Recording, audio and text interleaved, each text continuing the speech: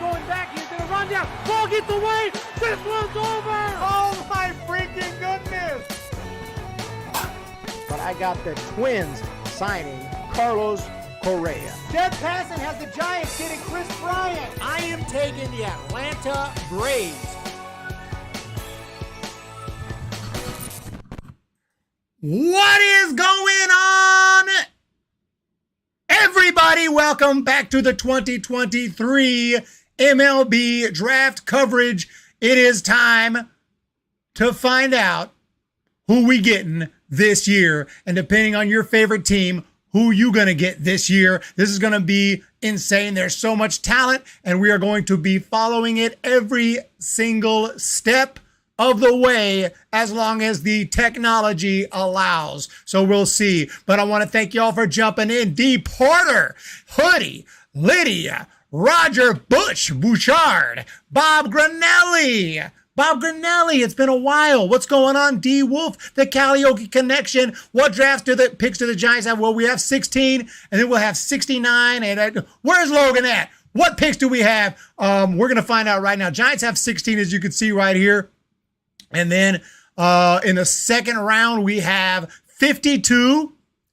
And then in the competitive balance round B, we got nothing, but then we have 69 compensation for Carlos Rodon. Remember that we let Carlos Rodon, well, we didn't let him go, but he left. You gave him the what do you call it? At the end of the year, you give him the qualifying offer, didn't take it, signed with the Yankees. We get a compensation pick right there at 69.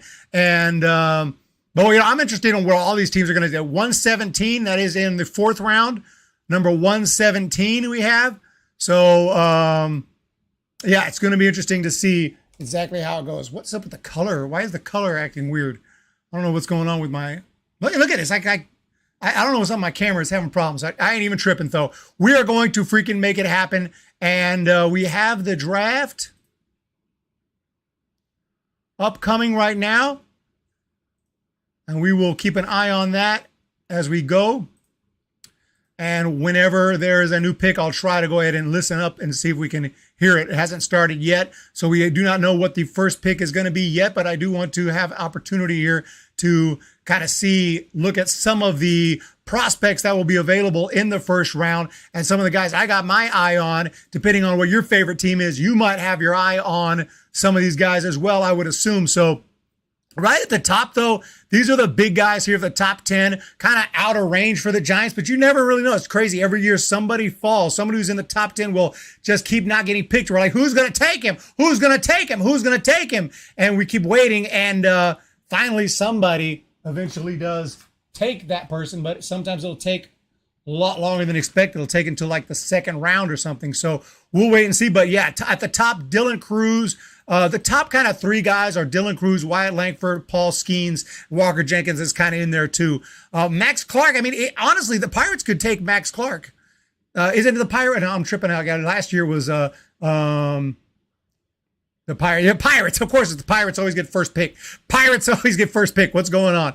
But yeah, the Pirates, Nationals, and Tigers, Rangers, Twins. That's really the top five, and they're going to have their pickings here between Cruz, Langford, Skeens, Jenkins, and Clark. And I got little video clips of almost all of these prospects. Not all of them, but I got about 50 video little clips that I put together. So whenever someone gets drafted, we can get a quick, a very just quick overview of their talent and what they bring to the table. But like Dylan Cruz, that's a college bat, and he is an absolute machine for Louisiana State. And a lot of people believe he will be the first overall pick. That I've heard Skeens as well. So it's going to be interesting to see here. These are the names, though. These top five guys. It's going to be interesting to see where they go for a more perfect America with the changes MLB has made to the draft. Have they given teams the right to trade picks yet? Yeah, I think you can trade picks, but I'm not really sure. There are stipulations and stuff. Lydia Pieces, Giants selected Vaughn Brown. Yeah, we got Vaughn Brown. I thought we got him pretty late, and he is turning out really good. Yeah, weird color. I don't know what it's doing. It's always something. What's up, Pauline? MLB should ban the All-Star game forever. Yeah, it won't bother me at this point. I'm not a huge fan of the All-Star game anyway with the in-game interviews, but I'm keeping an eye on this, the draft here. We do have a draft tracker here as well. Right here, we can reload, just make sure. Hopefully it just kind of reloads itself and updates it. But yeah, the Pirates here with pick number 1, approximate value $9.72 million dollars. Once it starts, I have to figure out how I'll work the sound, but I'd like to definitely want to try to bring the picks whenever Manfred is going to announce them. But as of now, are we live?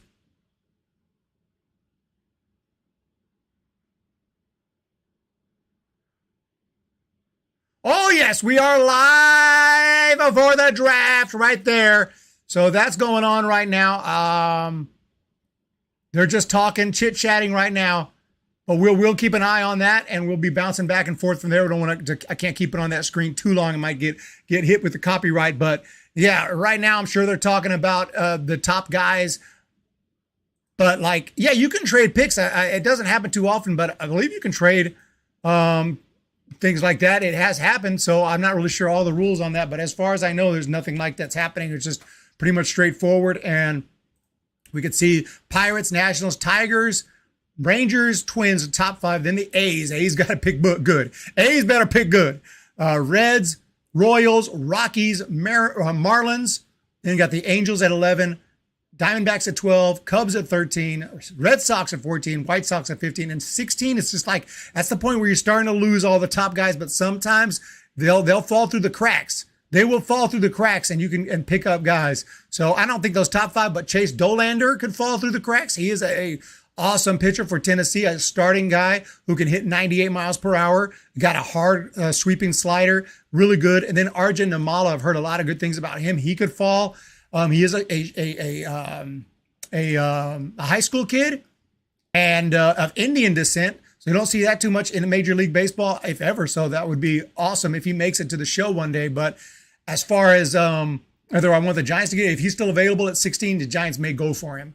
This is kind of a your shortstop of the future type, and he's just got all the tools, and he can do it all. Then you got a little more seasoned guys like Jacob Gonzalez, big power.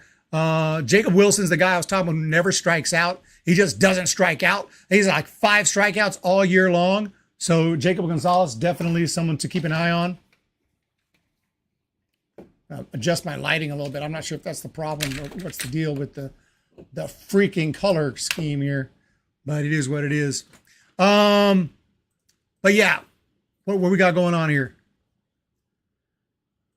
Gone 1-2. I got a chance for that to happen tonight. Berkey, you talked about the SEC dominance at the top of this, but it's Paul Skeens, Dylan Cruz, Wyatt Lang. We expect one of those names to be.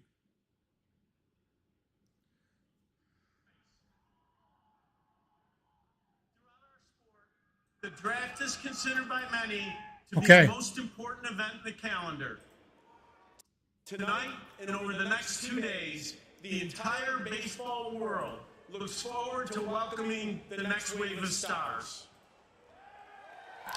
It looks like he's about to announce it, so I kind of... Some of the players selected tonight will be all-stars in the year ahead. Blah, blah, blah. I'd particularly like to thank... Okay, so a little bit of talking. I'll keep an eye on him. We don't want to miss the first pick. We have Rob Manfred is talking. LOL, booing Manfred. Oh, yeah, we're going to boo Manfred all day long. There ain't no doubt about that. But that first pick is coming up here shortly.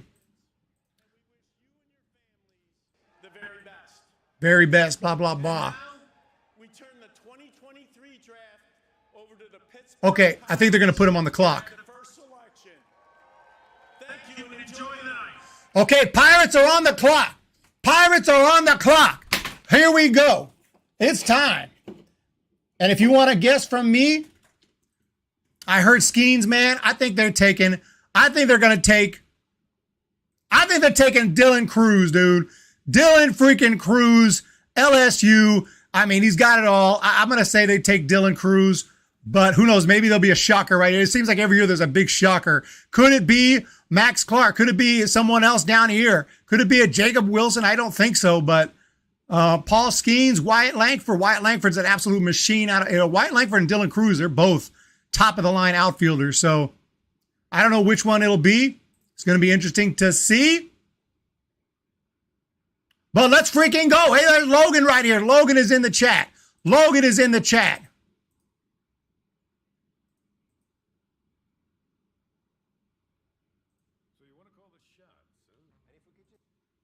Logan is in the chat.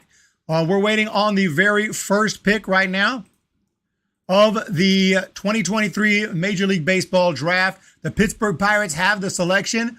I think they'll probably take Cruz, but Skeens is the best pitcher in the draft. Do they want pitching? Do they want hitting? I think that Dylan Cruz, you just can't pass up on him, dude. And you'll see if when he gets taken, the video I put together for him, we'll have highlights and all that as well.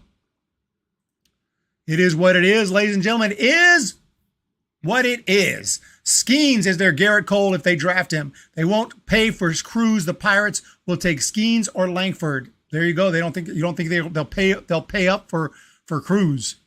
We're about to find out. And you got to take the best dude. If you got the best overall pick, you can't just be thinking about $1 million here, $1 million there. You got to take your man. And it's freaking Cruz. Let's just be honest. That's what I'm thinking. But yeah, who knows? Who knows? What in the world? Cruz wants record money, $10 million. $10 million. Well, that's fine. What's next? What's the second slot? About $9 million? Third slot about $8.3 million? We're talking about $1 million for a Major League Baseball team. It really shouldn't be the reason not to take your man, in my opinion, but we'll see. But Dylan Cruz, yeah, if he wants $10 million, he gets $10 million. I mean, to me. But then again, if you like Wyatt Langford just as much or more, the Pirate scouts, they've done their job, hopefully, and we'll see. And do they want pitching? Do they take Skeens? I'm a little scared of pitchers. They get hurt a lot. Pitchers tend to get hurt a little more often, it feels like. I mean, of course, you got to take pitchers, but first overall pick, I don't know about that. And the Pittsburgh Pirates are the first team on the clock. They are on the clock as the #1 team. They won the draft lottery. Had a lottery all right, they're still on the clock. December, 6 times that they have held the #1 pick. And they have gone with Jeff Cade, Chris Benson, Brian Bullington, Garrett Cole was the #1. Yeah,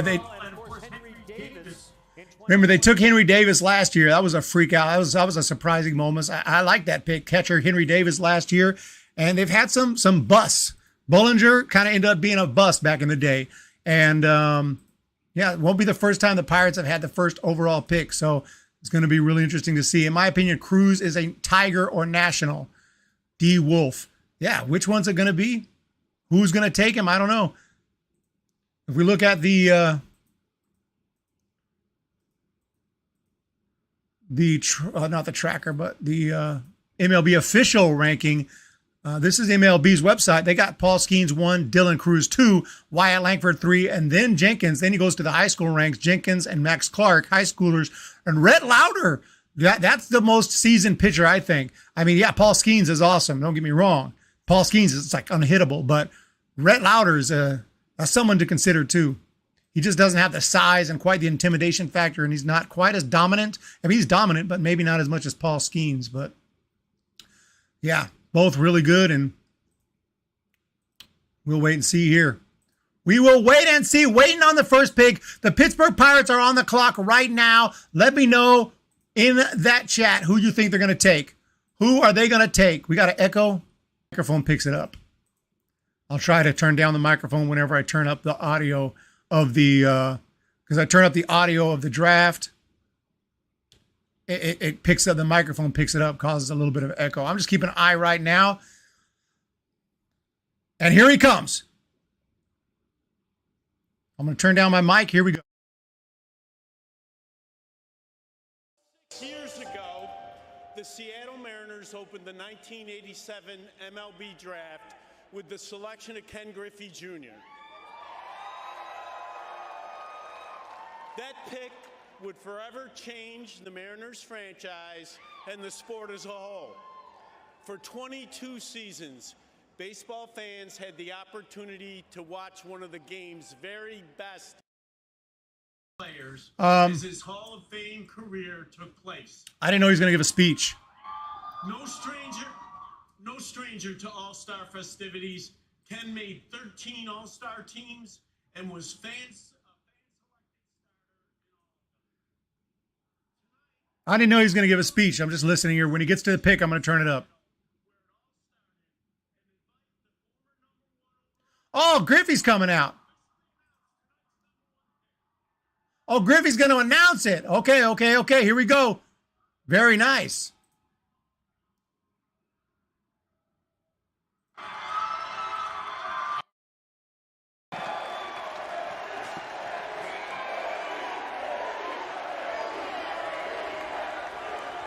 All right. With the first pick of the 2023 MLB Draft, the Pittsburgh Pirates pick Paul Skeens, right-handed pitcher from LSU. Washington. Paul Skeens it is! Paul Skeens it is! Oh, man! How about that? Logan M nails it. Logan nailed it. It is Paul Skeens. Paul Skeens is the first overall pick heading to the Pittsburgh Pirates. Really, they went for it, and that's a good pick. I mean, he is the best pitcher available. You can't complain about that pick right there, and we'll see how that works out for the Pirates, but you got to love it. And we do have video. We do have freaking video of Paul Skeens, of course. So Paul Skeens is the first overall pick of the 2023 MLB Draft. Paul Skeens, right-handed pitcher, Louisiana State. One of the few challengers to Dylan Cruz as the #1 overall 2023 pick is his teammate, Paul Skeens, who pitched at Air Force for 2 years before transferring to LSU and becoming an absolute machine, going 12-2 with a ridiculous 209 strikeouts in 122 innings. His fastball approaches and sometimes touches triple digits, and he combines it with a nearly unhittable slider. He can also keep hitters off balance with a changeup. His command is outstanding and his delivery deceiving.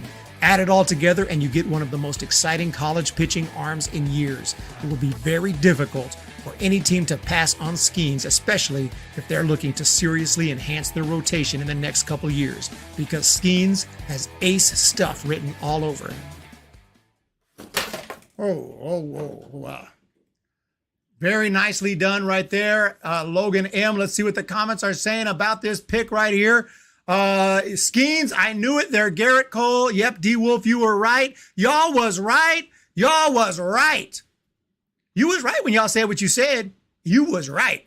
Macchiano, see, hopeful dude looks big. The dude is legit. You got to love that pick right there. And you go for pitching, you got to go for Paul Skeens. Like I said, he was in Air Force, dominating there, transferred over to LSU, and he hits those triple digits with command. And that's the key. He commands the ball. He knows where it's going. When you have all that nasty stuff, plus he knows where it's going, he hides the ball efficiently. Hitters have trouble picking it up, and he's just dominant. I mean, he could be on an MLB roster by next year. He has that kind of seasoning and experience, and he's that good. I mean, he could go through the minors quick. The Pirates aren't messing around after this year, after the way they played early this year. They're trying to get someone who's going to move quick and be ready quick. So it does kind of make sense from that perspective right there that they would take Paul Skeens. And very nice. And I'm going to update the text here. Paul Skeens for the Pittsburgh Pirates. How about that? Paul Skeens, Pittsburgh Pirates. Who is on the clock now? On the clock is the Washington Nationals. Washington Nationals are on the clock. And Paul Skeens is heading to Pittsburgh. So very nice. Back to the chat. Roger Clemens, yes, like skip all the minors. Looks huge. He'll be up in the majors in a year. Yeah, 2011 draft Pirates. Garrett Cole. Yep, Garrett Cole. And 12 years later with Skeens. Haven't seen a better college pitcher since Strasburg. There you have it. So you guys know what's up. Very nicely done by the chat. You guys picked it. You guys nailed it with Paul Skeens. Who are the Nationals going to take? I want to hear it. Who are the Nats going to take now? Are the Nats going to take Cruz, Langford, Paul Skeens? 6'6", 235, 4-year junior out of Louisiana State is heading to the Pittsburgh Pirates if he signs. I mean, you got to remember all these guys. Of course, he's going to sign because he's a college arm, 4-year college arm. He's probably going to sign first overall pick, of course. But some of these high school guys, you never know. You know, they're not guarantees. But yeah, filthy slider, good hard fastball, that nasty changeup too. He's got all the regular pitches, but the key of him is he hits his spots. He knows where the ball's going. And you can't say that for a lot of these younger arms. You can't say that for a lot of big league arms. They don't know where the ball's going half the time. So, Skeens comes close to other Skeens is better than Langford or Cruz. Hope Pirates don't trade high like Glass now. I don't know if the Nats would cheap out or not. LSU is a big baseball mecca. Yeah, who is coming up next is the question. Hey, they're going to take Cruz. I mean, you got to take Cruz.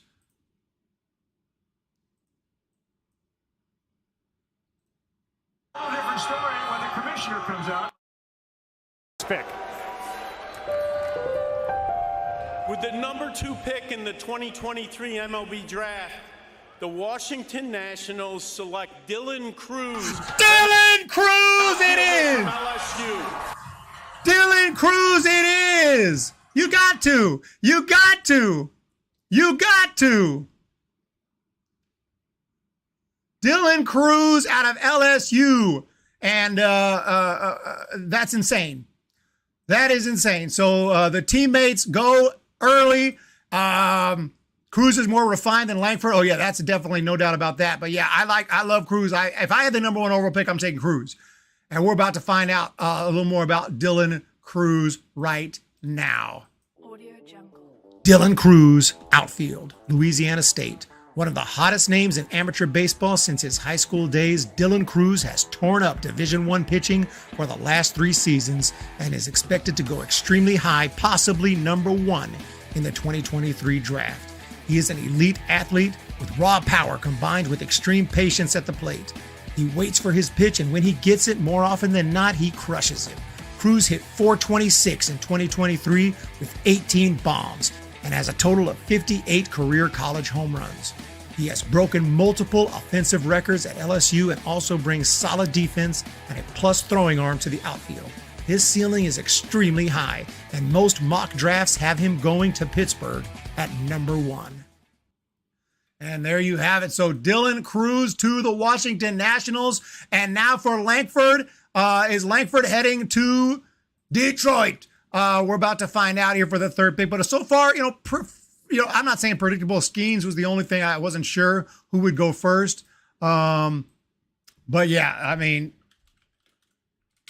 let's put Dylan Cruz signed. Not signed, but drafted by the Nats. And on the clock now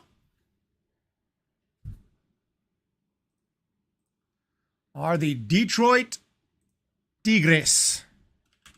So that's very, very impressive picks right there. But we're waiting for the first major surprise.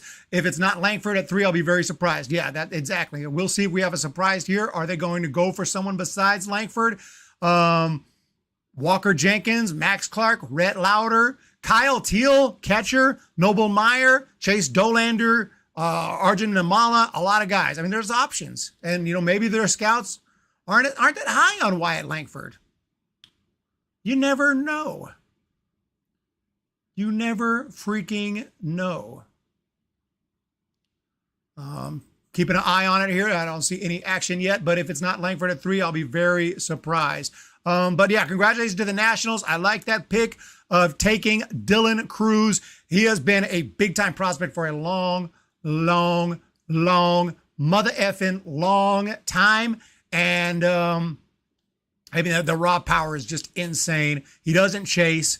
He plays like a seasoned veteran. I mean, as far as his pitch selection and not chasing and waiting for his pitch, just barreling up everything. And just a very solid pick right there. Definitely a future star in my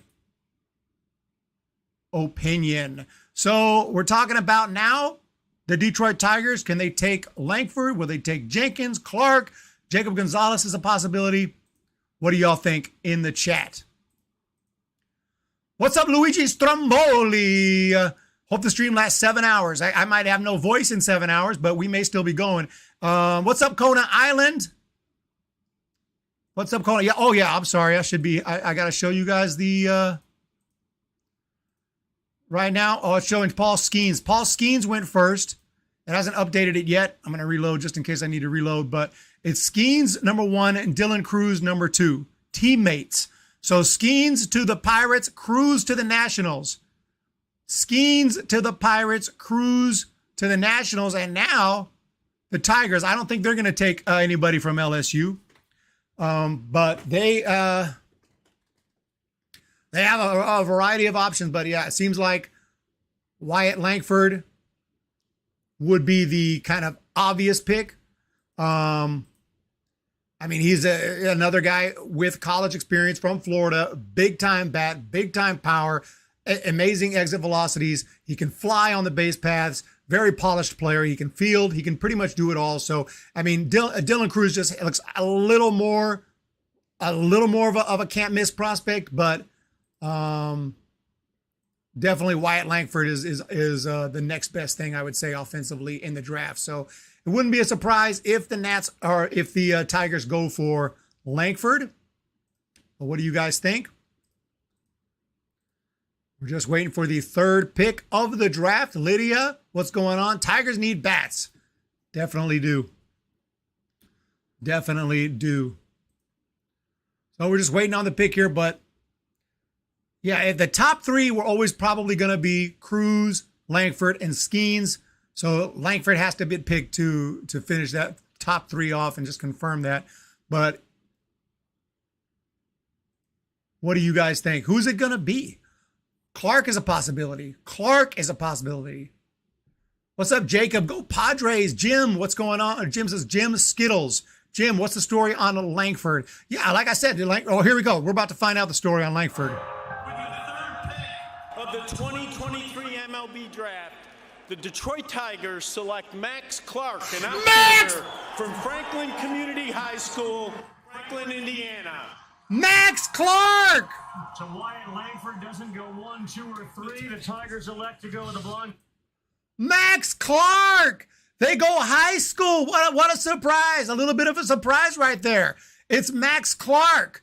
And don't get me wrong, dude, Max is an absolute beast. And I do not hate this pick at all. I just kind of expected it to be those 3 college guys to go first.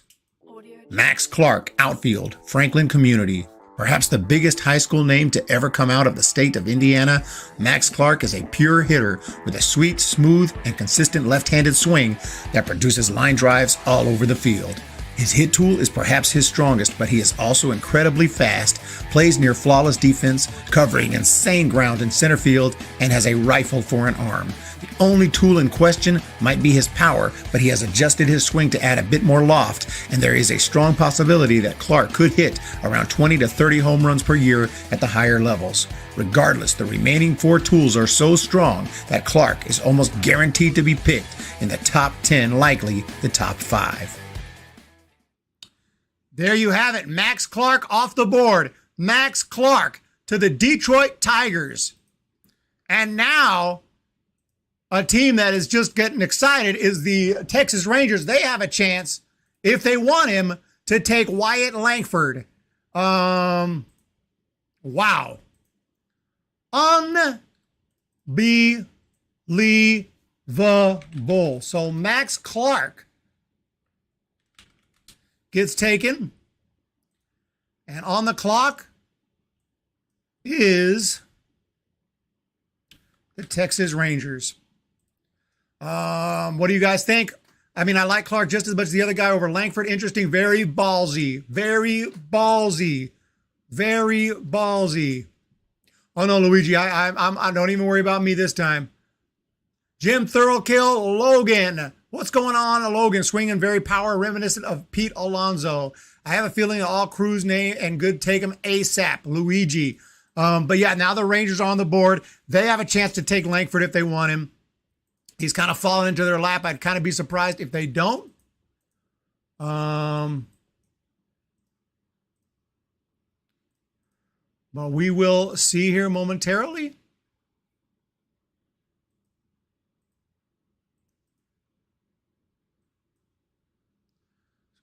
some more Max Clark highlights. Very good hitter. I mean, smooth swing. Just, you think you're going to take Langford. But you got to love it. The Detroit Tigers, they thought that Max Clark was a better pick and a better upside. And hey, now while Langford's out there, Walker Jenkins is out there, Chase Dolander's still out there, so we'll see here for the Texas Rangers coming up next. Any good international players? Not really. There's some good players who came from overseas, but this is the local. This is the college high school draft. So most of these players are. No. I thought I saw. No, we're good. I thought I saw Manfred. Trying to just keep an eye. I don't want to miss it here, but yeah. Max Clark is a five-tool guy. He can do it all also. I mean, most of these guys are five-tool players except the pitchers, but he's just got insane power too. And as a young kid like that who's already hitting like college level, I think he was committed somewhere, but third overall pick, more likely he's going to go ahead and sign, I would think. So Max Clark, third overall pick. He is heading, if he signs, to the Detroit Tigers organization. We're waiting on the Rangers now. There's Max right there.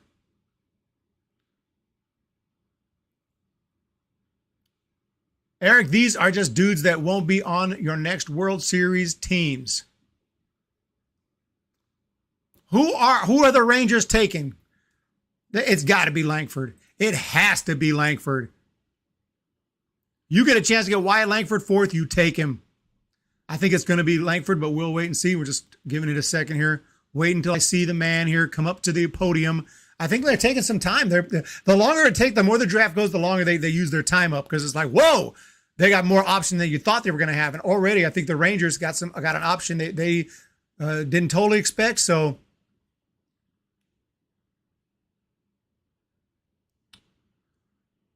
we're going to find out.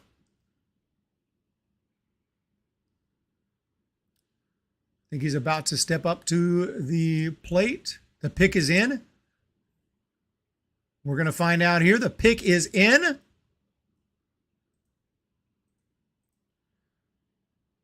Are they going to announce it?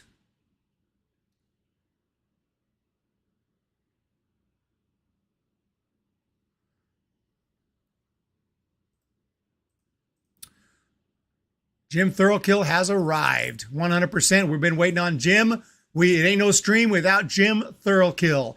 And the Texas Rangers, the pick is in. Jessica Mendoza's talking. I'm waiting for Rob Manfred. Well, they're really taking some time on this next one.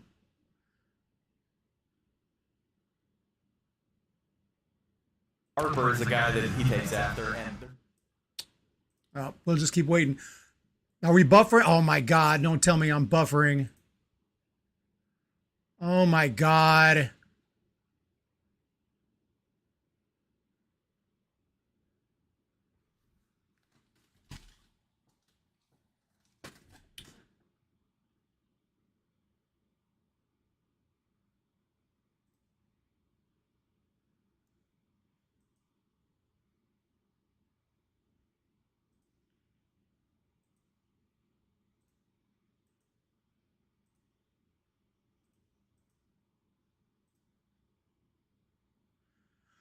Can you guys hear me? The audio coming through? I see it's red. It's showing that it's not, that I got a problem with the stream. Of course, I knew I was going to have technical problems. I knew I was going to have freaking technical problems.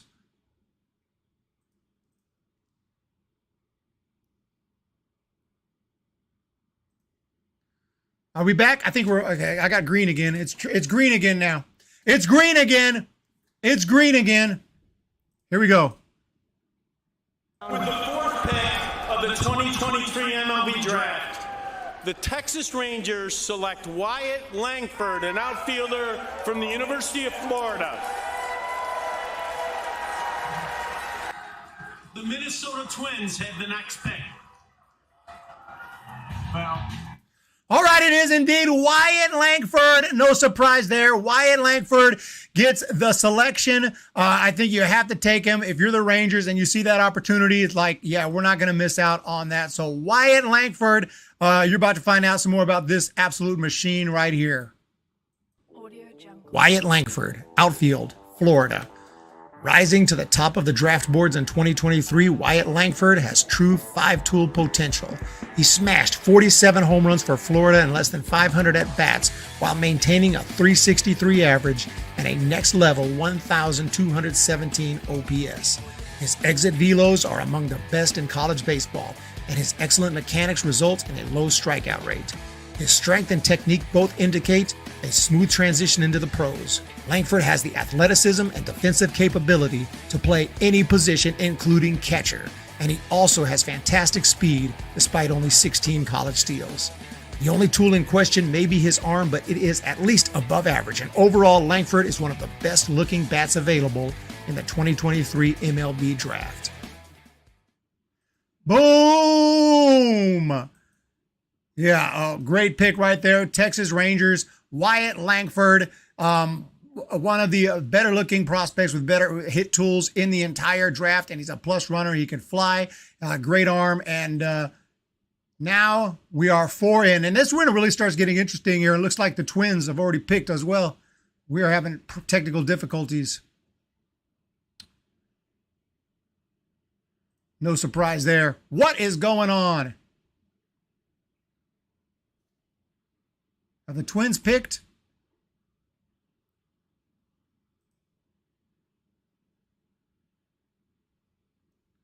So Wyatt Langford to the Rangers. Walker Jenkins to the Twins. Sorry about that. I had a little problem. No surprise. Walker Jenkins to the Twins, and that's not a huge surprise either. Out of South Brunswick, we got video on Walker as well. Here we go.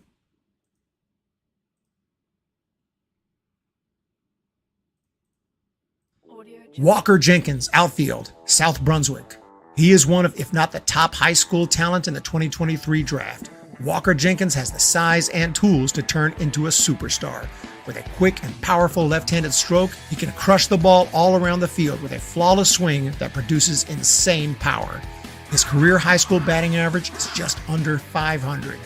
His speed is more than good enough, and he also offers outstanding defense. He rarely makes mental errors and knows the game well, showing excellent wisdom in both his defense and base running.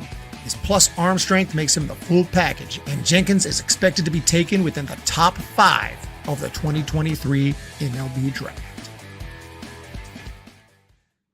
There you have it. Thank you so much. We got a super chat.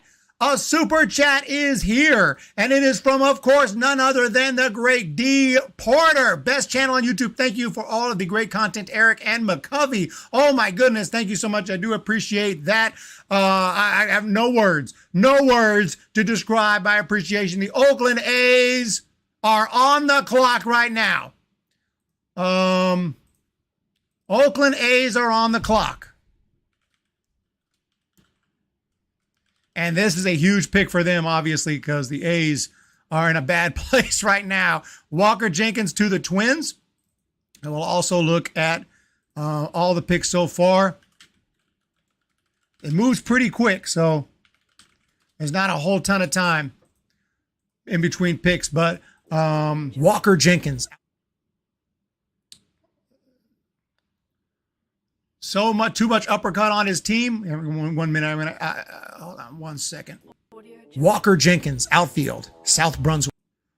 Okay, sorry, didn't mean to start that again.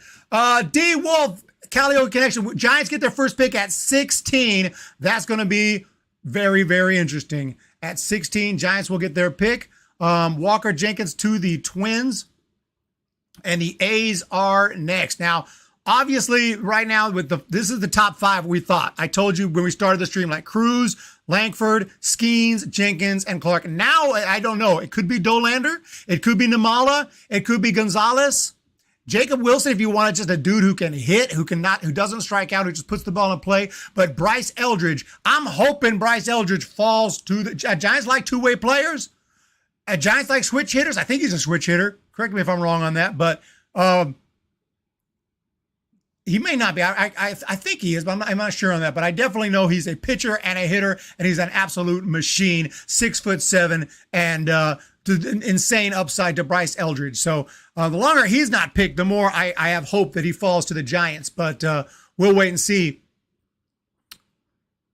We will wait and see on that. Paul Skeens.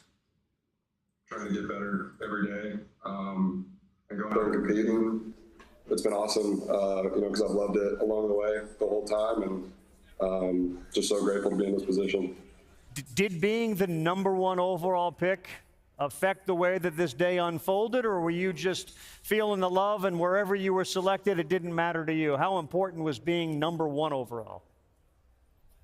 It's cool, but I think the biggest part is that, my college career is over now, and I get to keep playing baseball and hopefully do it for a long time. So I'm just super grateful for that. I heard you say on the K-Rod cast the other night that you would like to consider continuing to be a two-way player. When you go to the Pirates, are you a pitcher? Are you a two-way player? I see guys behind you nodding their. Yeah, so there you have it. So very nice. That's a little Paul Skeens right there in a little interview. But up next on the clock is the Oakland A's, local. Local. And we're going to see who the A's take. They took Tyler Soderstrom a few years ago. He is up in AAA with Las Vegas, but Las Vegas Aviators. Yes, I got them represented right here today, matter of fact. Las Vegas Aviators. Whoever they're picking right here will probably play for the Aviators at some point, unless the Aviators go away because the A's take over. So we'll wait and see here. Is it time? Has the time come? The 6th pick, and that's going to go to the Oakland A's. And now that the top 5 are on the board, does it get more interesting? There's not a consensus about who the 6th best player is. The sort of strategy would say, if they all seem the same, take the cheapest player you think belongs here. Next pick.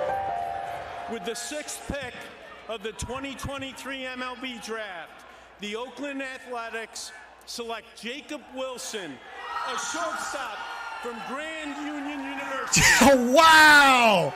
Jacob Wilson, the dude can hit. The dude is a pure hitter. He never strikes out. Grand Canyon University. Little bit of a surprise right there, but I love the pick right there because this is a dude who's going to just straight up hit. He doesn't have the insane power, but dude can freaking rake. And his dad played in the big leagues for several years, so I really like this pick. Jacob Wilson to the Oakland A's. Jacob Wilson, shortstop, Grand Canyon. Although he's not a prototypical 5-tool guy, Jacob Wilson can hit like no one else available in the draft. During the entire 2023 season, Wilson played in 49 games, had 79 hits, and struck out only 5 times. That's right, he struck out 5 times all season long. He has an advanced approach, undoubtedly influenced by his father, Jack Wilson, who has over 1,200 big league hits. Jacob doesn't have massive power, but he did hit 22 home runs at GCU while playing solid defense with a plus arm. His speed is above average, and all 5 tools are there, but the hit tool is so impressive that it blows the others away. Jacob Wilson has a chance to hit over 300 in the big leagues with consistency and has enough power to hit at least 15 homers per season. He will be a favorite to be selected high in the 2023 draft, perhaps in the top 10. And there you have it. 5 strikeouts all season long. Maybe the Aviators will move to Oakland to switch places. AAA team in Oakland, Major League team in Las Vegas. It actually would not be a shock. Expansion MLB, Montreal, Tennessee, Nashville could happen. I like that. But Jacob Wilson, Not a bad pick. Again, like Bryce Elder's still out there. You go with Jacob Wilson from Grand Canyon, a guy who never strikes out, took 25 free passes, punched out just 5 times in this year, 7 times last year. Imagine like 2 full seasons and you strike out 12 times. That's insane. He got a little bit of power potential. I mean, he could grow into it. He's 6'4". He could become a power hitter at the higher levels. So gotta love the pick for the A's. And now the Reds are on the clock right now. We're just gonna wait and see. Let's take a look at a recap of what it's looking at so far. As you can see, Skeens to the Pirates, Cruz to the Nats, Max Clark to the Tigers, Wyatt Langford to the Rangers, Walker Jenkins to the Twins, and then, of course, Jacob Wilson to the Oakland A's. Hitting machine, not much power, but can hit. Absolute hitting machine right there, 100%. So just waiting now. That's a few more highlights from Jacob Wilson. And the Reds are on the clock, who are having a phenomenal year. And some of their prospects have just shown up. Some of them they picked up in trades, but they're going to have some options now. So Jacob Wilson off the board. Chase Dolander still available. I think the Reds like these young guys like Arjun Nimmala. I think Nimmala's going to the Reds right now. It just feels like this dude feels like a Cincinnati Red. Am I crazy on that one, Logan M? I feel like Arjun Nimmala is going to the Cincinnati Reds. How many we got here today? 34 in the chat. Okay, it was not as popping as previous streams, but you know what? They'll show up. They'll show up. You build it, they will come. We got the $50 super chat. We're doing just fine. Reds could use pitching. Yes, D Wolf could see it. You think they'll take a pitcher, or will they take Nimmala?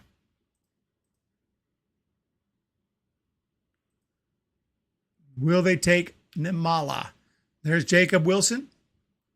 Still showing the highlights. So coming up are the Reds, Royals, and Rockies.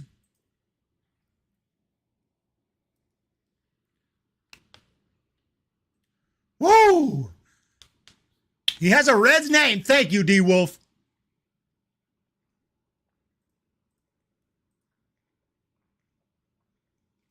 He has a Reds name.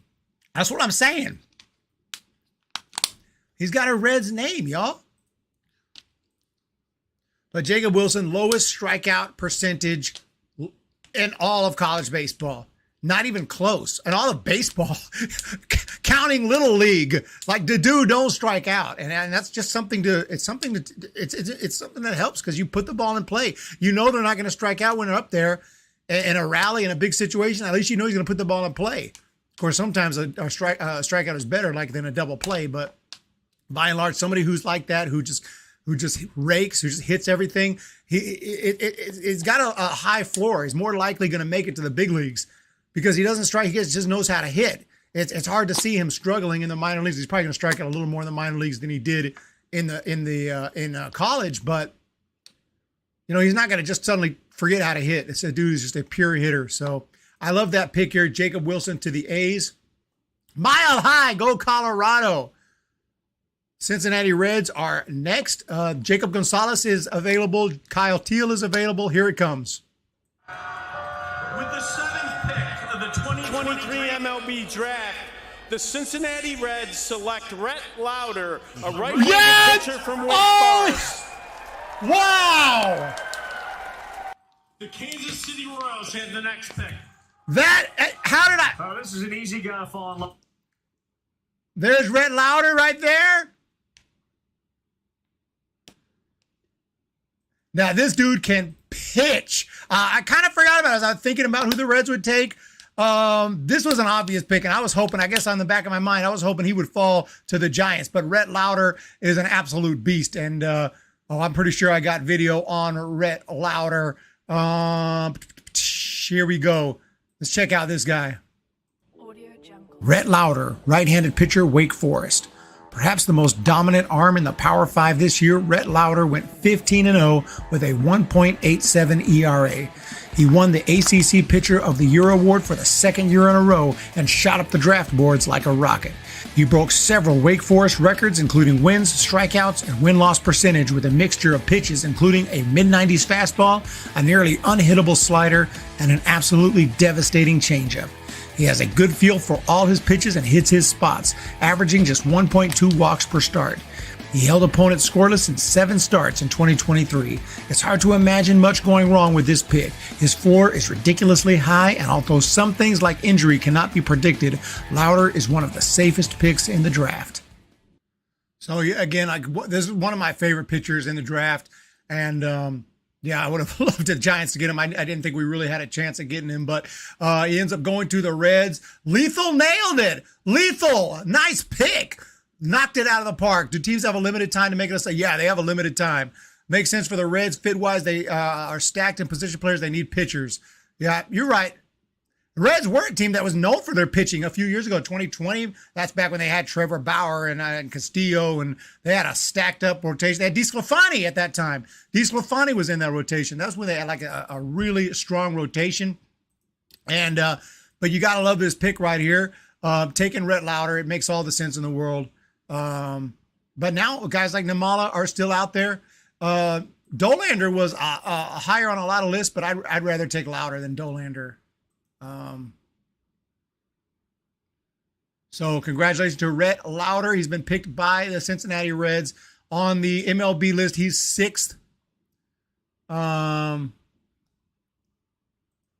Very solid arm right there. And he'll be heading into the Cincinnati Reds organization. Now on the clock are the Kansas City Royals. I think about the Royals. Who will they take? Royals kind of need everything right now. They've been kind of rebuilding for a while. They might go for a Bryce Eldridge or something to put some spark into their organization. Jacob Gonzalez. Jacob Gonzalez feels like he should be picked real soon.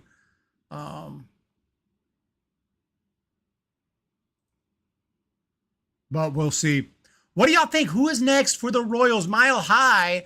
Rockies will be getting a pick very, very, very soon, as in 9th. So they are next. The Rockies are next after the Royals. So yeah, it's coming up. So good luck to your Rockies. See who they take. Kyle Teel is out there as a catcher, really strong. Matt Shaw. As guys get picked, though, and the Giants start creeping up, you start to think, who's going to fall? Always there's one guy who just keeps on falling. Where's the mods? Reds are the future, Hoodie says. I got to love that. We're just waiting here on the next pick. It'll be the Royals. So far, Paul Skeens to the Pirates. Dylan Cruz to the Nats. Max Clark to the Tigers. Wyatt Langford to the Rangers. Walker Jenkins. Looks like we got our pick coming in. All right, so the Kansas City Royals are on the clock. We are up to pick number 8 of the 2023 draft. With the 8th pick of the 2023 MLB draft, the Kansas City Royals select Blake Mitchell, a catcher from Sinton High School in Sinton, Texas. The Colorado Rockies had the next. Little bit of a surprise right there. Little bit of a surprise right there, ladies and gentlemen. Blake Mitchell, he can pitch, he can hit. He has a freaking rifle for an arm. Blake Mitchell is heading to the Kansas City Royals. How about that?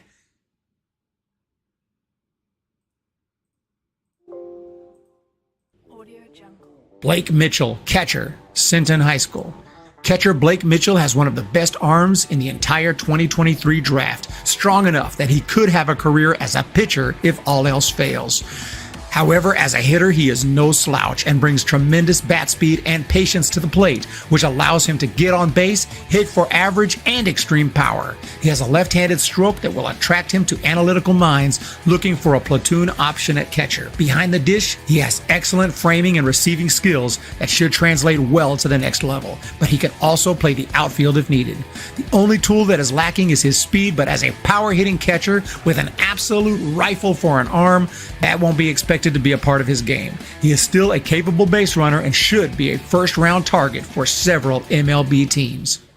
Okay, there you have it. Blake Mitchell. Didn't see that one coming. I thought he was going to be a little bit of a lower pick. And again, these are those surprises that all of a sudden some of these high guys can drop because the Royals saw something they really liked in Blake Mitchell. And dude, it could be a two-way player. He does have a cannon for an arm, but he's also a really good catcher and he can hit. So he can kind of do it all. But if I was going to get a two-way guy, I kind of preferred Blake Eldridge. But the Royals go with Blake Mitchell out of Sinton High School in Texas. He is a lefty, a left-handed hitter.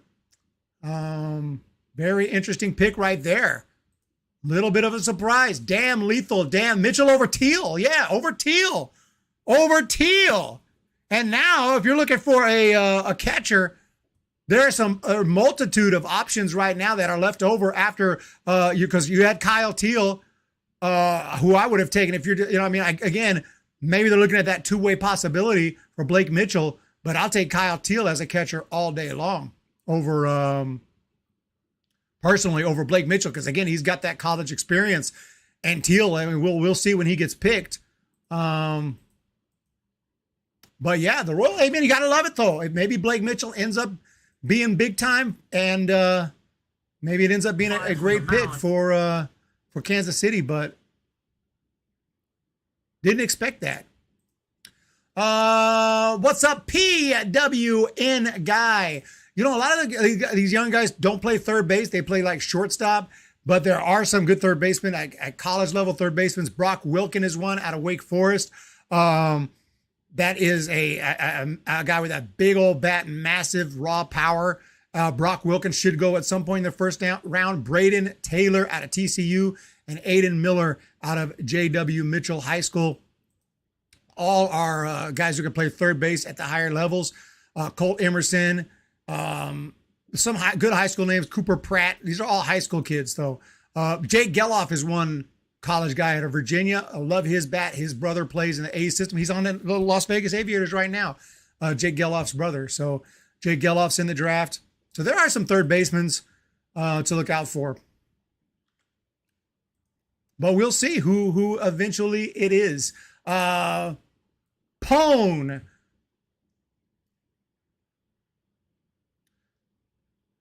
Wolfman. Luigi. So let's take a look at the draft thus far during this commercial break. Can we get it? There we have it. This is the draft tracker right here, brought to you by Major League Baseball. Look at all these guys. Skeens is a Pittsburgh Pirate. He's going to the Pirates. Cruz to the Nats. Max Clark to the Tigers. Wyatt Langford sounds like a Texas Ranger, right? A Wyatt Langford? I mean, he had to go to the Rangers. Look at that name. Walker Jenkins to the Twins. Jacob Wilson sounds like an Oakland A. The names definitely match. Rhett Lauder to the Reds and Blake Mitchell to Los Royales, to the Royals. So there you have it. We're just waiting now. On the clock is the Rockies. Giants rival right here. Giants rival in L West has a pick. Geloff's got power potential. Colt Emerson's probably one I think the Mariners should take. Could we get Teel? Oh, man, I'm already getting excited. I'm already getting excited. Teel could fall. Eldridge hasn't been taken yet. Chase Dolander, Arjun Nimala haven't been taken yet. And at some point, Tommy Troy's going to be. Tommy Troy's a personal favorite because he plays at Stanford, but I also think he's awesome. He's got a great bat. Before the commissioner comes on, it's kind of gone according to form. We'll see what Colorado does as the commissioner is back. With the 9th pick in the 2023 MLB Draft, the Colorado Rockies select Chase Dolander, a right-handed pitcher from the University of Tennessee. It is The Chase. Miami Marlins have the next pick. And the Marlins will pick 10th. This feels like a great pick. Not a big surprise. Chase Dollander was one of the he was one of the higher ranked pitchers in the draft. Not a huge surprise right there. I didn't absolutely love this, guys. I'm not too worried about that heading to the Rockies.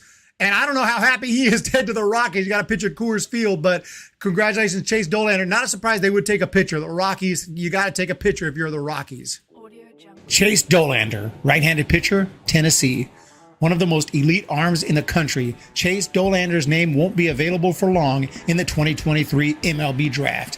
His fastball can approach triple digits, and it might not even be his best pitch, as he employs a wicked slider along with a large assortment of breaking pitches and off-speed stuff. Throughout his 3-year college career, he has averaged over 12 strikeouts per 9 innings. The major downside is his control, which has not been terrible, but certainly inconsistent. He allowed 30 walks and 14 home runs in 89 innings in 2023, which hurt his draft stock. But based on the electric stuff and overall results, Dollander is still one of the bigger pitching names in the draft and should be taken in the first round.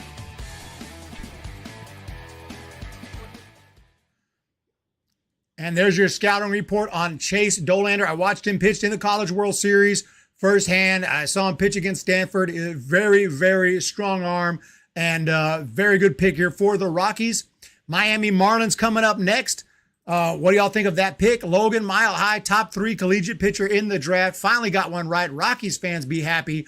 Rockies pick very nice. I want a starting style pitcher who is great and super ready quick. Who is that? I have decided. You want a starting pitcher who is great and super ready, who hasn't been taken yet, because obviously some of these guys are going to be taken before them. But actually, most of the top pitchers are off the board other than someone who you probably are looking at, not Chase Dollander, he just got picked, but Hurston Waldrop out of Florida might be the guy you're thinking of who will be ready quick, college arm.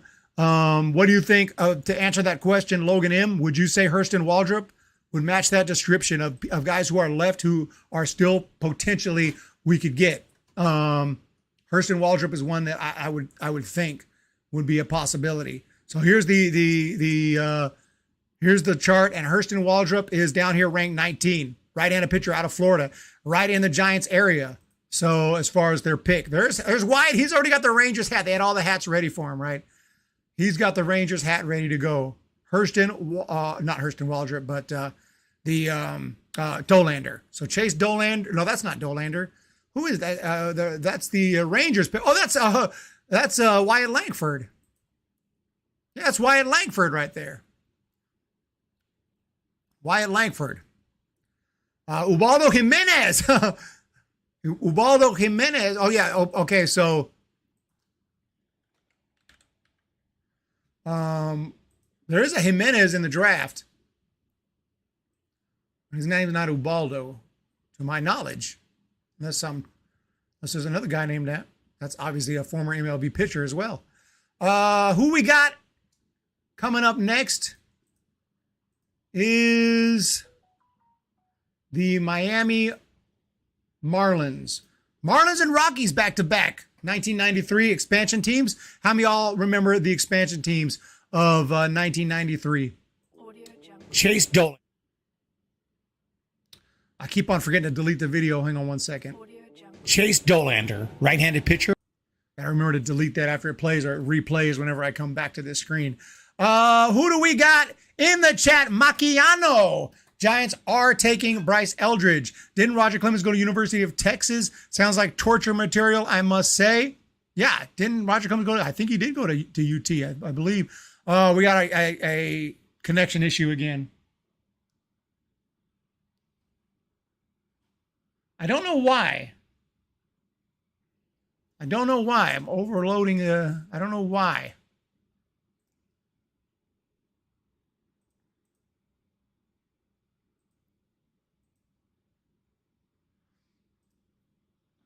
So we're just waiting on the next pick here. I don't know why I'm showing red again. So it may be lagging right now. I don't know what's going on with my internet. It has to be fixed. It's got to be fixed.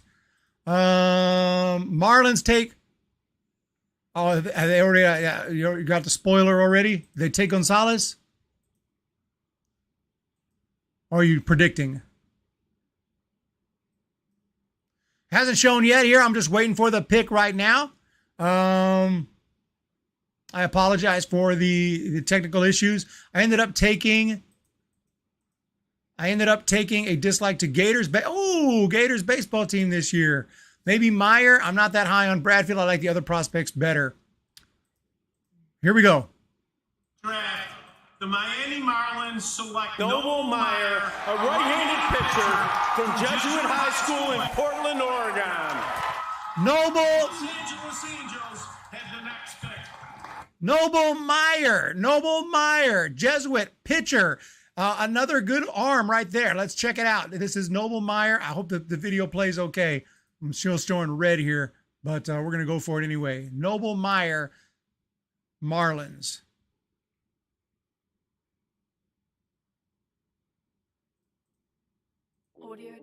Noble Meyer, right-handed pitcher, Jesuit. He has the size, the stuff, the velocity, and the makeup to be a star someday. And Noble Meyer has turned heads for the past year since showing a 98-mile-per-hour fastball with movement from a deceptive delivery at the 2022 Showcase Circuit. He also brings a fading changeup and biting slider, both very difficult to pick up at all, much less time up. This type of stuff and raw ability usually comes with major control problems for young pitchers, but Meyer, for the most part, stays around the zone and only goes out of it intentionally to set up the next pitch or get hitters to chase. He is a flamethrower with advanced stuff who actually knows where the ball is going. The major risk for MLB teams is that he has already committed to Oregon, but he will most likely be drafted anyway, quite high, as the upside is massive, and Noble Meyer is one of the most talented high school arms available in 2023. Okay, so we have it. Noble Meyer is in. Nice name. Yeah, the name really counts. If you have a good name, you have a good chance to make it to the big leagues. And Noble Meyer out of Jesuit High School in Portland, Oregon. Portland, Oregon produces a ton of really good pitchers. Micah Bell came from there, ended up in the Phillies organization. So that was like 2020, 2021. But Noble Meyer, hard slider, as you heard about, really good stuff, really hard, good changeup. And he's just got it all. And when you pitch from that, 6'5" frame, it makes it even that much tougher to pick up the ball. So a very nice pick here. The Angels are a team that's been needing pitching for years. Will they also go for a pitcher? I'm not really sure. Macchiano. Did I mispronounce Oregon? Oregon? I don't know how it freaks out being up to Oregon. I think that's all I heard in my whole life, but whatever. Hum, baby, go Giants. Hum, baby, go Giants. Giants are coming up. So first we got to talk about Noble Meyer a little bit. He's heading to the Miami Marlins organization. Like I said, he looks awesome. And I think that he's going to really help this team. I think he's going to be a guy who's going to go through he's going to take some time because he's a high school arm, but I think he's going to help that rotation in 2 or 3 years from now. But I think the Angels are going to look for, we were talking about that pitcher I was talking about earlier. They may take a pitcher, but right now there's not as many college arms that are high up there. Watts Brown out of Oklahoma State is a possibility. We'll see. Noble Meyer is the man. Let's see where we're at here. Let's take a look at the recap. So Chase Dolander to Tennessee. They haven't still updated this. Well, that's a popular pick.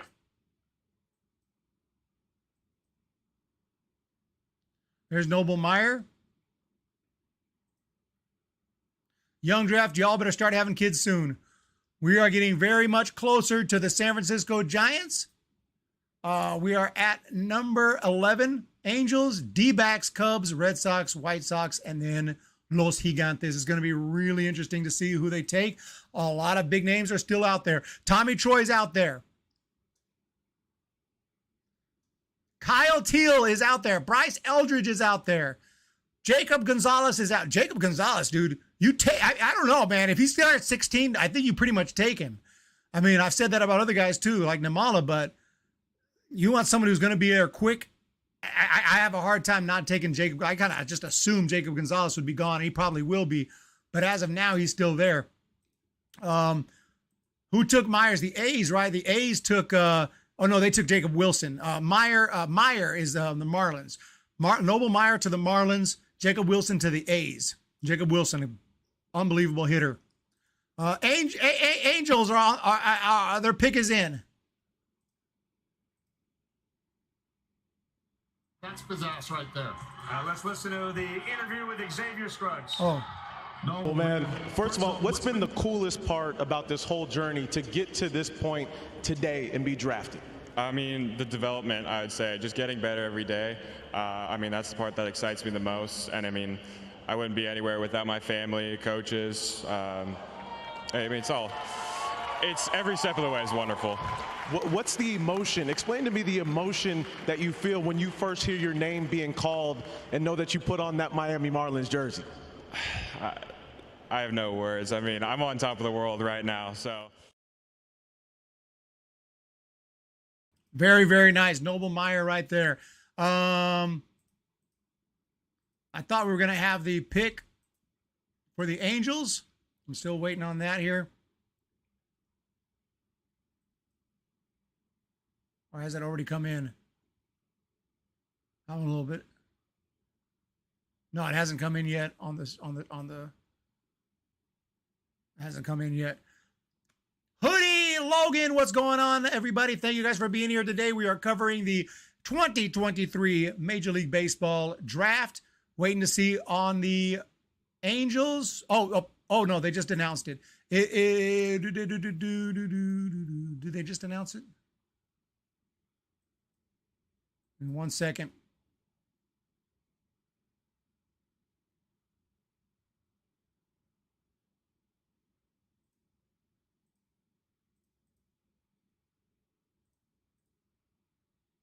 Has been the most impressive rookie from last year of anybody. Been the most impressive. All gas, no brakes. Everyone's going to the big leagues. No one's slowing down. I love anytime there's no brakes. All right, speaking of no brakes, the commissioner, he's pressing the pedal down. Here he comes with the Angels pick at 11. With the 11th pick of the 2023 MLB draft, the Los Angeles Angels select Nolan Schanuel, a first baseman from Florida Atlantic University. The Arizona Diamondbacks have the next pick. Nolan Schanuel, holy cow. There he is right there. No, this is a good young hitter right here. Didn't expect him to go that high, though. Left-handed hitter, 6'4", big, he got 220 pounds. And honestly, when I was doing my preparations,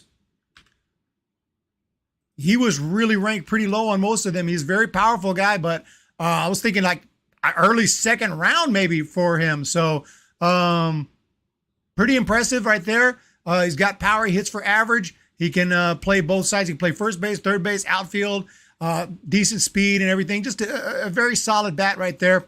We'll see what they say about him, though, over on ESPN. So let's take a look at what they're saying, because I don't have as much information on this guy. And he studies the zone. You'll try to repeat the same pitch in. You'll capitalize on it. Yes, he does not strike out much. He's a contact guy first. But what he does, he punishes you with those pitches. He'll hit the ball out. You see the runs created last season, what he's been able to do next to Dylan Cruz. The important thing about Nolan Schanuel is he's one. Okay, so Nolan Schanuel to the Angels. First baseman, a little bit of a surprise pick right there. Didn't see it coming.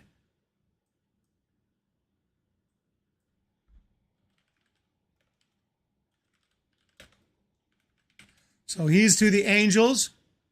And the next pick we're waiting on is none other than the Arizona Diamondbacks. Diamondbacks coming up next.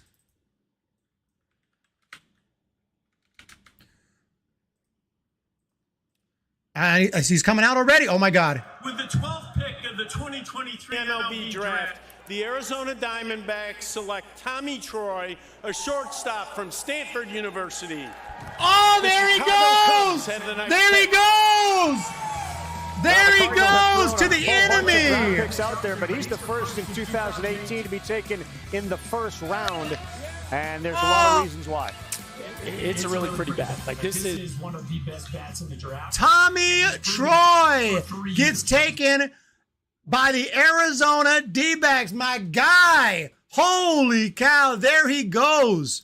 So it's Tommy Troy to the Diamondbacks. And they were not messing around. I love the pick, obviously. This dude is awesome. And he's going to be in the D-backs organization. Tommy Troy, infield, Stanford.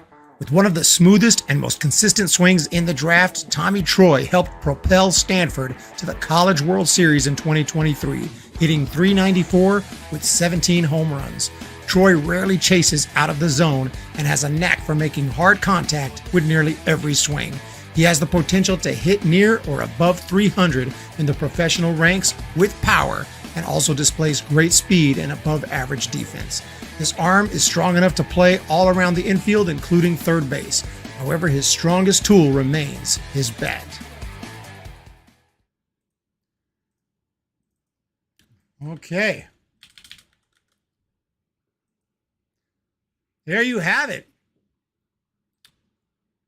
Just trying to get my thoughts here together, but Tommy Troy, I've been watching him. I've been watching him live. I've been watching him in person with Stanford, and he's a really good player. Great bat. And it's okay. We get a good pitcher, says the Cali Connection. It's okay. We're going to get a good pitcher. That's okay. Tommy Troy to Arizona. And hey, that's cool, man. He gets picked. He gets picked at number 12. And now the Cubs, and a lot of options still on the table here, but with Tommy Troy off the table, we can forget about that for the Giants. Kyle Teel is still available. I can't believe that. You guys don't know what we're talking about. When I talk about Kyle Teel, how many home runs did he hit this year? I just want to look this up because this is a left-handed hitting catcher. That's the Giants love left-handed hitting catchers. Okay, he didn't hit that many home runs this year, but he did hit 407. He has 28 college home runs. He hit 407 this year. So yeah, his power is but his power kind of came together this year. And he hit 407. He's just an awesome hitter. So that's crazy that Kyle Teel is still out there. I knew he had a big year offensively. But damn, I mean, the guy's freaking Ted Williams numbers. Very impressive. So Kyle Teel still out there. Some pitchers are still out there. It says the Cubs are going to take Kyle Teel. We're going to keep an eye here on the Chicago Cubs. They got the next pick. But Nolan Schanuel to the Angels and Tommy Troy to the Diamondbacks.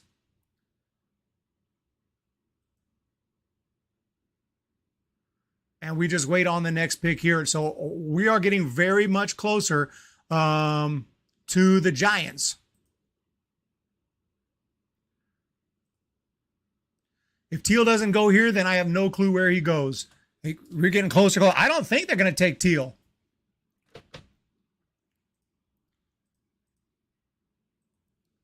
No one's taking it. He might be that guy that just keeps dropping, and then the Giants don't take him either. It's like, yes, we got him. Oh, no, we don't take him.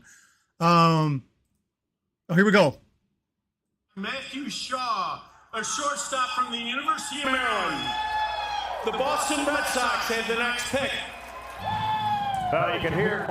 I mean, you could put him in a variety of places. I think he said based on need, and whatever need is, you can plug him. Second base, shortstop, maybe. Third base for sure. You want to put him in the outfield, you can too, but it just gives you so many options. Yeah. Cubs are working quickly. David Ross got thrown out in the first inning. They've already made their pick. With the 13th pick of the 2023 MLB Draft, the Chicago Cubs select Matthew Shaw, a shortstop from the University of Maryland. The Boston Red Sox have... I thought he said Matthew Shaw. Yeah, so they take Matt Shaw. Very good hitter. But again, Kyle Teel still on the board. There you go, lethal. And Matthew Shaw, Matt Shaw. I mean, I thought that's what he said. Matt Shaw of the Cubs. He does seem like a kind of guy the Cubs would take. He's got power. He can hit. He puts the ball in play. Just an overall very good player. Let's check it out. Matt Shaw, infield, Maryland. A versatile player who combines big power with quickness and athleticism. Matt Shaw hit .341 with 24 bombs for the University of Maryland this year, skyrocketing him up the draft boards.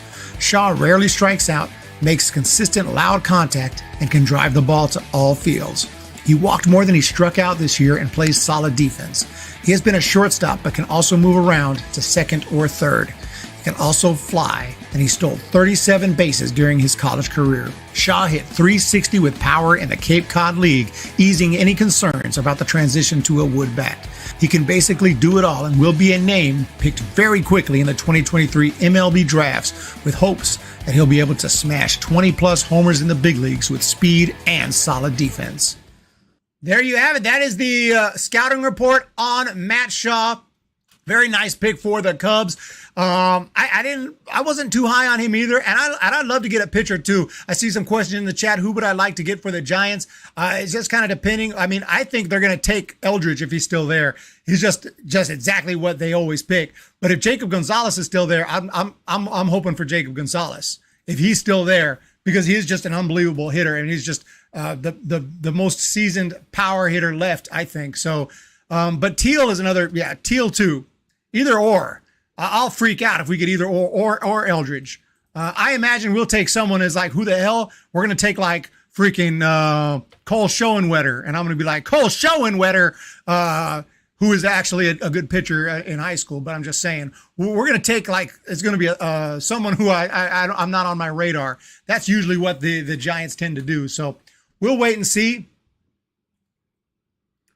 We'll wait and see.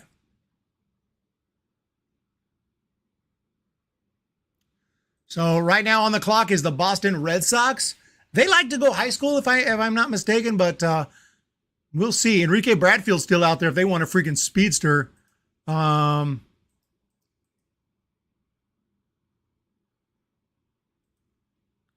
there's no telling now. It's getting to that point where it's really hard to predict. Brock Wilken is still out there, massive power hitter out of Wake Forest. I'll say they take Brock Wilken.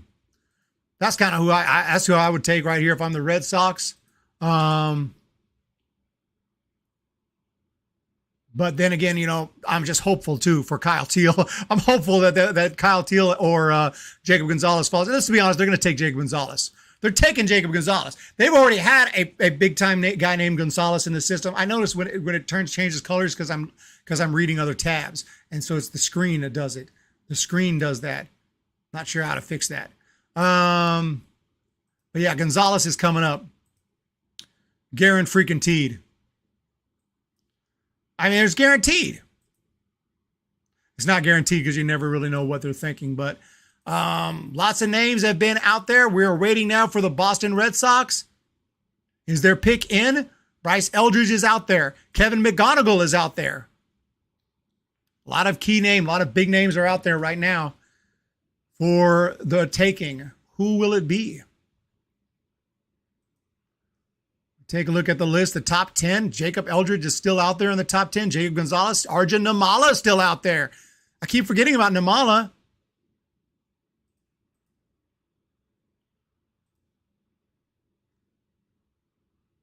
I think Jacob goes now. If I had to guess, Jacob Gonzalez goes right now. Just feels like it's his time. Roth was one of them last year. Later down the board, Nick York was another guy in the first round. Just waiting on the pick here. I thought he was coming out. And they're filming the podium like he's about to come out. Here he goes. From Virginia, Teel. Jacob Gonzalez. Let's be honest. With the 14th pick of the 2023 MLB Draft, the Boston Red Sox select Kyle Teel. Kyle Teel is off the board! The Chicago White Sox have the next pick. Kyle Teel off the board! It is indeed Kyle Teel. How about that? And Jacob Gonzalez remains available. Kyle Teel, we can forget about it. It's rumored Nimala will fall. It rumored, and it appears to be true. But it is Kyle Teel. So one of the best hitting catchers available. Very seasoned. He is going to move through the minors quickly. Kyle Teel has been selected by the Red Sox. Kyle Teel, catcher, Virginia. A monster 2023 season that included a .407 batting average caused Kyle Teel's draft stock to jump even higher than it was last year. He is an extremely athletic player with the ability to play multiple positions in addition to catcher. He has elite bat-to-ball skills and showed more power this year than ever, crushing 13 homers with 69 RBIs. At the higher levels, he may be a 20 home run threat or better. His average exit velocity is over 90 miles per hour. Teel's chase rates are a bit of a concern, but he still walks almost as much as he strikes out. And even when he does chase out of the zone, he has a knack for putting the bat on the ball. His best tool is his arm, and he has a chance to be an excellent defensive catcher at the higher levels, but also has the ability to play the outfield or perhaps even third base.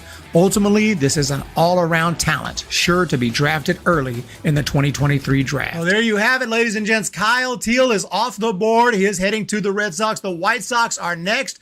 More and more players available. Jacob Gonzalez might be available at 16. There are only how many teams now? There are one team left between the Giants and the next draft pick. So if it could be Namala. We could get Jacob Gonzalez. We could get Bryce Eldridge. The big three right there. The big three, in my opinion. Or if you want a pitcher, Hurston Waldrop. I'd really rather not go with Enrique Bradfield. I don't know if the Giants are going to use his speed properly. I'll take him. I think it's going to be none of the above, knowing the Giants.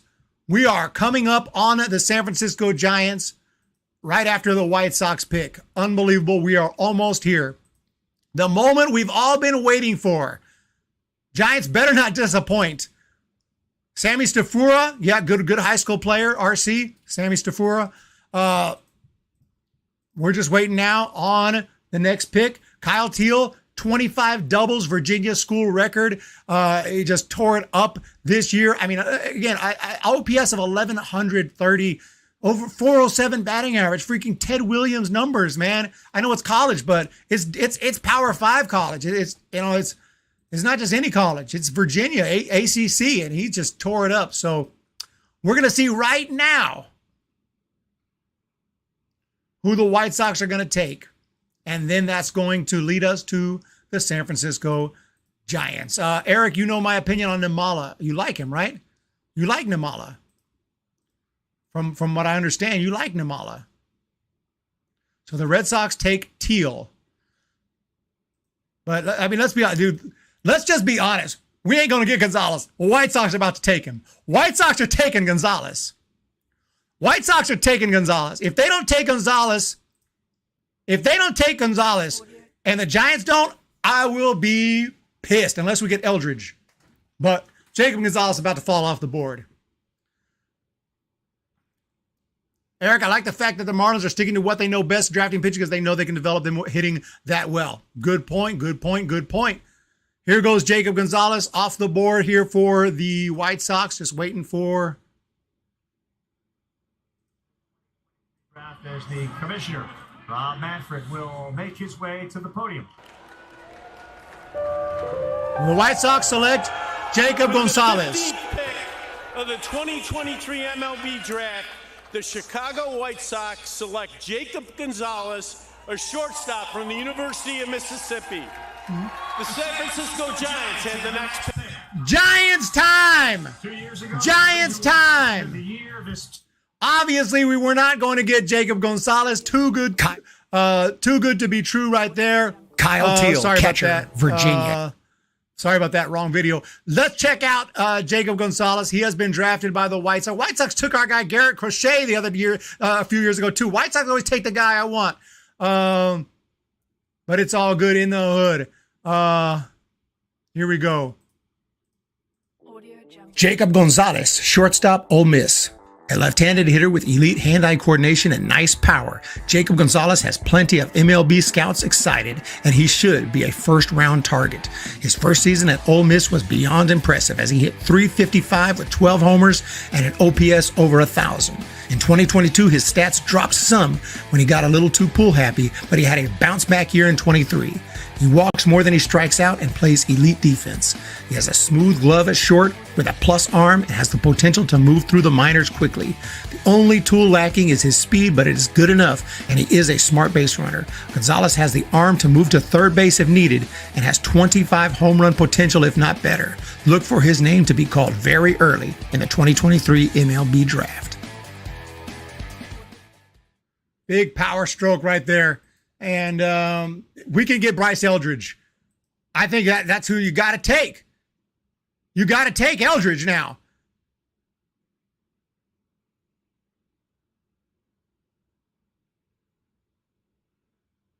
This is a moment we've all been waiting for. I'm tripping right now. Okay, if you want a pitcher, there's a few options.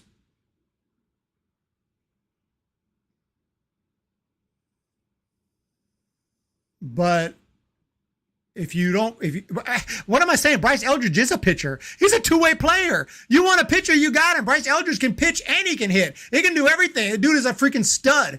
What am I thinking? Bryce Eldridge is, I think of it as more as a hitter. I like his bat a little more, but dude can pitch. Dude has a cannon for an arm. He can pitch. He can do it all. So, am I, yeah, I'm okay. Oh, it's a commercial or something on ESPN. I was trying to check out if we were ready to go here. Giants are coming up next. Okay, but I was talking about another pitcher, Hurston Waldrop. Hurston Waldrop very much might be the next pick if the Giants are looking for a more seasoned arm, someone who's pitched in the college baseball over from Florida. I know OK Connection, you said you don't like, you're not too happy with Florida right now, but Florida is a good college. They have good arms there, and obviously Hurston Waldrop could be an option for them right now. I'm not looking at chat. I don't know if you guys are spoiling. I see some names in there. I don't know if the pick is in already. I hope the pick is not in already. I see some names getting thrown out there. So I just want to be surprised on this. So I'm not going to look at the chat for the next few seconds just in case there's a spoiler. But we are on a commercial right now and waiting on the pick, the San Francisco Giants. Who is it going to be? I hope it's Bryce Eldridge, Hurston Waldrop, Brock Wilkins, okay.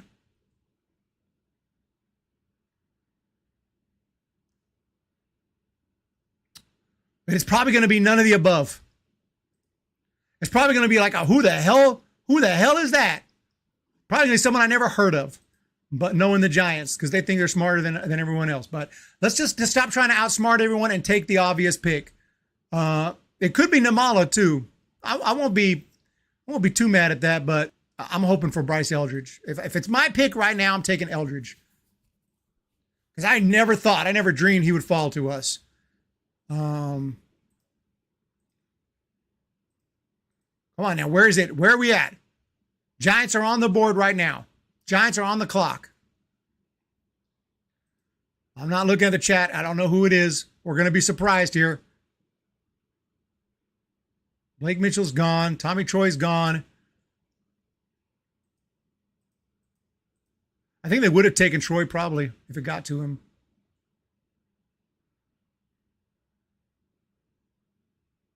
Sweet Caroline a little while ago for the Red Sox pick, and now we're hearing I left my heart in San Francisco. We are in Seattle. The Giants are on the clock, and the Commissioner Rob Manfred is making his way towards the podium for us to find out who the San Francisco Giants will take as the number 16th selection. With the 16th pick of the 2023 MLB Draft, the San Francisco Giants select Bryce Eldridge, a two-way player from James Madison High School in Virginia. The Baltimore Orioles. That's how you do it! 6'7". He said, I guess I'm a kind of scary looking dude. I'm very tall. I'm 18 years old, but just come up to me. That is how you do it, ladies and gentlemen. Bryce Eldridge to the Giants. I never thought he would fall all the way to 16. Eldridge. You wanted a pitcher, you got a pitcher. And of course you're going to get the two-way dude. Of course they were going to get, but Eldridge is a beast. I like Eldridge better than Reggie Crawford. All due respect to Reggie Crawford. Reggie Crawford's good too. But this dude was like a top 10 prospect for a long time. Let's check it out. Bryce Eldridge, right-handed pitcher, first baseman, James Madison High School. One of the most promising high school two-way players in years, Bryce Eldridge could turn out to be an elite MLB hitter, pitcher, or perhaps both. Offensively, he brings a short, quick stroke to the plate that produces massive power. His 6'7" frame can lead to getting jammed occasionally, but his swing is so quick that more often than not, he barrels up the baseball and it flies off the bat with elite exit velocity. On the mound, he has a lively fastball that can hit 98, with which he combines a swing and miss slider and deadly changeup. All of his stuff comes with top-of-the-line spin rates. He also has shown great control and ultimately is no match for high school kids. Defensively, he can hold his own in the outfield, has plus speed, and obviously a great throwing arm. He has every tool you can think of and 2 possible paths to the big leagues, both which look very promising. All right. Unbelievable. We got our man. Baltimore Orioles are on the clock. The Giants pick up Eldridge. I am super excited. He was one of my main targets, period. Even before the draft started, I wanted Eldridge. I just didn't think he'd fall this far. I did not think he would fall this far. And if he did, I didn't think the Giants would actually do it. But they did it. Good job, Farhan.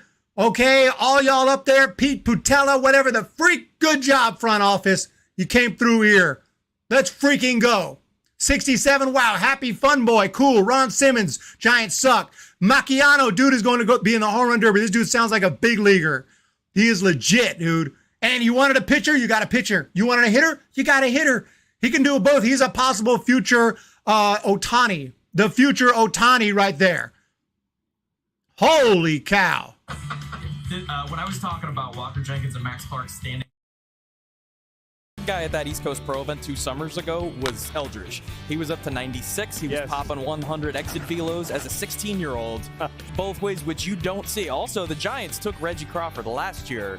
Another two-way guy who's doing it. Eldridge, I love this pick. There are a bunch of outlier skills here that you don't find anywhere else. Stand up, Bryce, 6'7", 233, throws it 97 with a 1,700 OPS. Two-way player, Jess. Rav, when you're 6'7", everyone basketball, but it was really cool talking to Bryce Eldridge and getting to know. Bienvenidos a los Gigantes. Welcome, Bryce. We'll play it again. Bryce Eldridge, right-handed pitcher. Welcome to San Francisco, Bryce Eldridge. Sorry about that. I keep forgetting to remove the video after I played it. $5 super chat. James Decker, Bryce, hitting pitcher, multi-position player. Gotta love it. This was the dream right here. I make sure this is real right here because I really didn't think we were gonna get Bryce Eldridge when I first started looking at this guy. I was like, dude, this is the dude. This is the dude we need. Best two-way prep player the game has seen in a long time. 6'7", quick bat. He gets to almost everything. Obviously, like I mentioned there, he'll get jammed occasionally. It's pretty hard not to get jammed with when you're that size. But his bat is so quick, and he can get to that inside pitch, and he's such a good hitter. But even if that doesn't work out, the dude can pitch. The dude can pitch. Bryce Eldridge. And now we're going to have the same conversation. I think what's interesting. Now the Orioles have options. But yeah, you wanted a pitcher, you got a pitcher. So I'm super excited about this one. Talking Orioles right now. And everything's falling apart because I'm going so crazy here. Thank you so much, Malone Labe, for being here. I do appreciate everyone jumping in. Lydia P, Malone Labe, Ron Simmons says he's a bust. Eric, if you had to pick one, is it pitcher or hitter for Eldridge? I like his bat a little more, but I'm either way. If he becomes elite, there's 2 options, and both look very promising.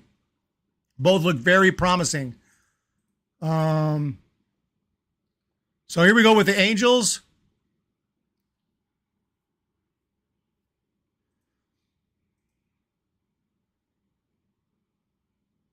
Just give me a second. They took Jackson Holiday last year out of Oklahoma State. Really good hitter. And he's been tearing it up in the minor leagues last I checked. They got Namala, Enrique Bradfield are the 2 top guys.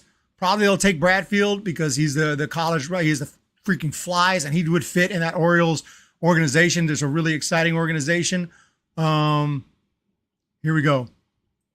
Here's the commissioner. With the 17th pick of the 2023 MLB Draft, the Baltimore Orioles select Enrique Bradfield Jr., an outfielder from Vanderbilt University.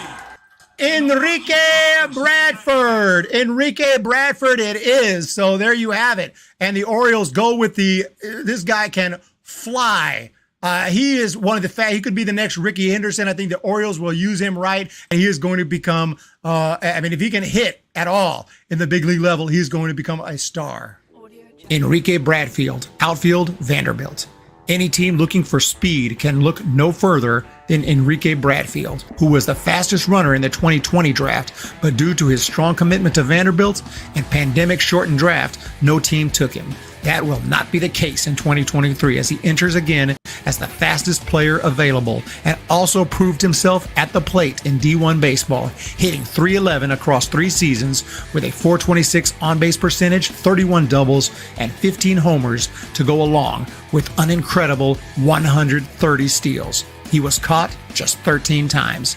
Bradfield wreaks havoc on the base paths, and he can create rallies with frequency. As a defender, he can get to almost any baseball and makes dazzling plays. He doesn't have the greatest arm and hasn't honed into his power yet, but he brings so much to the table, including the ability to bunt for a hit, steal bases, and manufacture runs almost single-handedly. Okay, so there's a look at Bradfield. Very nice pick right there for the Baltimore Orioles. Can't complain about that one. And we are now moving into the second half of the picks. Giants have got their pick. We don't have another one for quite a while. Brew Crew is next. Then the Rays. They're still, if we look from the top. Enrique, can you remember the first base that you ever stole? Sorry about that. If we look from the top, most of these guys are off the board. Obviously, Cruz, Langford, Skeens, gone. Walker, Jenkins, Clark, Dolander, Arjun Nimala is still out there. He is falling down. He's probably the top guy on these lists who is still available. We come down here. Noble Meyer gone. Blake Ritchell gone. Troy Hurston Waldrop still out there. Brock Wilken still out there. Kevin McGonigal is a high school hitter still out there. Chase Davis is still out there, right? Nobody's taken Davis yet. Wow, he may be coming up real quick. The Brewers, that wouldn't surprise me if they take Chase Davis. That'd be my guess right now for the Brew Crew.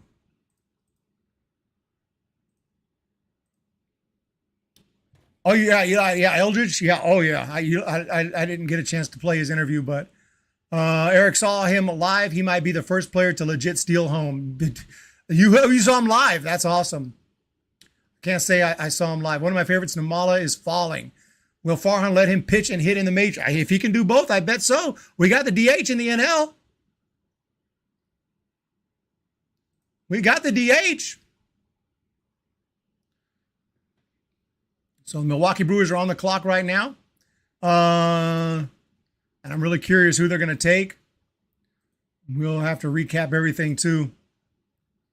The last few picks, Bryce Eldridge to the Giants. I'm just can't believe it. I can't believe we got Eldridge. I really didn't think he would fall that far, and the Giants did the right thing. They actually snagged him. But I think that these guys, they'll take a hitter here. The Brewers will take a hitter. Either, I think they're about to go right here. Chase Davis, Brock Wilken, or Kevin McGonigal. I'm going to say, here it goes. Gabe Bradfield. Here's the Brewers With pick. the 18th pick of the 2023 MLB Draft, the Milwaukee Brewers select Brock Wilken, a third baseman from Wake Forest. The Tampa Bay Rays have the next pick.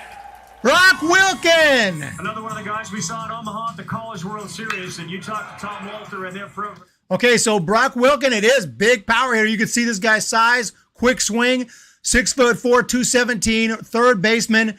Someone asked me about third basemen earlier. I'm telling you, this dude can freaking rake. Brock Wilken. Very nice pick right there by the Milwaukee Brewers.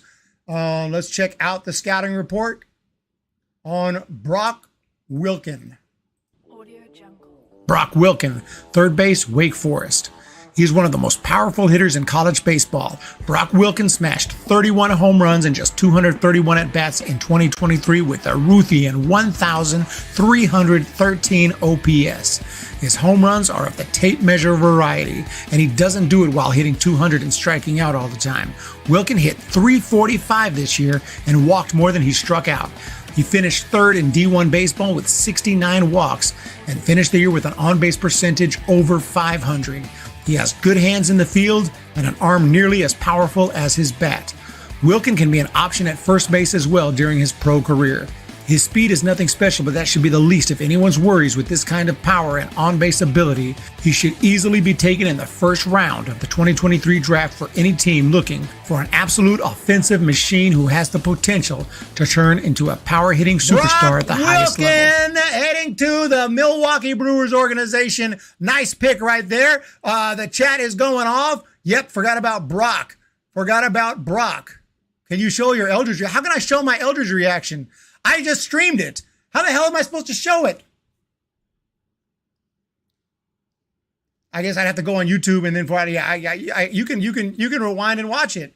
You're on the stream right now. D Wolf Waldrop has a ton of fine tuning to do control wise. Brock Wilson is not going to hit MLB pitching. Bruce Harper, not Bryce Harper. Bruce Harper. Wilkins won't be able to hit an MLB breaking ball. Such a bad pick.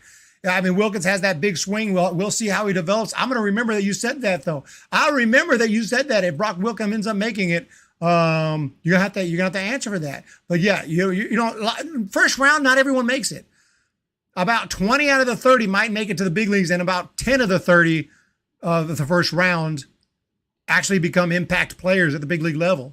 That's just how it is. But Tampa Bay Rays, we're waiting on the Rays. They're on the clock right now. Are they ready to go? 3 as we continue from Seattle. I think it's a commercial break. Tampa Bay Rays obviously are geniuses. They always make great picks. They always know how to pick. And right now for the Rays, it's hard to say. They always take pride in their pitching. Herschel Waldrop is the best available college arm right now. That would be my guess. With Eldridge on the team, Ohtani will definitely come to the Giants. We should make all two-way players. John Miller! John Miller, we've already picked. Make us SF prediction for 16. If your pick gets taken, pick another. Can you nail it? I said, I don't know if I predicted they would take it, but I said that's who I want. When they were getting ready to take the pick, to make the pick at 16, I said, Bryce Eldridge. You got to take Eldridge right here. You got to take Eldridge. And they did. So I have witnesses here. I don't know if that counts as an official pick. John Miller, but I thought they would take Eldridge, and then they did take Eldridge. I thought they should take Eldridge. I don't know if I thought they would. I don't know if I thought they actually would do it, but that's what my hope was. So very nice. Eldridge is taken at 16 for the Giants. It's falling apart here. Nimala or Eldridge, we got him. We got Eldridge. We're just waiting now on the Tampa Bay Rays. Thank you so much for that super chat. That is very, very nice. It really helps out. Obviously, we're spending a lot of time on this draft day. We're going to stream until the whole stream breaks down, until the technology refuses to cooperate. We've already had some technical issues already today, so it is what it is. Sorry, my light's kind of falling all over the place. All righty. Are we ready for the Rays?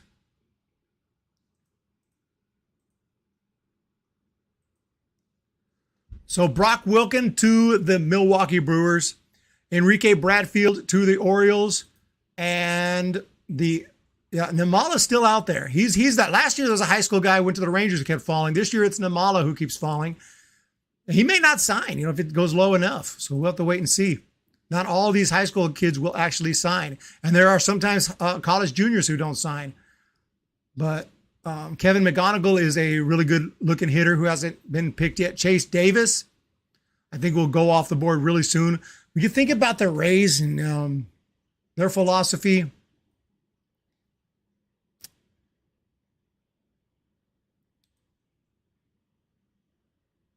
I think they'll go with Hurston Waldrop. That's kind of my sense.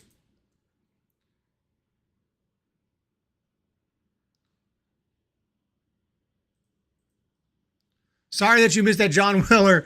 I don't. You can see how what I said. I don't think I specifically predicted they would take him, but I definitely thought that they should, which is not exactly predicting it, because I kind of thought they might just make a surprise pick and pick someone I didn't hear of, because that's what they usually do, or they kind of go with a surprise pick. But this year, they knocked it out of the park, in my opinion. Here we go.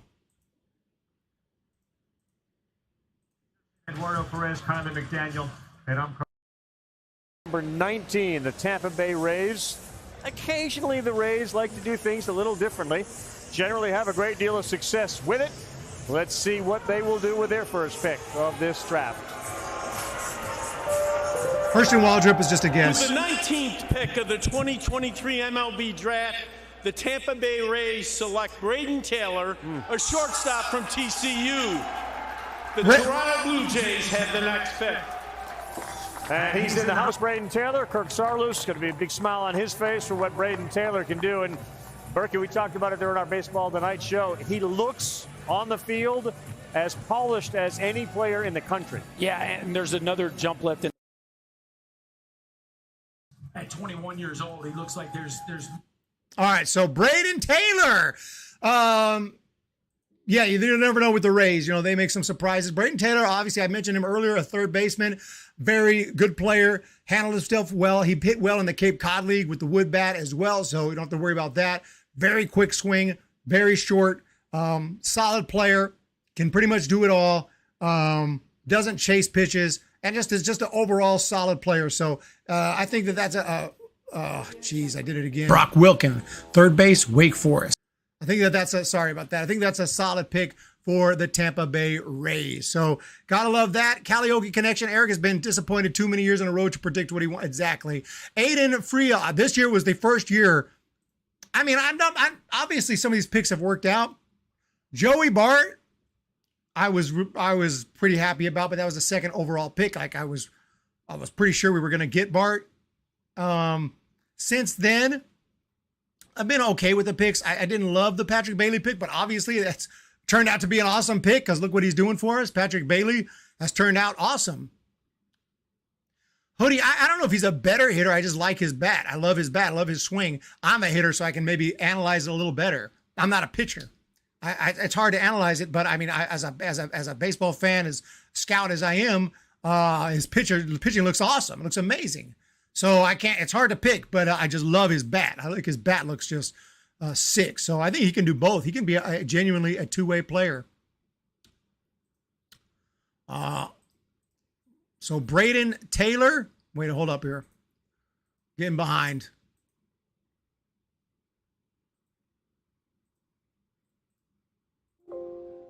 Hold on. I lost my stream.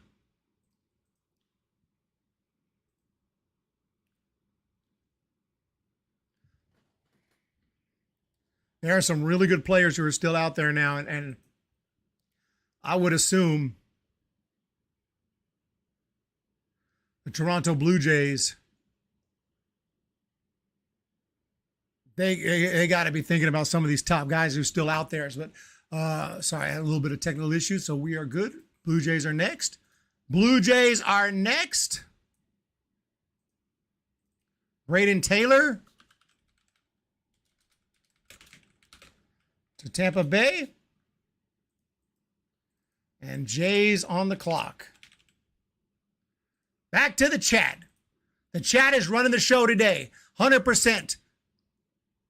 Matt Plana, Dylan Tomlinson, Planza to Seattle, answer mommy.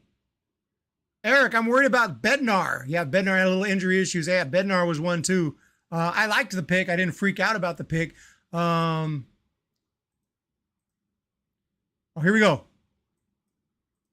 And here he he comes with the Blue Jays pick at 20.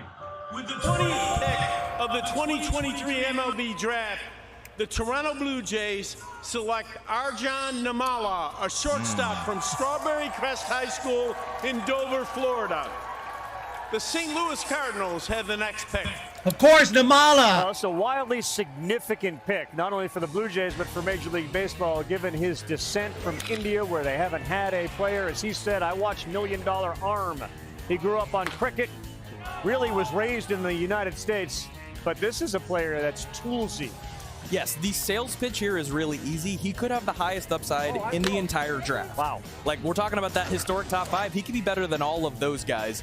There's a chance that he is a shortstop that hits 30 home runs and looks a little like Carlos Correa, Alfonso Soriano, Javier Baez. These are the names that have been thrown out. Now the concern is the range of possibilities here, because he's been so young for his class. Some people wonder how much is he going to hit? What's it going to look like? The range of possibilities is doesn't really work. Maybe makes the big leagues. 2, could be one of the. I can't show too much of that. I don't want to get copyright hit, but I was getting interested in that. I do have a video of Arjun Nimmala, 222 hoodie for the two-way player. Thank you so much. Love it. Eldridge to the Giants and Nimmala. There you go, Logan. Nimmala to the Jays. Should have known.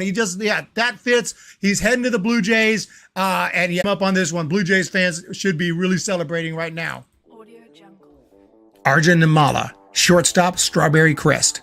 One of the top high school names in the 2023 MLB Draft. Nimmala can basically do it all. He's only 17 years old, but his athleticism is through the roof. He has great speed, a cannon for an arm, and an advanced approach at the plate that is aggressive, but not overly aggressive. He will take a walk if he has to, but if he gets something to hit, he will not hesitate. His best tool has to be the one that scouts love this day and age, his power. Nimmala can crush the baseball to all parts of the field. Despite being very advanced for his age, he still needs plenty of seasoning, and if he signs with an MLB team in 2023, he will likely spend more than a couple of years in the minors. He committed to play at Florida State during his freshman year in high school, but that could quickly change depending on how high he gets taken. Unless teams are scared away by his commitment, there's a good chance that Nimmala gets taken very high in the first round. Nimmala to the Blue Jays. Nimmala to the Blue Jays. Logan, you were hoping he dropped to us at later. Thank you, Hoodie, for that super chat. 222. And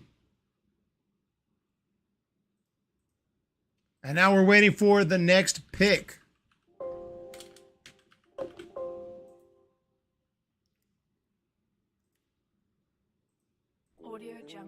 Oh, gosh, I keep doing that. Arjun Nimmala. Remove. Back to the chat. D. Wolf. Okay, the Cardinals will for sure take Waldrop. Orioles pick was the weakest. Nicole Magenta, not a fan of the Orioles pick. Matt Plana, talking about Planza. Not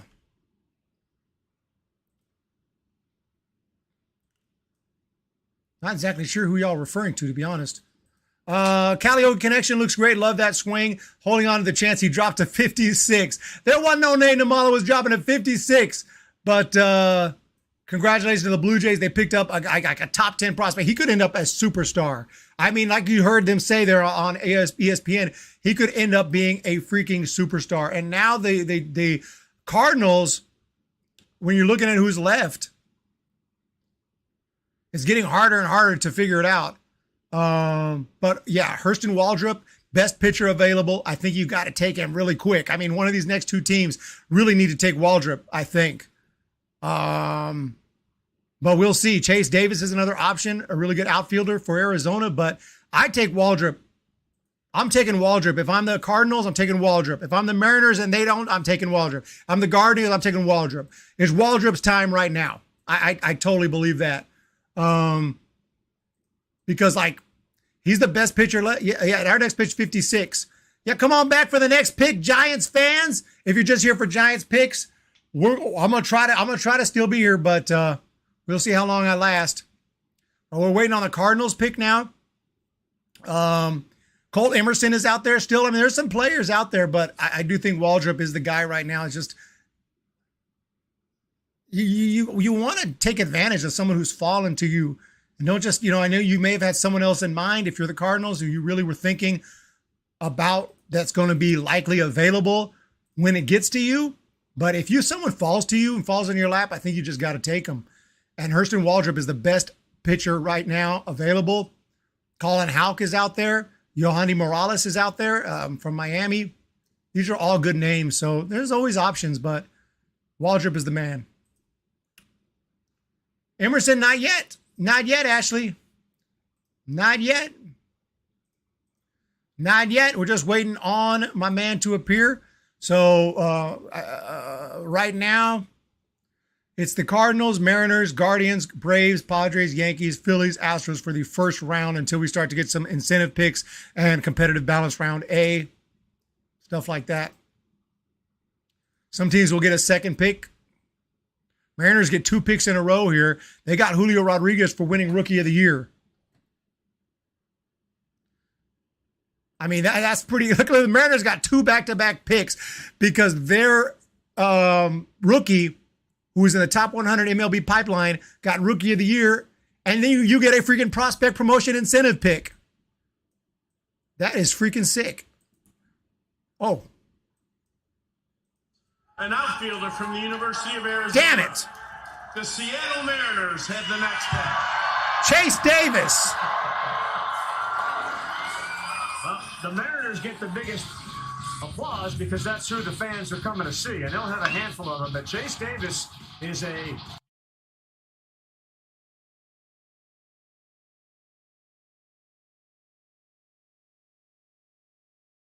Last year, look at the swag. Not a bunch of walks. This year exploded onto the scene and became one of the best bats in college baseball. You might have. Sorry, I missed the pick. I missed him. Are we? Yeah, okay, we're good. Okay, so Chase Davis, yeah. Chase Davis, now Waldrop moves lower, but Chase Davis, I can't complain about that. If you were not going to get Waldrop, Chase Davis, definitely the best option right there.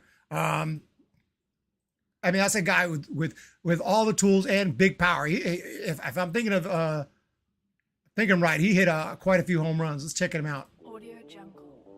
Chase Davis, outfield, Arizona. Chase Davis was a fairly big name coming out of high school in 2020, but has jumped into first-round consideration after a great career in Arizona, culminating with a .362 batting average this year with 21 home runs.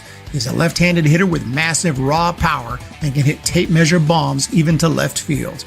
His pitch selection and chase rate improved drastically in 2023, and he struck out just 40 times in 221 at-bats, an impressive rate for a power hitter. To add to that, he walked 43 times and had a .489 on-base percentage.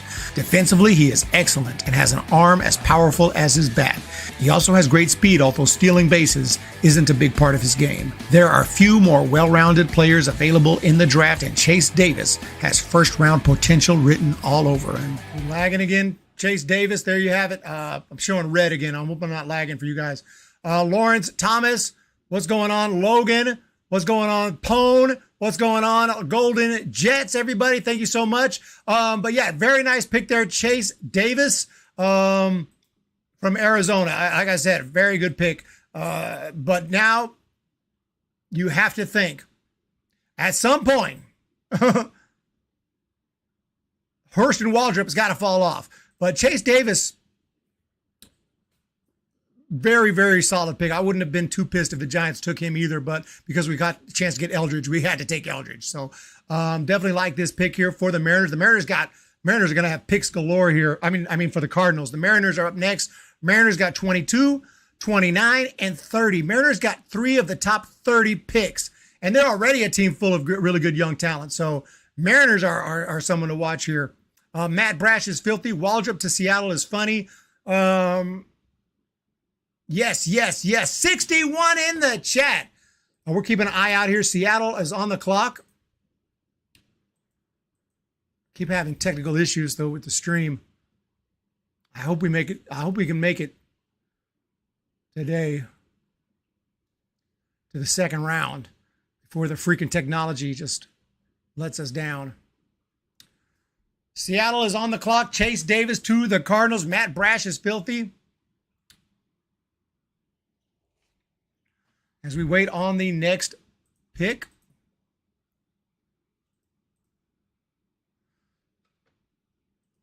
I'm going to say for Seattle, yeah, I think it'll be Waldrop. I mean, I'm just going to keep guessing Waldrop pretty much because he's the top arm left as far as college arms, definitely.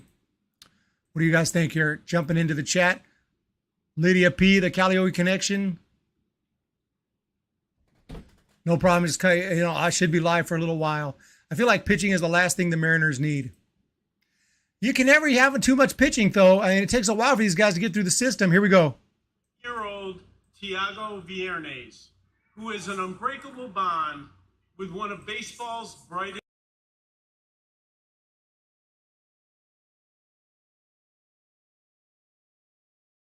Diagnosed with stage 4 high-risk neuroblastoma. Following his diagnosis, the Viernes family moved across the state from Wapito, Washington, so that Tiago could be treated in Seattle Children's Hospital, where he underwent the most rigorous cancer treatment in existence. 7 rounds of chemo, surgery to remove his tumor, 2 stem cell transplants, 12 rounds of radiation, and 6 months of immunotherapy. Last summer, Mariners outfielder Julio Rodriguez asked the organization for a local cancer survivor to honor. And at the Midsummer Classic in Los Angeles, Julio wrote Tiago on his Stand Up to Cancer placard.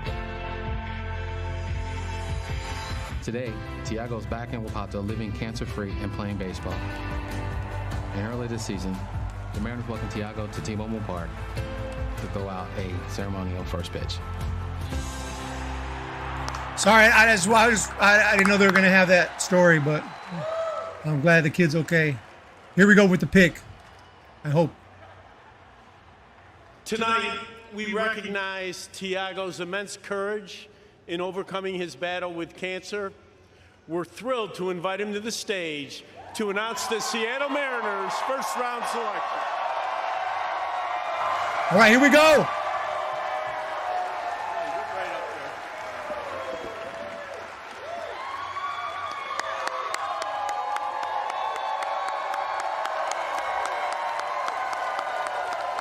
They got a cheer. Here we go. Here we go.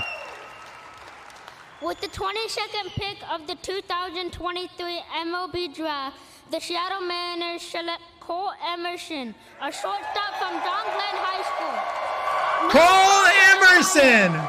The Cleveland Guardians have the next pick. Nicely done. Very well done. Very nice. Very nice. So Colt Emerson, didn't think he would hit John Glenn High School. Got a guy who has all the tools, some power, pretty good pop, quick hands. Just a typical 5-tool guy, but some reason he wasn't that high on most of the draft boards. But I did read a little bit about Colt Emerson, so we'll see what they have to show here about him. To be the quiet click to pick. I think a lot of teams are mad to hear this name come off the board right now. To click. I think when you look at Colt Emerson, Auburn commit. Okay, they get 2 of the top 40 prospects. Auburn does. So the guys on the Plains are upset to see this one. But when you study Colt Emerson, the bat is as mature as any high school bat in this draft, and he's young, just turning 18 years of age. So a very advanced hit tool, makes fantastic swing decisions, low chase rate, and high bat to ball skills. I would say the Cole Young comp is very good, and you might have your future middle infield for the Mariners. Like, this is a big.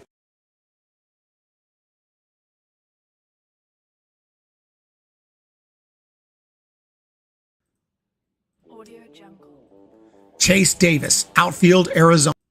Sorry, wrong guy. There you have it, guys. I don't have a video on Colt Emerson. Ron Simmons says, y'all don't know how good these mother effers going to be. You don't have a crystal ball. Who said we know? Nobody knows.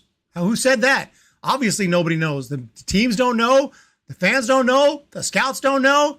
You just make your best guess and your best estimation, and you try your best to decide who looks like they got the goods and who doesn't have the goods. Jump the gun. Ron Simmons, some are more talented than others. These are kids. Someone sounds jelly. Seattle is great at drafting most recently. Yeah, very nice draft pick there for the Mariners. And Hurston Waldrop still out there. I'm not really sure. The Cleveland Guardians and Braves, Padres, Yankees, Philly. Oh, jeez. A lot of teams left here. I know those teams are looking at him. I know they'll have to be looking at him at least as a possibility. Whether they're going to take him or not, I don't know. But so on the clock now is the Cleveland Guardians.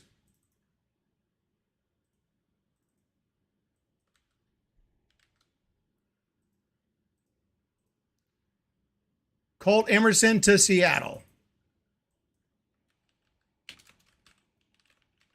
And we are up to date. Back to the chat. I see the chat is rocking and rolling. Pone Guy, Lydia P, Nathan. Guardians are next. Guardians are next. You guys have options. I mean, I can keep talking about Hurston Waldrop all day, but I'm starting to think no one's taking him. Chase Davis is off the board. George Lombard Jr., son of a former big leaguer named George Lombard. He's got all the tools you want from Gulliver Prep High School. Another name that could be falling off the board soon. Walker Martin, a good shortstop, high school shortstop, could fall off the board soon. Braden Taylor's off the board. So still plenty of names here. Charlie Soto still available. That's a right-hander high school arm. He can throw the heat right there. Hard slider, all the good stuff there. So many good names in this year's draft.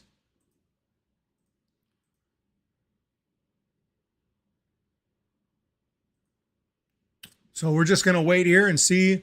But yeah, good tip. The Mariners have 2 more picks coming up. The Mariners have picks galore this year. And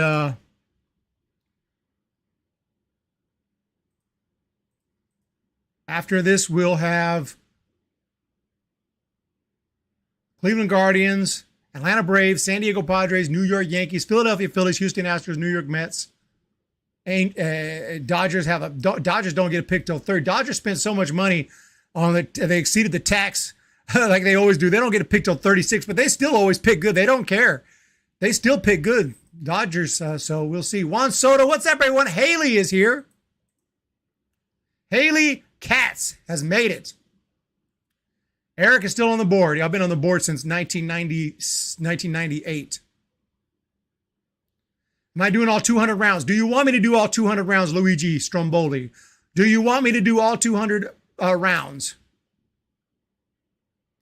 Giant Opinions, has he been putting out content? I haven't checked out his channel lately. I haven't heard from him in like a year and a half. I don't even know if he's putting out content. So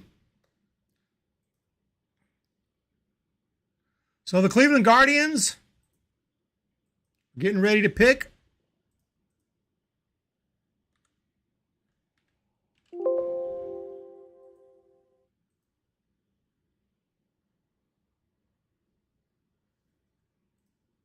Here we go. You guys all remember the great Jack Sigma with the Seattle Supersonics. See that one making an appearance. Sue Bird winning championships here. And now it's the Seattle Mariners who just made a stunning pick. Colt Emerson has Chris Burke excited. And now on the clock, the Cleveland Guardians. Guardians have been able to, you talk about the Rays developing players, they're really good at developing pitchers. Yes, and they have like certain tendencies that they like. They like up the middle guys. They like pitchers with big stuff. Here's the commissioner. Brian Douglas, thank you for subscribing. With the 23rd pick of the 2023 MLB Draft, the Cleveland Guardians select Ralphie Velasquez, a catcher from Huntington Beach High School, Huntington Beach, California. The Good power. Rays have the next pick. Wow. We don't have anybody named Ralphie, and especially somebody that can swing the bat like this Ralphie can. So Ralphie's one of the best bets to hit in this entire high school class. He also has plus power and a good approach. You're probably wondering, how is he still on the board if he's a catcher? Well, that's the catch. Yeah. He's just okay behind the plate. I'm not sure he has all the athletic qualities you want.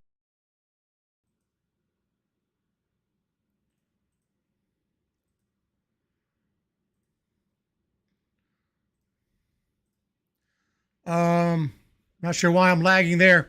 Yeah, Ralphie Velasquez. Ralphie Velasquez off the board.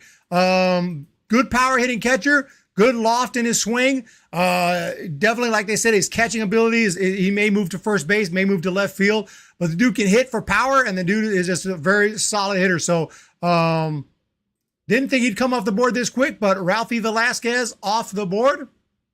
Want to be a standout defender? And the Cleveland Guardians have taken Velasquez. How about that? And Houston Waldrop is just going to not be taken this year, I guess. I don't know what's going on. But wow, you got to get Waldrop at 29. Yeah, it's insane. So Ralphie Velasquez off the board to the Cleveland Guardians, Huntington Beach High School. And a lot of players I would have thought would have come off early. But we're at that point in the draft, you just don't know. There's so many college players. Like, they're taking these high school guys like nothing. But wow. So there you have it. These are when the surprises start to come, though. They have their names that they have planned. I did read about Velasquez. I didn't have time to make a video on him, but Jelly has just come short in MLB pitching. The Braves will take Houck as they need a Swanson to replace him. Grissom has been disappointing. Disco, Jock, Jelly, Stripling. Seeing the baseball name, the Giants names out there. We get Waldrop. We get an instant dub. Pone guy. Thank you for subscribing to the channel. Give me a second. Let me update my...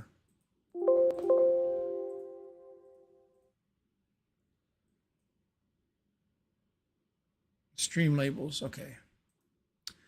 Very, very nice. We just had a new subscriber, but I missed it.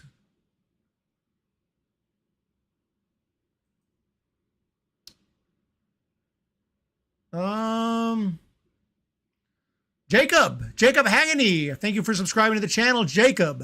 Appreciate that. Thank you, Hoodie, for the 222. That is extremely helpful. Believe it, 222 is no joke. I do appreciate that so very much. We are waiting now. The Guardians have taken Ralphie Velasquez out of Huntington Beach High School in California. And we're waiting on the Atlanta Braves. And at this point, I have no guesses. I have no idea. I can just keep guessing the same guy over and over, so I'm not going to do that anymore. I'll say the Braves take McGonigal, Kevin McGonigal, infielder. Here it is. The San Diego Padres have the next. I missed it. Oh, they took Waldrop. The first time I don't guess Waldrop, they took Waldrop. As the number one first shortstop, former three-star quarterback, Mississippi State committed, like hugely talented local area kid. Would not shock me if the Braves go local here with this one. I would also say the Braves under this new regime, the one that I haven't been a part of, so they found a lot of success. Not super predictable, and some of the guys they take, Spencer Strider in the 4th round, Bryce Elder in the 5th round, Michael Harris in the 3rd round, Smith Shawver for $1 million later. They've got all kinds of dudes that rush into the big leagues. Now we're looking at the best available here. You mentioned Houck, Waldrop again with the robo splitter, whatever it is that he's throwing that nobody can seem to hit.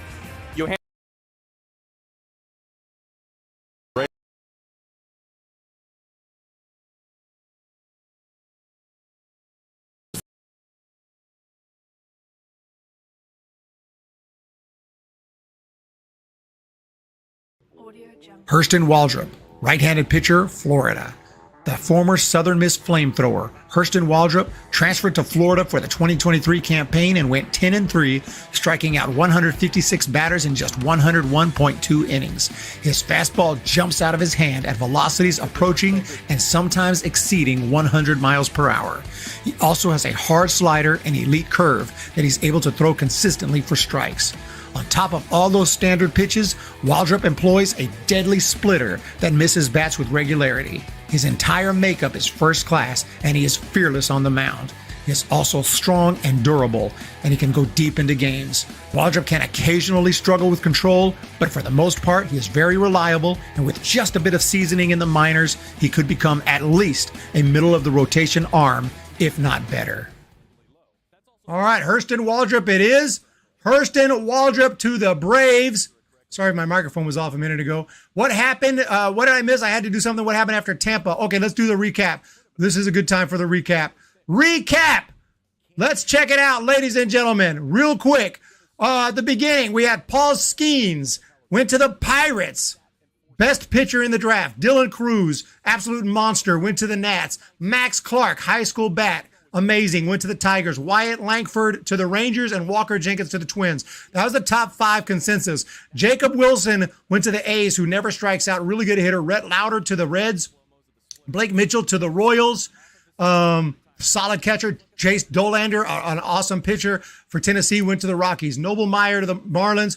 Nolan Schanuel to the Angels. Tommy Troy, who I wanted, goes to the Diamondbacks. Matt Shaw to the Cubs. Kyle Teel, a catcher, best power hitting catcher out there maybe, to the Red Sox. Jacob Gonzalez, another power hitter, to the White Sox. We get the two-man, two-way player, Bryce Eldridge, absolute machine. We will take that all day. The Giants get him. Bradfield to the Orioles. Brock Wilken to the Brewers.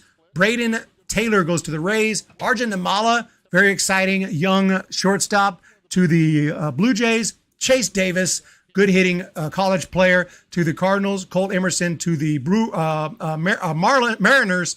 Ralphie Velasquez to the holy cow. Guardians, and Hurston Waldrop to the Atlanta Braves. And that's your recap. Very fun draft so far. Pone Guy, I'm upset we did get Waldrop, or you didn't get Waldrop.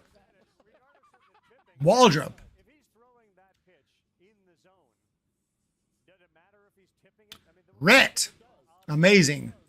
We are now waiting for the San Diego Padres. I think they're coming up pretty quickly here. Hit the split. You're trying to eliminate the split. Yeah, we're just waiting on the Padres now. So with Waldrop off the board, all of a sudden, all the really, really elite players who we knew were going to go in the first round are pretty much off the board. And now it could be anybody. It could be anybody.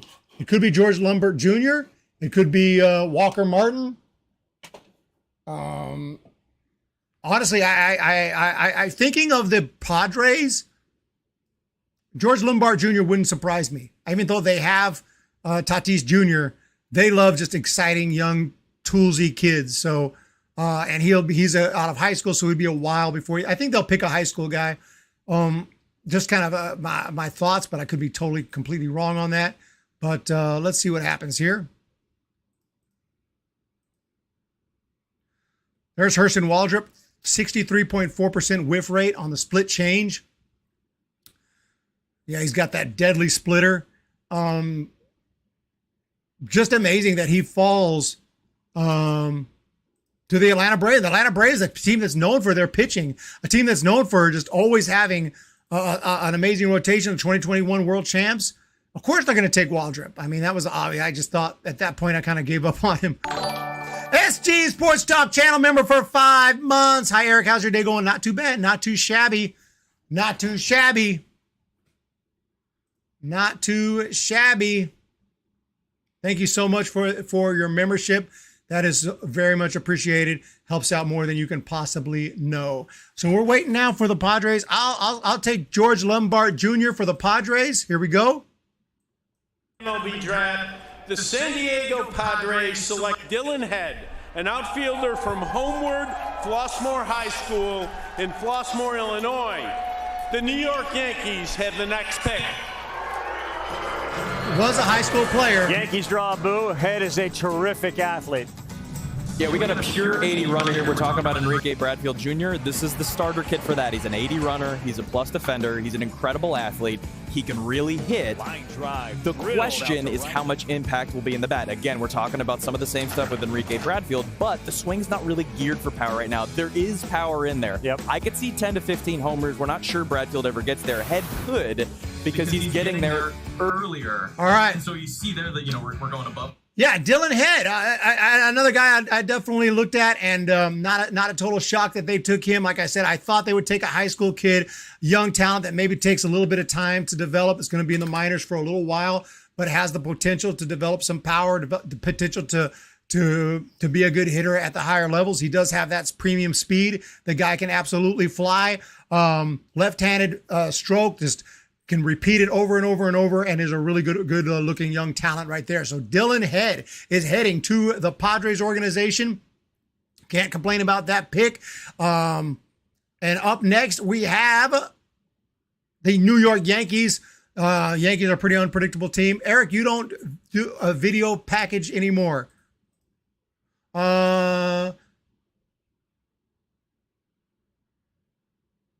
I don't have videos for every player, if that's what you're asking. I don't have one for head. Sheik Niner question, why can't overseas players get drafted in MLB and NBA do? Because they have a separate international draft. There is some controversy about that and how they're going to handle that. And they may actually change that, but and add them to this draft. I'm not really sure. I've heard some talk on that, but as of now, it's just the way it is. It's just the way it is. Some things will never change. So that's how we got it. So Dylan Head to the Padres. And Yankees tend to go high school too. I think the Yankees will take McGoggle. I said that wrong. How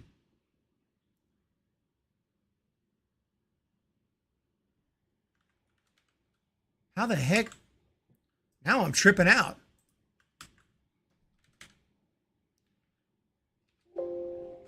McGonigal. Kevin McGonigal's still out there, infielder. That'll be, I guess, from Monsignor Bonner. It's just just throwing a guess out there. Might as well predict at this point, but it could be a high school player. I need to see no changes when I wake up in the morning. When is the Rule 5 draft? When is the Rule 5 draft? It comes up later in the off season, right? I'm not really sure. But we picked up a very nice Rule 5 guy this year. Rule 5 driving out only never works out for the Giants, but this year, Blake Sable, holy cow, that's really worked out well for the San Francisco Giants. Up next is the New York Yankees. Are on the clock. Here's a little bit of good news right now in the Bronx when it comes to the draft. We will return. Phillies, Astros, Mariners still to come. Tommy Hugsley, $2 super chat. Thank you so very much. I do appreciate it. Eric, I saw Bruce Hornsby in a private concert. Oh, some things. It's just the way it is. Very impressive. Awesome. Thank you for that, for letting me know. That's pretty cool. Not just a concert, but a private concert. Let's freaking go.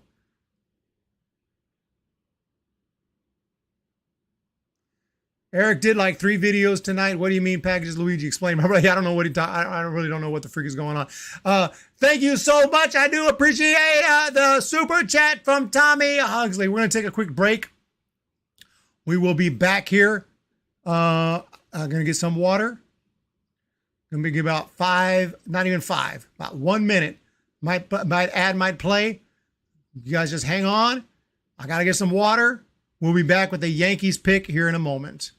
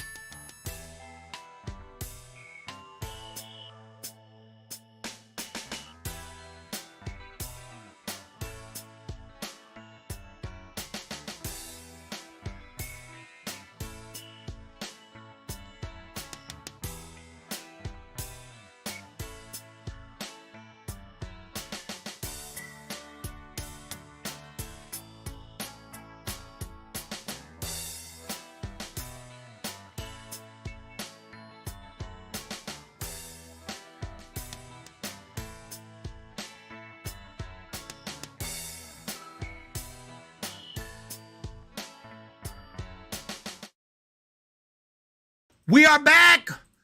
We are back. I told you that'd be quick. Yankees up next. Yankees up next. At some point. I had to get some water there. Had to get some water.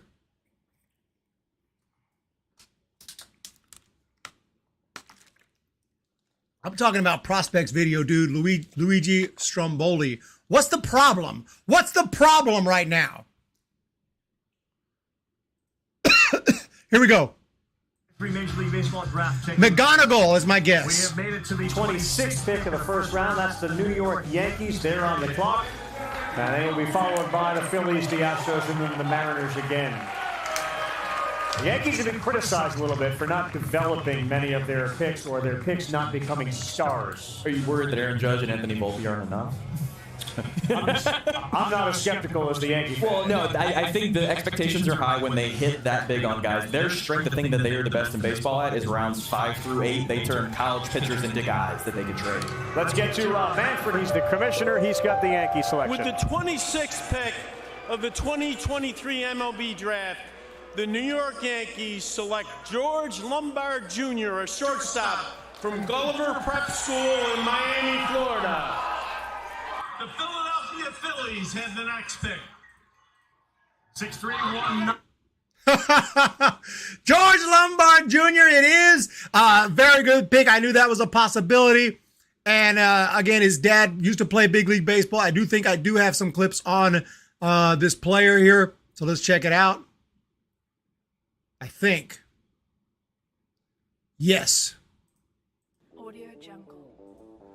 George Lombard Jr., shortstop, Gulliver Prep. Wrong guy.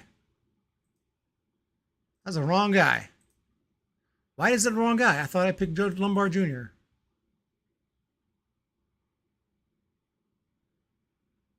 Somehow I messed up. I guess I don't have George Lombard Jr. I always have Sammy Stafura. I thought I did George Lombard. I think I do have him on the on my YouTube channel. Let me go check it out. But yeah, nice pick there by the New York Yankees. We got Lombard.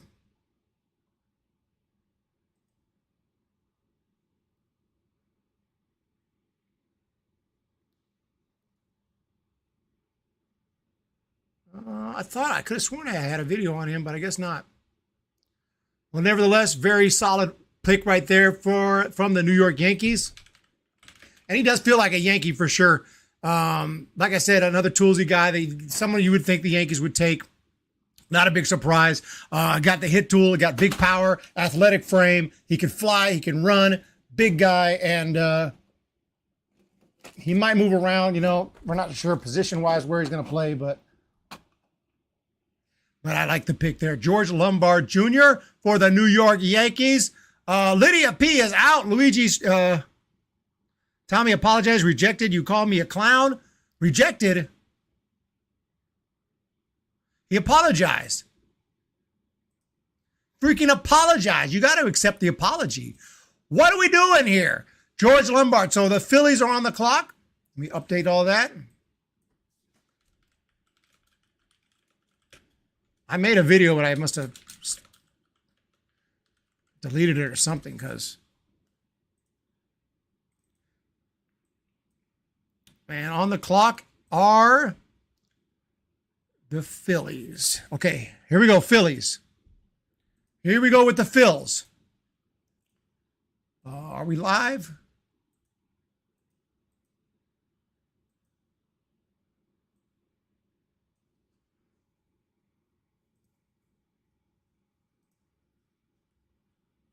Something happened to the stream, man. The technical difficulties are starting to come in. Here we go. They may have already picked. Aiden Miller. Aiden Miller. 27th pick to the Philadelphia Phillies. There he is. Aiden Miller. Okay, that's a good looking pick right there. Third baseman. High school. Another high school. A lot of high school players are being picked here at this point in the draft. That's usually what happens kind of in the lower part of the first round. I'm not sure why the thing is lagging, what's going on, but yeah, no, Aiden Miller, nice pick there by the Philadelphia Phillies. Similar to some of the other guys that we've been seeing go off the board, but he's got a little more power, I think, than some of these other guys who we just seen come off the board. Some of these high school guys, he's got that power potential. So I can see him definitely turning into a pretty big power hitter, middle of the order type guy. So we'll see. He's a strong guy, muscular kid, and that's why he plays third base. He goes at third base / first base. He can play a little first base, a little third, maybe a little outfield. But yeah, the Phillies are going for that power right there with Aiden Miller. So nice pick. Nice pick right there. You're missing out, Brock. And let's see who's left here as we wait for the Astros. The picks moving quick now. Aiden Miller to the Phillies.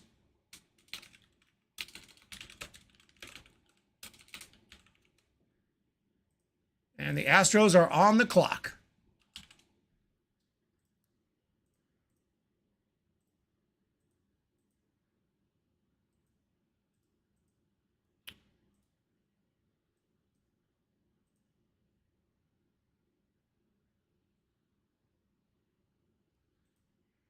Okay, so we're looking at the prospects here that have already been taken. Most of these guys are off the board, not all of them.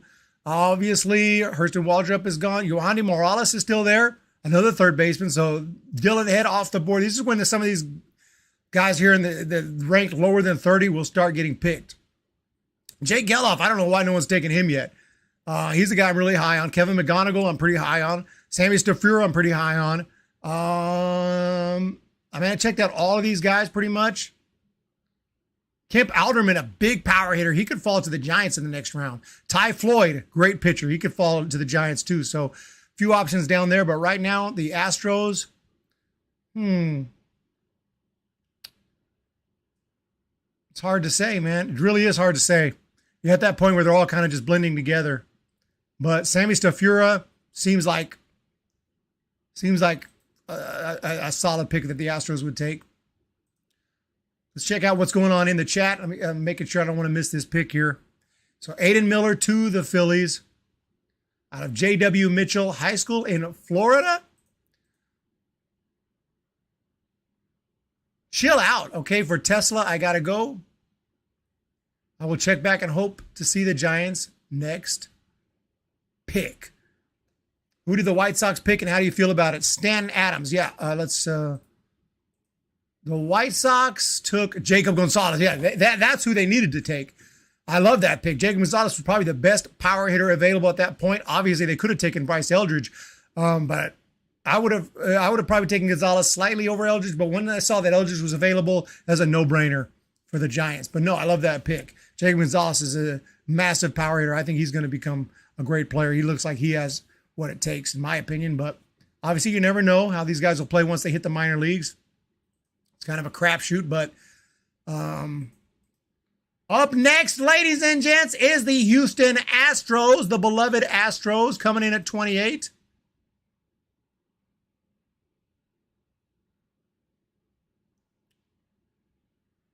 So we're just waiting on them right now. The stream is still going. It's showing a little bit of Aiden Miller. Let's check him out a little bit. Boom! Look at that swing from Aiden Miller. Love John Miller White. I don't know. He's been missing some broadcasts. I don't know why. I as far as I know, he's healthy, but yeah, I'm not sure what's up with John Miller missing some broadcasts from time to time. I got the red bar again.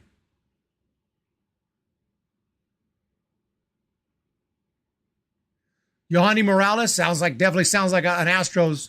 He's got an Astros. D-Wolf, he's got an Astros name. You ain't lying. That's an Astros name if I ever heard it. Yohandy Morales has to go to the Astros. You just said it. You just said it. I think you're totally right. That is an Astros name. But I probably won't take him. There's so many names left out there, so we'll see. I think we're about to hear it. Keep getting these guys to their picks. The Mariners fans. Want to make that clear. Whatever uniform they're wearing here, it's not just limited to Mariners fans, every one of them. Not a lot of orange up there. The Astros have the 28th pick, which will end the first round. Then we get into the prospect promotion. We're going to have both ends of the spectrum when it comes to emotions and energy. The Astros are getting destroyed. The Mariners pick next because they had Julio Rodriguez on the opening day roster. And, of course, he won the Rookie of the Year. With that, Dana Brown now runs the Astros. Dana Brown was the guy that brought all those guys to the Braves. Smith Shawver, Michael Harris, Spencer Strider, all these guys, he was the scouting director. Alex Anthopoulos obviously a lot to do with it. Dana Brown is now in Houston. They have excelled at... I thought they were going to do the pick, but I guess not. I guess it's a lot of talk. But Luigi, what's going on? Thank you guys for the support. I do appreciate it. I don't know what's going on here with this. We're just waiting on the Astros. Astros are lagging behind here. And yeah, I mean, I think they'll take another high school guy, to be honest. Well, now, you know what?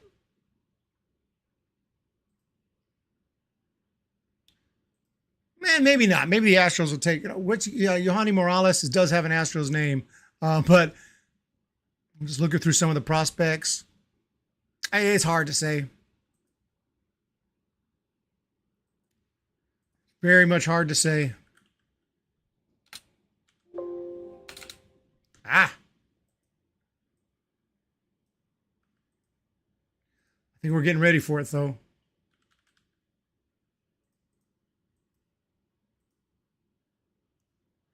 They've taken Drew Gilbert, 2022, Corey Lee in 19, Seth Beer in 18. Seth Beer is still around. I think he's still in the Diamondback. I think he's like in Double-A. Seth Beer.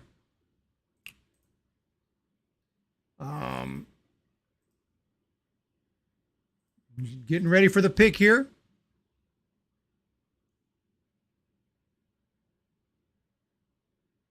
Big signability guy may go down. Those are some names that are left. I don't think they'll take any. Yohani Morales, maybe. I don't think they'll take any of those guys. It's going to be some name like who? I'm Todd Floyd. With the 28th pick of the 2023 MLB Draft, the Houston Astros select Bryce Matthews, a shortstop from the University of Nebraska-Lincoln. Bryce Matthews. The first round of the 2023 draft. The draft will resume in 5 minutes. Announced by MLB Senior Vice President of On-Field Operations, Raul Ibanez. Very smart. Brought him back. We start with Griffey, then we go to Raul. The pick is Bryce Matthews. I'm not sure if anybody can hear it. And we talked about... Okay, sorry about that.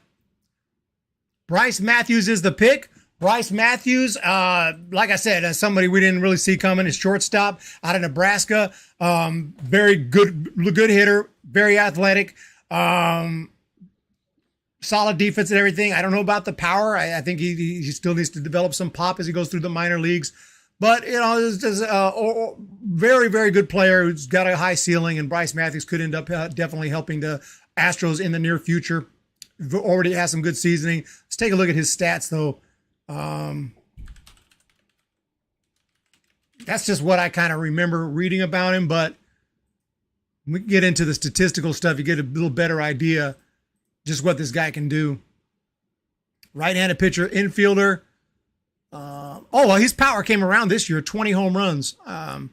He had only 7 last year and then 5 in 21, but this year he hits 20 bombs, 359 batting average. Dang, so he had a monster year for Nebraska. So nice pick for the Astros.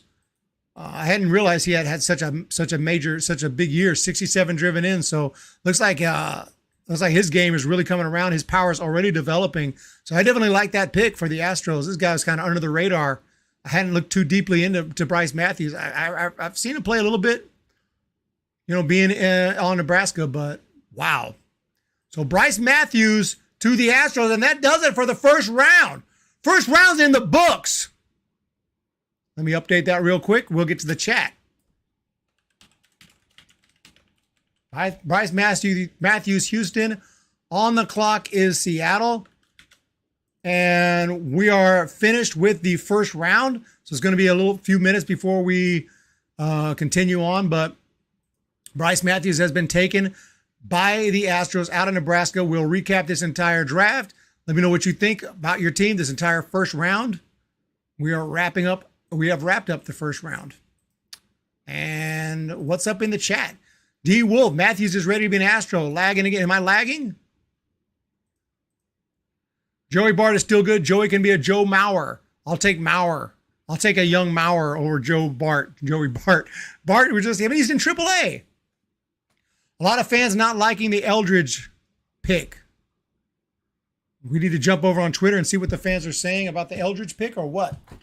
So Bryce Eldridge goes to the Giants. I love the pick, man. I don't know what people are saying online, dude. I'm about to check it out, though.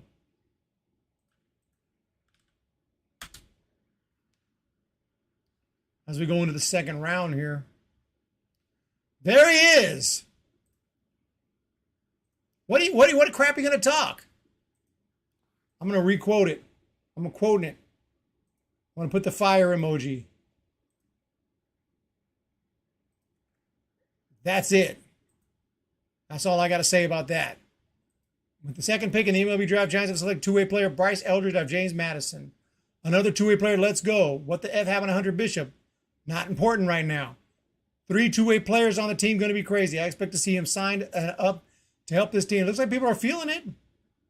Starting to think we just drafted the greatest player of all time. I like that meme.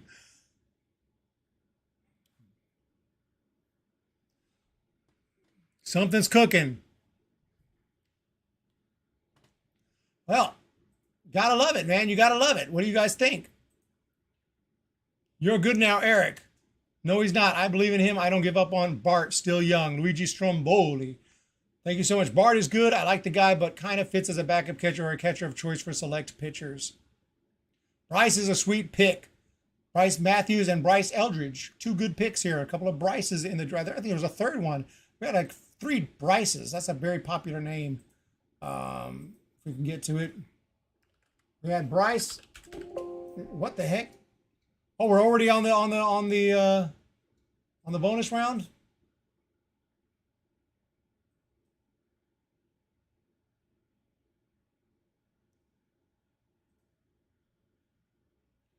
Maybe I'm behind in the stream. I'm not sure.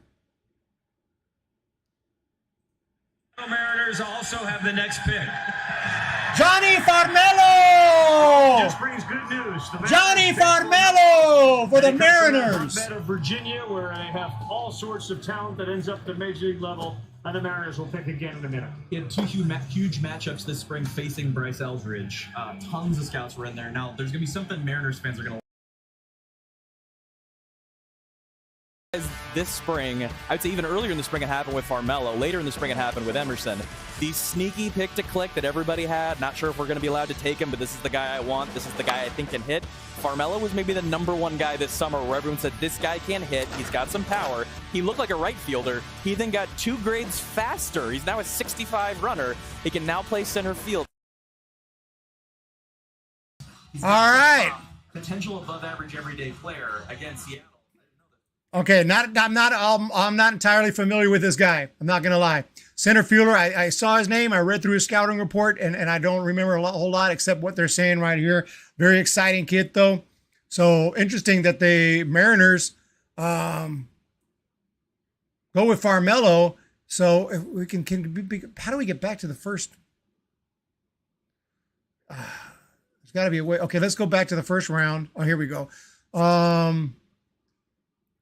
So they take Colt Emerson, high school kid, infielder, shortstop, and then here they take an outfield high school kid, Johnny Farmelo. So yeah, very young kids, but talented. So Mariners are going super young for this draft, and we'll see. They're about to get another pick. Chardol is here. What's up, SG Sports Talk? Hey, Eric, thoughts on the Giants? We're getting 1-0 win over the Rockies. Very happy. Very happy. Webb was amazing. Webb was absolutely awesome. Unhittable today. Very cool game. So the Mariners are about to get their 3rd pick already.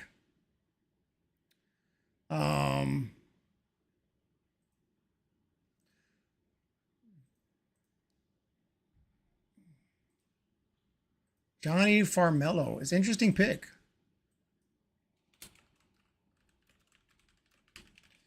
And they have the next pick. How does that happen?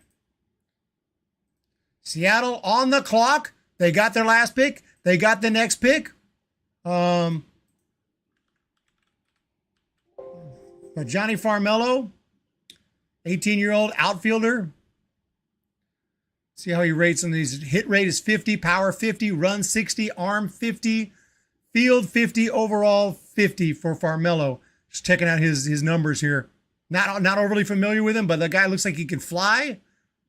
And looks like he's got all the tools in spades. I mean, 50 is a good grade across the board. So, Mariners are just stacking up their farm system now. And he'll be playing for the Modesto Nuts. Oh, we're going to have video on these guys. Anyone the Mariners take, look for videos on them in the next 2 years because I'm going to be heading to Modesto Nuts games and getting footage on these guys. James Decker. I'm out, guys. Got things going on. Glad I got to see some pics with y'all. Let's go, Giants. Thank you so much. Member for 35 months. I do appreciate you. Amazing support. Thank you so much for dropping in.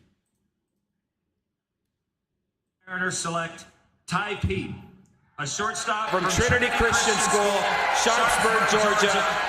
The Tampa Bay Rays have the next pick. High school position players all day long. That's what I said. You heard me. Ty No one's holding you to it after you screwed up with the Astro colors reference. You're done anyway. We go with Ty Pete, another toolsy middle infielder who can run. Yep, he's in my backyard in the Atlanta area. What you're buying here is potential plus raw power. Might be plus raw power now. He can hit, but the question is if he's getting to the power, how much is he going to hit? He might be a shortstop. He also, in that Namala mold, may get big enough to move over to third base, have even more power. Might be 25 or 30 homers. He's also an athlete on the mound into the mid-90s. Yep. He's got a plus breaking ball. Didn't even pitch this spring. I think some teams were kicking around the idea of doing all righty. A potential power over hit impact shortstop. Again, very similar.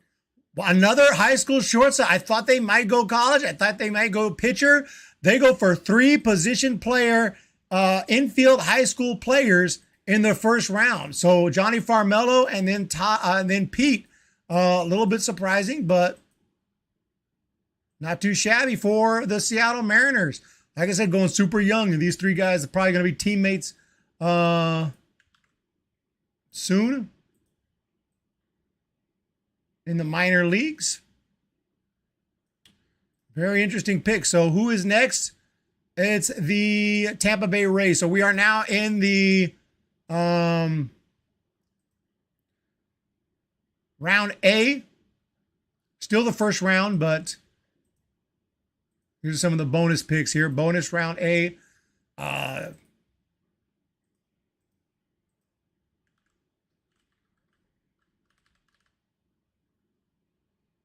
1 second. Let's see what we can see here on Pete. Oh, wait, he is a pitcher. Oh, he's a pitcher. Okay, he's a two-way guy. Okay, he can pitch too. Okay, so he is a pitcher too. So Ty Pete can pitch too. Pete was a good in combine. I like what I saw. Eric Reed recording Jacob Wilson in Stockton Ports. Oh, 100%. 100%. 100%. So Pete is a two-way guy. So Pete can pitch and he can play a little infield. So he has a couple of ways that they can go with Pete. But damn, I'm waiting to see where Jake Gelof's going to go. Giants are going to have options for them here. There are first-round talents I thought were going to go in the first round who have not been taken yet. Charlie Soto's one. Colin Houck, I've heard you guys mention him in the chat. He's still out there.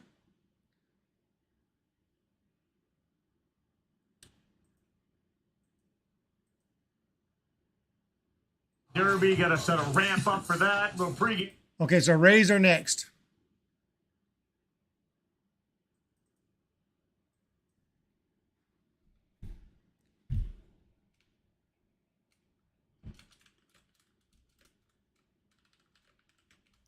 Rays are next.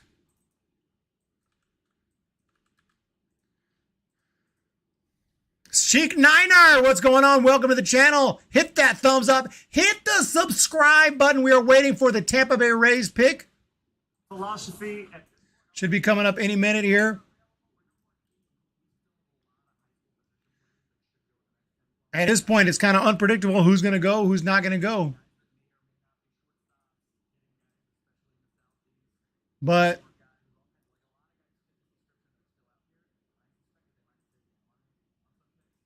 you know the Rays know what they're doing. They always pick solid players who turn out. I think we're about ready. Here we go. With the 31st pick of the 2023 MLB Draft, the Tampa Bay Rays select Adrian Santana, a shortstop from Doral Academy, Doral, Florida. I almost just mentioned him. The New York Mets have the next pick. I almost just mentioned him. Infield prep shortstops or second baseman or move. I almost just mentioned Adrian Santana. I was just looking about him. Another high school shortstop, really good player. I thought he had first-round potential, and I was just thinking about him. And I didn't say anything, but yeah, that was definitely someone else on my mind to be going very soon. And you can see a solid player, 31st pick in the first round. Adrian Santana. I don't believe I didn't make a video on him. But yeah, the guy is his defense is probably his best tool. We'll see what they put in. I'm going to see what I think his defense is his best tool. Could be wrong on that. But he's got a great glove. I guess the run is his best tool. Holy cow, 80. But his arm is a 60. His fielding is a 60. So other than his speed, his arm and his field is his best tool. But the guy is a guy who could just field like it's going out of style. And he could fly, obviously. So a guy with amazing speed, a great arm. And I guess his hit and his power is lacking a little bit. But a premium athlete. Nice pick right there for the Rays. This is the kind of player that they can develop. And based on his size, 5'11", he's not super tall or anything. He's committed to Miami. We'll see if he ends up signing. But he could turn out to be a very nice player in the Rays system. So there you have it. Adrian Santana to the Tampa Bay Rays. Nice. Chic. Carlos Santana's son. We're just waiting here. Getting through the first round. Bonus picks. Adrian Santana to the Rays. The Brewers are on the clock.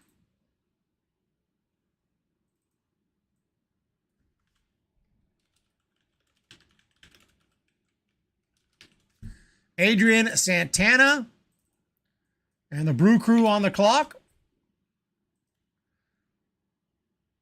Let's just go ahead and see if we can check out what they're saying right now about Santana. I think they're looking for a big swing. I don't know if you've heard of. This is their first pick. They've been, punished a bit for spending a lot of money. Again, Yohanny Morales, we're saying, might have 35 homer power. Colin Houck, one of the best all-around high school players in the whole draft. I'm guessing comes with a number this low in the draft because he doesn't belong this low. Is there a name there that surprises you the most? It's still on this list? Colin Houck. We knew some of the high school position players would slide. He is not the one I thought would slide. So he should be going soon, but there could be a number that someone's floated him that nobody can match, and so he's safe now. And maybe for the people at home, when you say there could be a number that somebody floated, what does that mean in terms of Colin Houck and his representatives? So we talked at the top of the draft about draft pool size and things like that. You can spend whatever you want at any one pick, but you are limited to how much you can spend in the whole draft. So you can't trade picks, but you can effectively trade the pick by going. I think I missed the Brewers pick. The Brewers already picked, and I missed it. Because they're already... Oh, wait.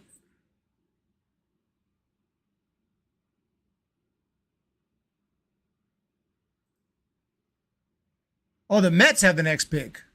Oh, the Mets have the next pick, then the Brewers. Okay, Mets are coming up next, then the Brewers. Okay, I'm tripping. So the Mets are next. If I remember, Houck also plays football. That could be a factor. Mr. Baseball, can you do guitar like Carlos Santana? A little bit. You don't think I can do some guitar?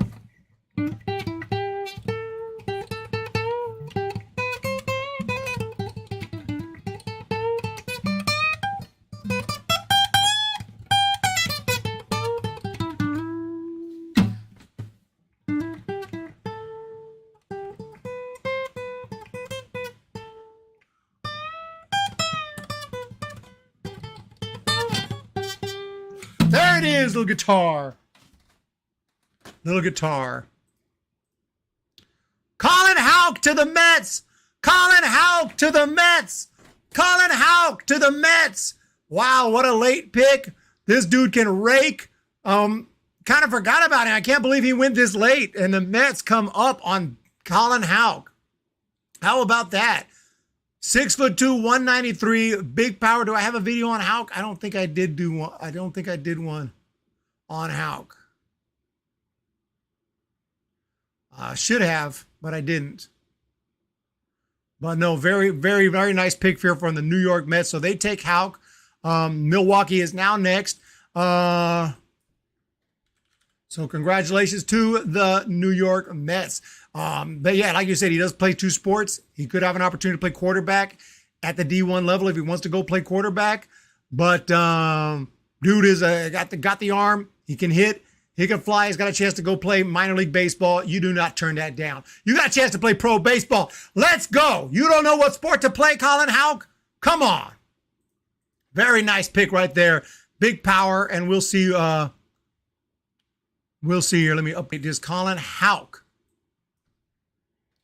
to the Mets.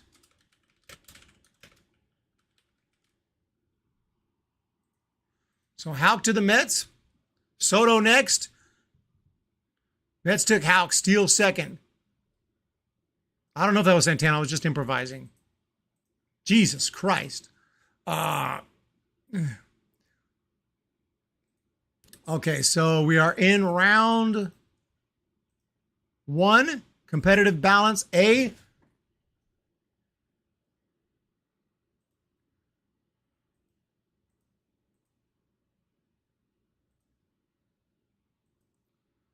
And I guess the Brew Crew is next. We're pushing through here. We're pushing through here.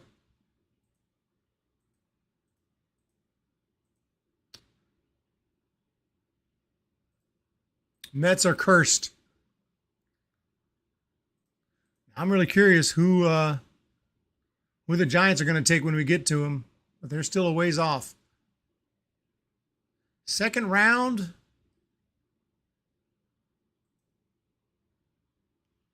They got the 52nd pick. And then we go into the competitive round B, several more. And then round 2C, Giants at 69, and then the Braves. And then round 3, not till 85. And that's tomorrow.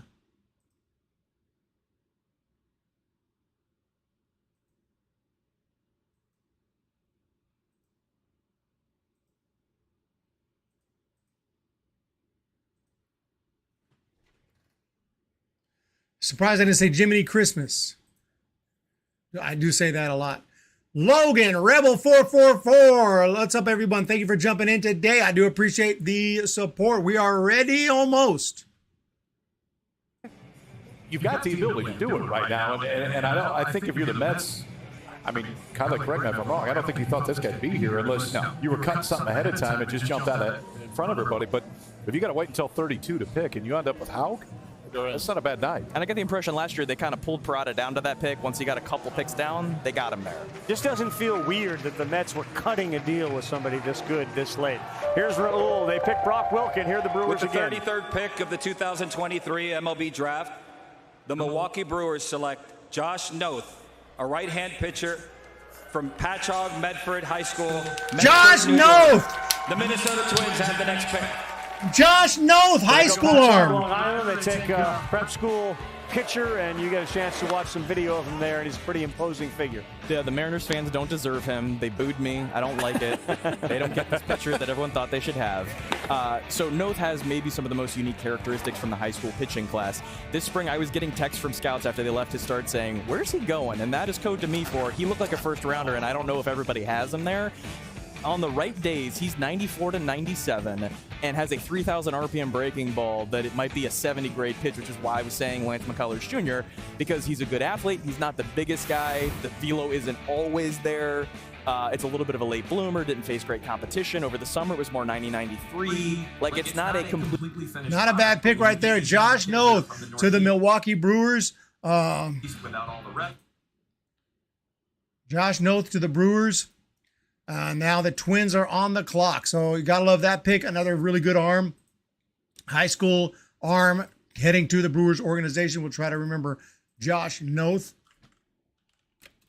And he will be going through their system. He's ranked 98th on the MLB list. So 17-year-old, very young kid, committed to Mississippi.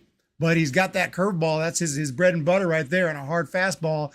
Massive spin rate on all his stuff right there. So apparently the Brewers really believe in him, and they're hoping that he'll sign with them right here out of high school, and they weren't going to let him drop too far in the draft. So Josh Noth, taken by the Brew Crew.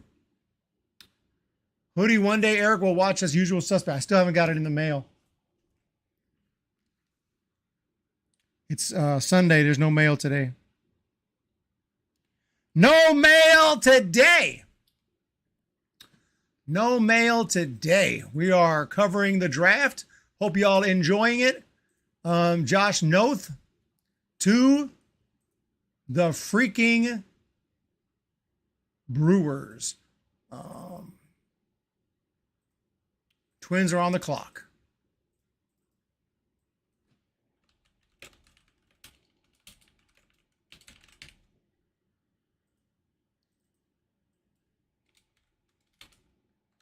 All right.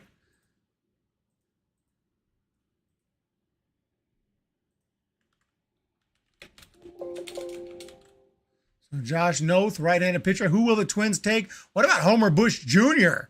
out of Grand Canyon? Outfielder with good speed. Another son of a... What about Quinn Matthews from Stanford, the lefty? Quinn Matthews, yeah, someone's got to take him soon. There are some names out there, ladies and gents. There are some big names out there. Kemp Alderman is out there. Ty Pete is off the board. Paul Wilson, Maui Ahuna from Tennessee. Good-looking player. I think he'll turn out to be a solid, maybe utility player. Play the infield, second base, a little bit of shorts, a little bit of third. Guy who can show you some good versatility. Johnny Farmello is off the board. So the Minnesota Twins, it's impossible to say. Jake Geloff. Blake Walters, a good right-handed pitcher. Just looking through some of the names, the guys that pop out at me. Tanner Witt out of Texas. I hope the Giants get him. I'm kind of targeting him right now for the Giants' third pick. So it's exciting to see what name is going to be called. Hunter Owen, left-handed pitcher out of Vanderbilt. Just disgusting, filthy stuff. Big length, 6'6", very powerful guy right here. Hunter Owens. There's pitches, people I would take before some of these high school shortstops and whatnot that everyone's taking right now. So I'm kind of happy. There's a lot of guys going to fall to the Giants here. We should be getting very, very close to the Twins pick. George Wolko, where's he ranked? Here we go. 34th pick of the 2023 MLB Draft. The Minnesota Twins select Charlie Soto. Charlie Soto! A right-handed pitcher from Reborn Christian Academy, Kissimmee, Florida. The Miami Marlins have the next pick. So we had Charlie Soto on. He's obviously here. You can see him celebrating. He was talking about his neck size, but there's a lot of other far more important things to discuss when it comes to his Major League Baseball future on this young kid, Charlie Soto.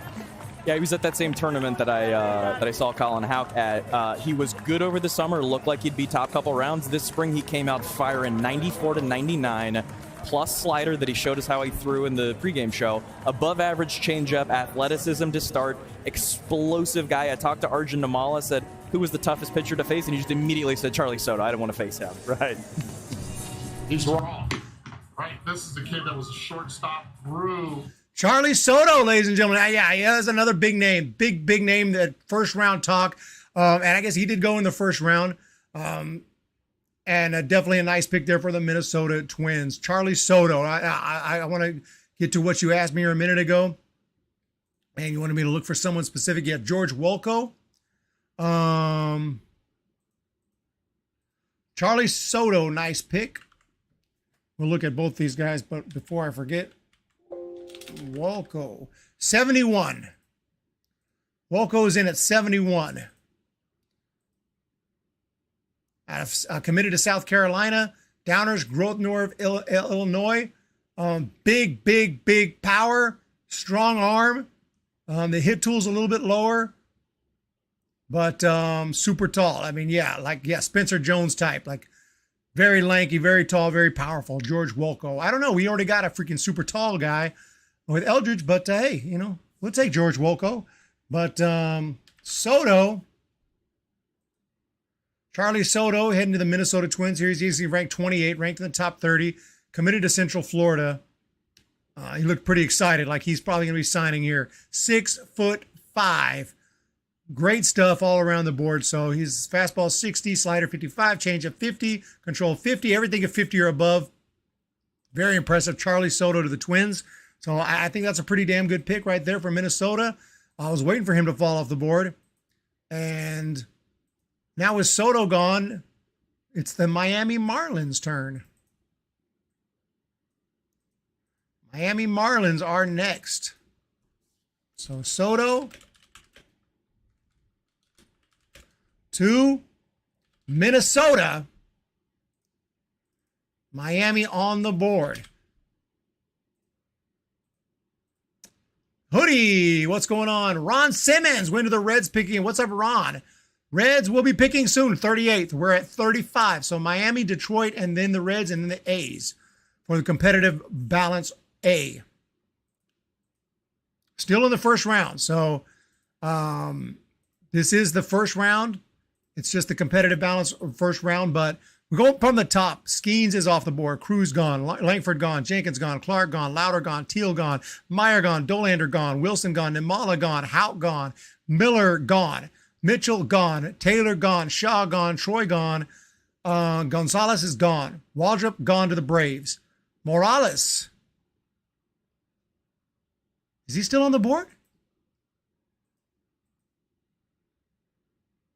I don't remember his name being called.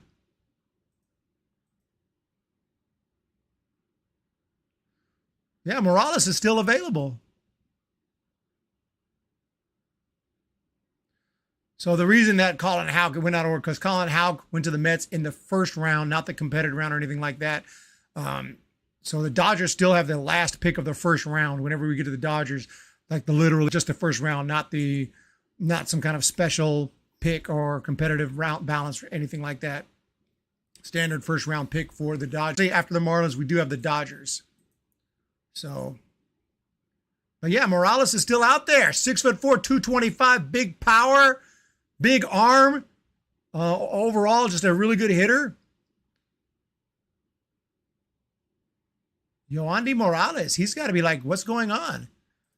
Yandy Morales is still waiting. Morales is sitting there like, I'm like, what did he say fuck me for? Digging the Aviators. Thank you, Ron. Oh, yeah, we got the Aviators. Don't fucking tell me that, Logan. I don't want to know. Jesus Christ. Of course he has 1,500 viewers.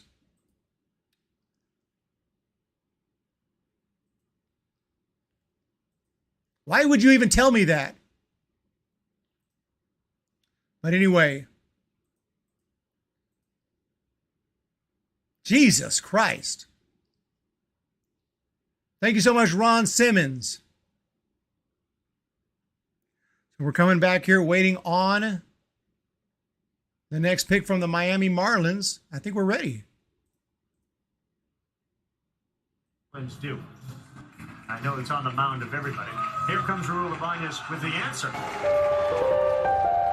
With the 35th pick of the 2023 MLB Draft, the Miami Marlins select Thomas White, a left-handed pitcher from Phillips Academy, Andover, Massachusetts. The Los Angeles Dodgers have the next pick. Thomas White, Phillips Academy. 6'5", 215. He can throw it. Low 80s curve, high 90s fastball. He was throwing 90 when he was 14. He was the #1 player in his high school class when he was 14 years old. I have a video on Twitter that I've retweeted recently. I watched him when he was 15 and was blown away. The last summer and this spring, it was just okay. The command, some scouts are wondering.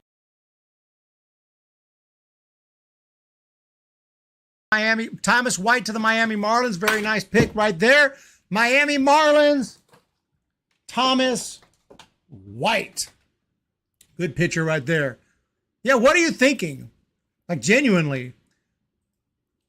Not only you tell, people do that all the time on my chat. I have freaking 60 people, which is fine. I'm happy about that. They come in, hey, this guy's got 1,000. Everyone's like, oh, let's go over there to that party. Why would you promote another chat, another stream in my stream, especially when they're kicking ass? He doesn't need any promotion. Trust me. Dude, Robbie Hyde's tearing it up. Is what's his name live too? Oh, they're both live. Yeah, they're they kick my ass live. It's just the way it is. I don't mind though, because I'm happy with the growth of my channel, how we're doing. But yeah, no, Ballcast Wars got 248. I mean, I know they're kicking my ass. I already know that. Hopefully, we'll do better next year. We'll be ready to go. Looks to me only 534 watching at the moment. He did a mock draft yesterday. And I can't keep up with those guys. I just do my thing, you know. I do my thing. They do their thing. We're moving. We're going for big things here. We ain't messing around here. So Thomas White to the Miami Marlins. Detroit is next.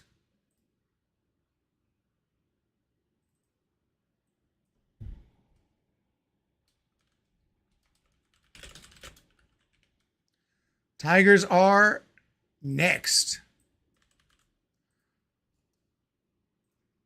Eric, your people are loyal. Yeah, that's for damn sure. Mike Keek is getting publicly yelled at. You're a good streamer, but I hate the Giants. They can't touch you on documentaries. That's my bread and butter, the documentary. They go live, people go over there. I mean, hey, you know, it's the presentation. They're good. They're good. It ain't no excuse. It ain't luck. They're freaking good. They're good at what they do. I mean, I got my knowledge too, and I know baseball, and I know a lot of these prospects, and I'm prepared for this, but the numbers speak. The numbers speak for themselves. You can't deny the numbers, so you just do what you do. You know? I know, and when I'm on the bench and I'm the backup player and I'm the pinch hitter, and then these guys are the studs, that's fine. I'm fine with my role. I'm doing what I do. We're gonna keep growing. We're doing big things. We're doing big things up in here. We're not playing around up in here. So let's freaking go.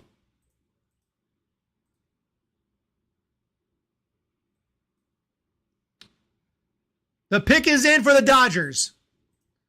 Detroit's not next. Dodgers are next because they got the main pick. Pick is in for the Dodgers. Draft at this point, I think Miami's got to be ecstatic. Right.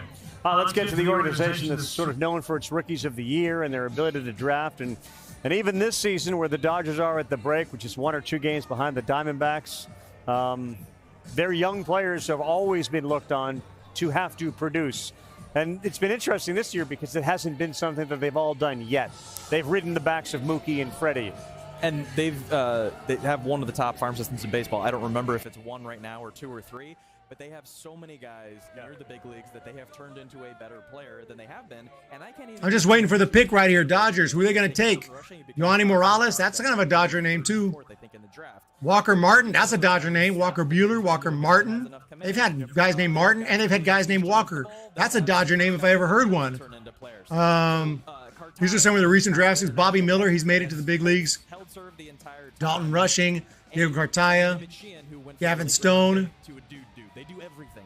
Yeah, and they like Louisville. Him and Sheehan. Will Smith, Dalton Rushing, and Bobby Miller. Bobby Miller was. Who's it gonna be? Who's it gonna be? COVID season, he'd have been much higher. Of the 2023 MLB Draft, the Los Angeles Dodgers select Kendall George, an outfielder from Atascocita High School, Humble, Texas. The Detroit Tigers have the next pick. That's a name, Kendall George. What are the Dodgers seeing, Kendall? They see, I think you've heard this 3 times already. It's an 80-grade runner. He's going to be a plus defender. He's an incredible athlete, and he has some of the things that you don't always see in the 80 runners. Sometimes they don't know really how to swing the bat. It's just put the ball in play and I'll run. He can swing the bat. He has a little strength. He has all the little components you'd like to see to project. Again, a little better than Enrique Bradfield Jr. at the same stage, but a similar kind of profile. I think Dylan Head has a little more pop, a little more track record, but when you start with incredible athlete, I talked about how surprising pick. And Sheehan, some of these guys that are great athletes. Surprising pick is he's not a big power guy, and you know he's a speedster. Kendall George is awesome and he's fast, but you would have thought, you know, based on their track record of guys like Corey Seager and Cody Bellinger and whatnot, Will Smith, they get guys who can hit the long ball. This guy doesn't really have a lot of power potential, George. I mean, he can fly, and he's going to be good for any team. Any team would love to have him, but as your first round pick, a little bit of surprising pick, and I can't say I'm too disappointed. I'm not too happy about it because I don't mind this because I don't think this is. I think that he may be a good player, but I don't think he's going to be an impact MVP 40 home run type. So we may have dodged a bullet there. If you're a Giants fan, let me know. What do you guys think? I mean, I don't I don't think that's too scary of a pick. I don't know if it's a choke of a pick because this guy's really good. D. Wolf says Robbie Hyde is kind of mid. He evaluates every player based on MLB trade values. Everyone's got a different style, man. You know, they do great things. We kind of all started together. They took off past 30,000 subs. They left me behind back at that. I don't mean that like literally, but no, they kind of left me behind back in the lockout. They just kept going and rolling with it and getting huge views. And I was like, what am I? I'm not going to talk about this stuff in free agency and trades.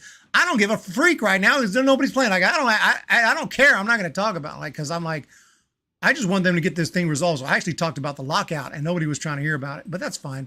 They do a great job. Great work. Huge difference. What are we talking about again? We are on the draft. It is time. The Dodgers have taken Kendall George. Very fast runner out of Texas. We are now back in the competitive balance round A. We have 3 more picks, the Tigers, the Reds, and the A's. And then we'll move into round 2.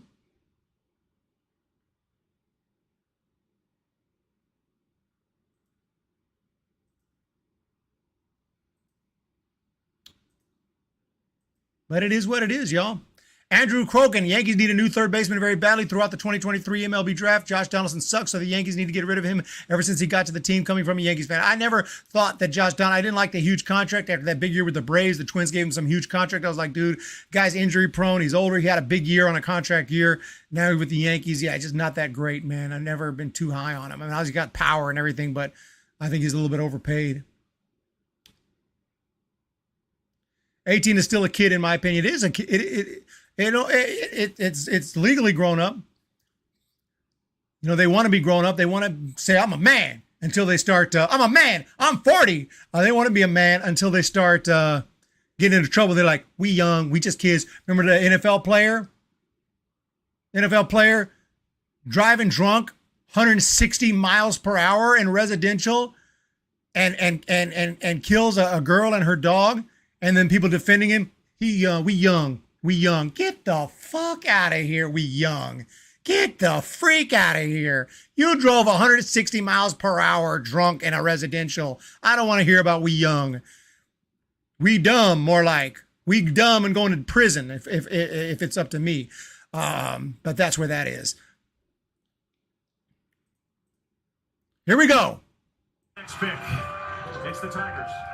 With the 37th pick of the 2023 MLB draft, the Detroit Tigers select Kevin McGonigal, a shortstop from Monsignor Bonner High School, Drexel Hill, Pennsylvania. Kevin McGonigal, finally! Kevin McGonigal! Kevin McGonigal! Man, it took a while to get. I think I do got a clip on him. I thought he was going to get taken a lot earlier. I kind of forgot about him. I was like, yeah, you know, when taking Kevin. Good Lord.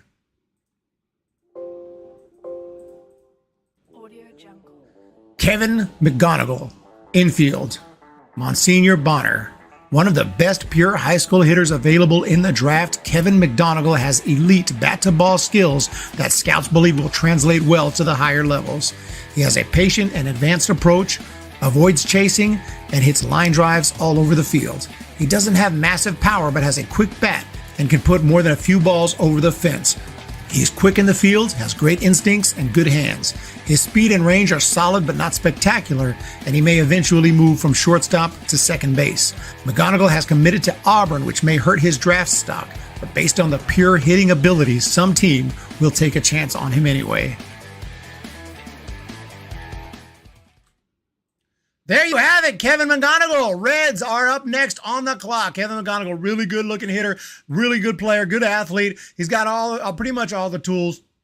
His power is coming along, and I think he's going to be solid. So very nice pick right there, and he kind of fell to the Detroit Tigers there. Another high school pick. We hella dumb, yeah. We young, yeah. Whatever. We ain't trying to hear all that. A lot of craziness going on. So Kevin McGonigal taken by the Cincinnati Reds.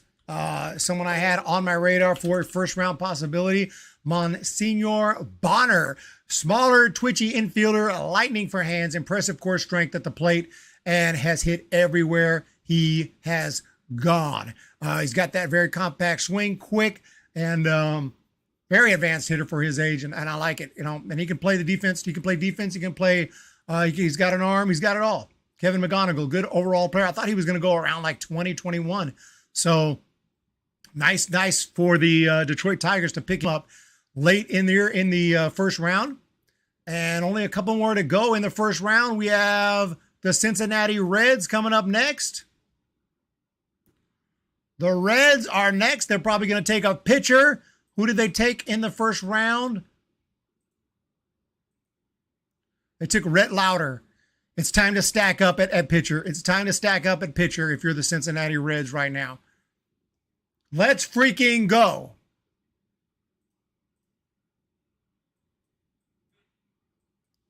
Pick of the 2023 MLB Draft. The Cincinnati Reds select Ty Floyd, a right-handed pitcher from Ty LSU. Floyd!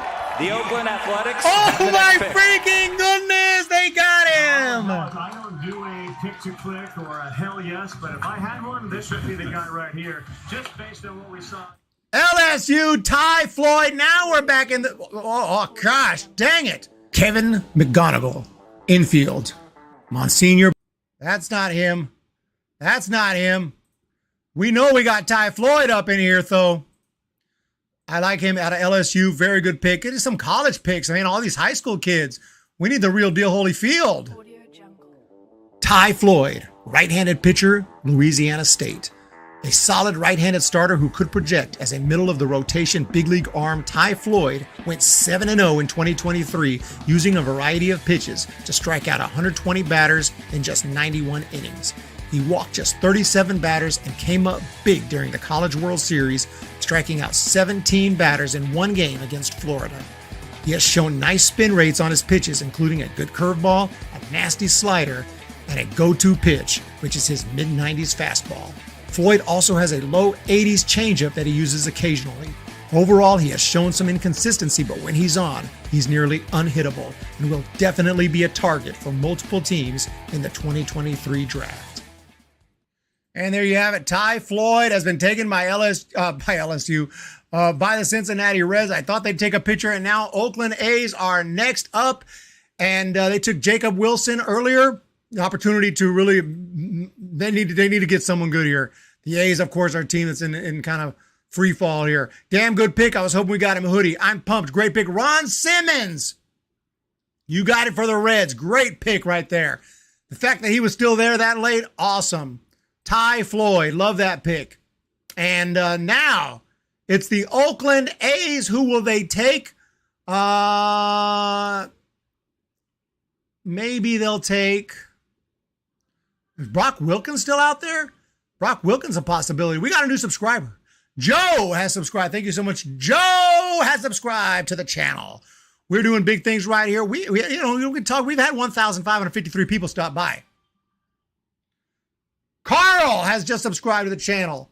Thank you so much. Carl has subscribed. Carl Olson has subscribed to the channel. Joe, Carl Olson, thank you for being here. I do appreciate the amazing support. Make sure to hit that thumbs up, hit that subscribe button, and you might get a shout out on the channel. So the A's, there's Sammy Stafura still out there. Joe Whitman's still out there. Jack Hurley's still out there.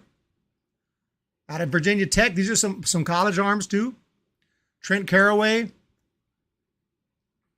high school third baseman. I got the red bar again. Am I lagging? Checking in from Seattle at the draft, Kenneth Hobach. Thank you for checking in from Seattle. Awesome. Awesome. We're getting ready to be done with the first round today. We've been live for 3 hours and a half, and we ain't slowing down no time soon. Unless, here we go. MLB Draft. The Oakland Athletics select Miles Naylor, a third baseman from St. Joan of Arc Catholic. Miles Naylor. Mississauga, Ontario, Canada. The Washington Nationals have the next pick. This concludes the end of the competitive balance round. Familiar last name, and they got a little thing going right now, the Nailers. The third of the Flying Nailer brothers behind Josh and Bo. Miles looked like he might be a late first-rounder off the summer, had a bit of an up-and-down spring with the Canadian national team. Obviously, Oakland thought he was still there. Potential catcher, probably more third base. There's a mix of hit and power. This spring, the hit tool was a little bit in question, but I tend to trust the summer over the spring for a lot of these players. There's a chance you got average hitter, above average power, can play a position that matters, and obviously the bloodlines, Okay. I feel like matters. Okay, Miles Naylor, another guy who will be coming through the Stockton ports. We'll definitely be getting some footage on Miles Naylor. Nice pick right there for the Oakland A's. And that does it for the first round of the MLB 2023 draft. Boom. And are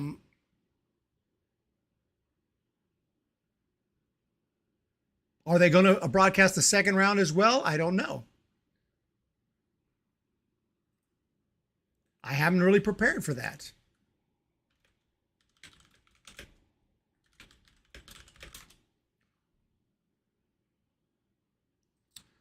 A very nice pick right there for the A's. I want Mr. Hum Baby Talk Baseball all day tomorrow. Luigi Stromboli. Kenneth, thank you for checking in. I do appreciate everyone being here today. I think they're going to do round 2 as well. I think we got round 2 coming up.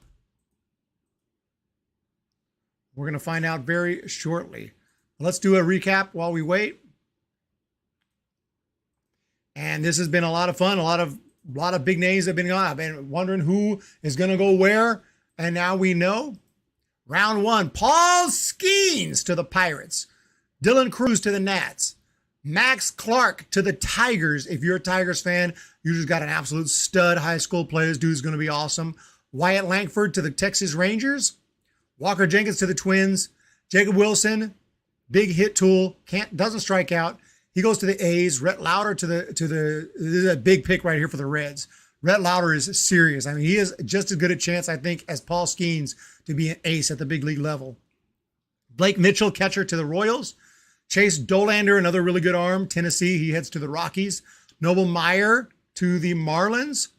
Nolan Schanuel to the Angels. Then you have Tommy Troy, Stanford hitter I was really excited about. He ends up going to the Diamondbacks. Matt Shaw to the Cubs.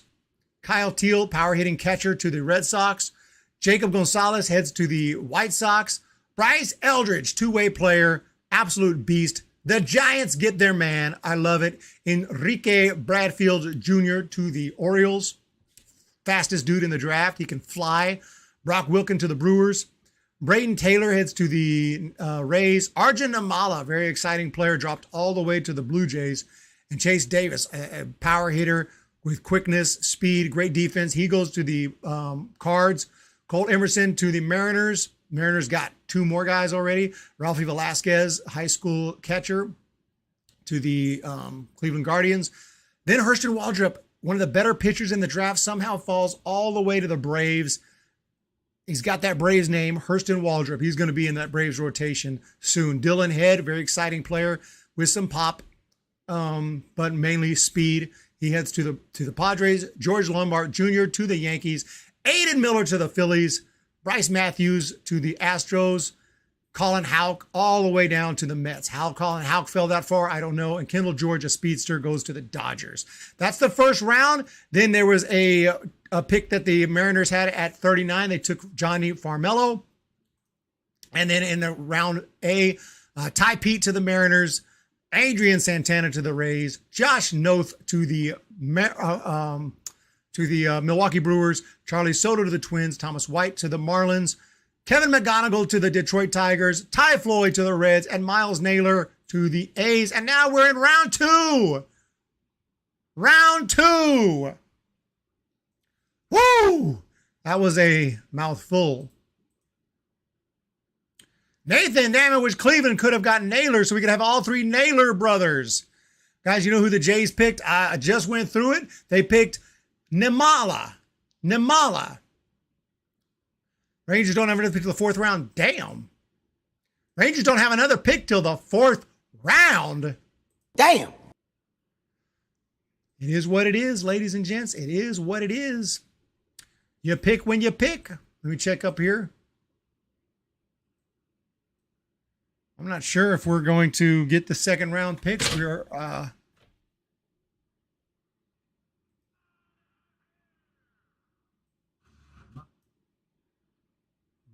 just waiting on that here. So the Nationals, A's, and Pirates. Nationals, A's, and Pirates coming up for the second round. Arjun Nimala for the Blue Jays. Exciting player. Did you not get it? Let me give you the scouting report on Arjun Nimala. Arjun Nimala, shortstop, Strawberry Crest. One of the top high school names in the 2023 MLB draft. Nimala can basically do it all. He's only 17 years old, but his athleticism is through the roof. He has great speed, a cannon for an arm, and an advanced approach at the plate that is aggressive, but not overly aggressive. He will take a walk if he has to, but if he gets something to hit, he will not hesitate. His best tool has to be the one that scouts love this day and age, his power. Nimala can crush the baseball to all parts of the field. Despite being very advanced for his age, he still needs plenty of seasoning, and if he signs with an MLB team in 2023, he will likely spend more than a couple of years in the minors. He committed to play at Florida State during his freshman year in high school, but that could quickly change depending on how high he gets taken. Unless teams are scared away by his commitment, there's a good chance that Nimala gets taken very high in the first round. Yes. He's got what it takes. That's your Toronto Blue Jays pick, Arjun Nimala. Very nice pick right there. And that's who the Jays picked. Sportster plays. That's got Morales. Are we back? Yohandy Morales to the Washington Nationals. So we are at pick number 40. Second round, Yohandy Morales finally off the board. That took long enough. Holy cow. Didn't think he would drop to the second round out of Miami. He's been a big name in the draft for some time now. So Morales off the board. I don't see, they're still on a commercial on ESPN. I don't know if they're going to play it there or what, but if I have to find another stream.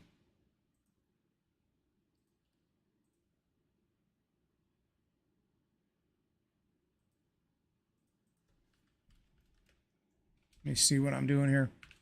Are they playing it on a different?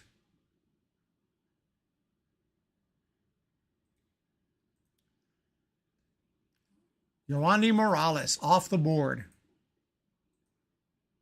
We need to get to the second round feed right here. I don't know if they're just going to keep going. It's showing a commercial.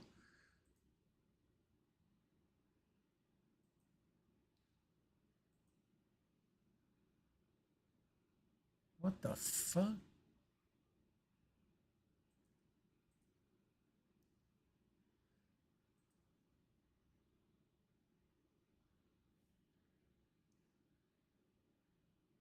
Give me a second. Sorry about that. One moment, ladies and gents. We're going to get back to this draft here. I seem to have lost it. We're going to follow this. Ryan Lasko to the A's at 41. Ryan Lasko to the A's at 41.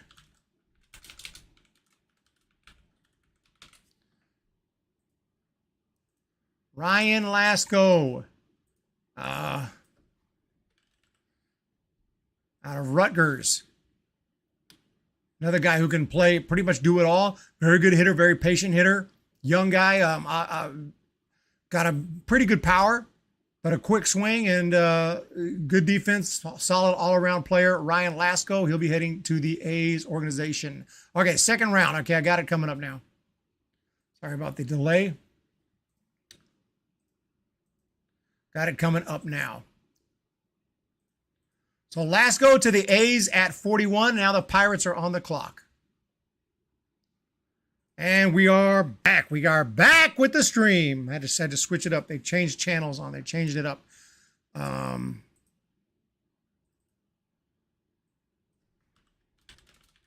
Lasko to Oakland. And up next is the Pittsburgh Pirates.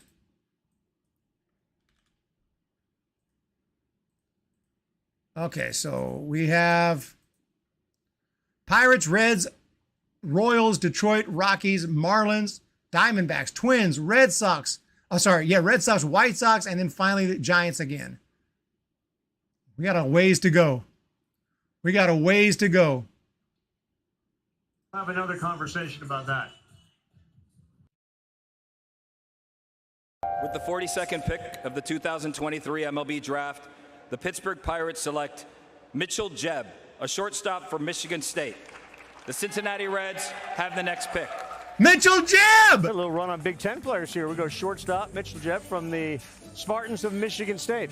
We need to give some love to Kirk Gibson, Berkey. How are we going to handle this? Yeah. Mark Mulder. Let's give Mark Mulder a little bit right now. So I learned my lesson last year, Berkey. Mitch Jebb, a funny setup. The load. That's right. It's a little funny, but deceptive power for what he's doing. Imagine if you turned it into a more conventional thing. Maybe you don't have to, but he's a plus runner. He can play almost anywhere on the field. He can hit, and there's a little more pop than you think. Right. He impacts the ball from an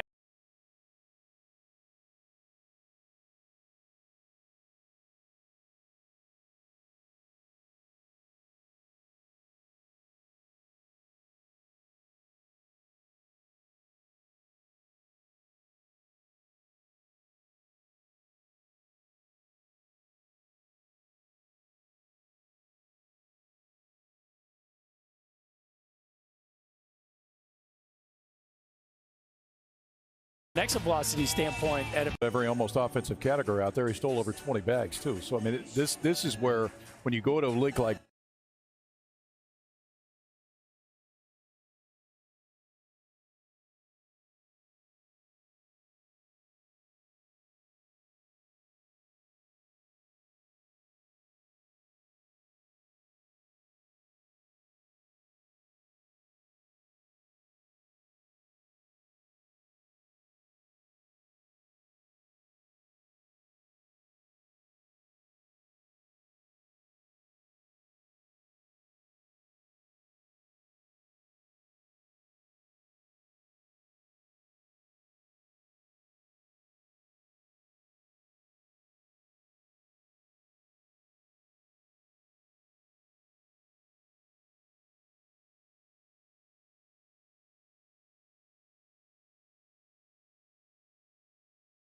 With the 43rd pick of the 2023 MLB Draft, the Cincinnati Reds select Samuel Stafora, a shortstop from Walter Panis High School. Samuel Sorry about that. The Royals have the next pick.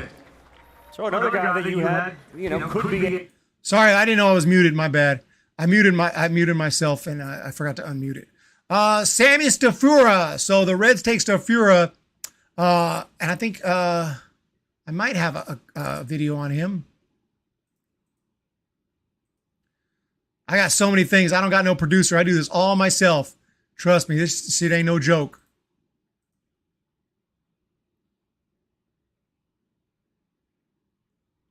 Sammy Stafura.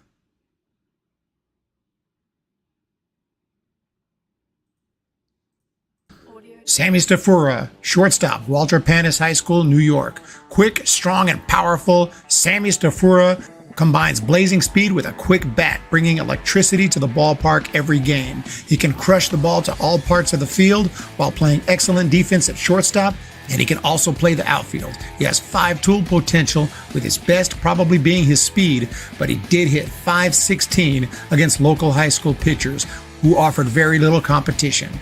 How good of a hitter he really is may not be completely clear, but it is obvious he has massive talent. Some teams would probably pass on Stafura in the early rounds to see how he performs at Clemson, where he's already committed. However, if he gets drafted high enough, there's a chance he enters directly into the pros. There you have it.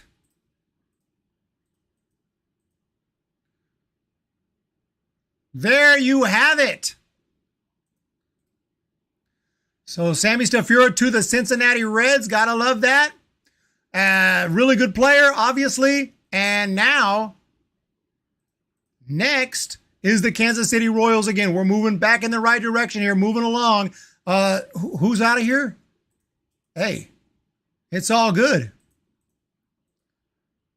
Cali-Okie connection is back.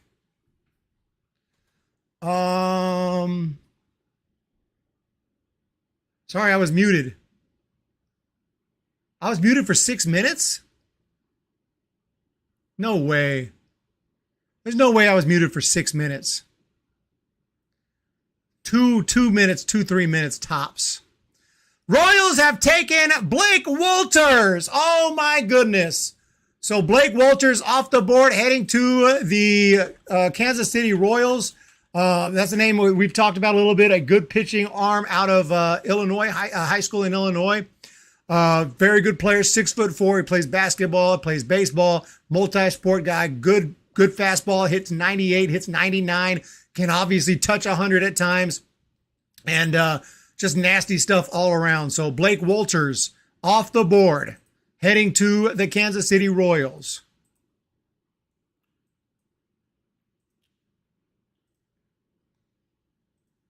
If y'all can't read lips, that's on y'all. That ain't on me. Just playing. That's my bad. Sometimes I turn it down to get rid of the echo and I forget to turn it back up. You know, we ain't got no producer. 3 minutes, maybe 2. Thank you. Maybe 2. It ain't no Hum Baby Baseball stream if there ain't no technical difficulties. A very nice pick right there. The Reds got Rhett Lauder, Ty Floyd, and Tammy Stafura. That is sick. Yeah, the Reds have had that is insane. That's a nice draft for the Reds right there. Because all 3 of them are big time. Kemp Alderman's still out there from Ole Miss, Logan. Kemp Alderman is still out there. Hit that thumbs up, ladies and gents. We are getting ready. Giants are coming back up soon, slowly but surely. Oh, it just jumped up. Max Anderson for the Tigers. Max Anderson. It jumped up a little earlier. Max Anderson. I don't think I have Max Anderson. But he is an infielder from Nebraska, another college player. A little surprising pick. I didn't think he was going to get taken this early, but early second round pick for Max Anderson. He does have power. He does have good power. You can kind of, I want to look at his stats.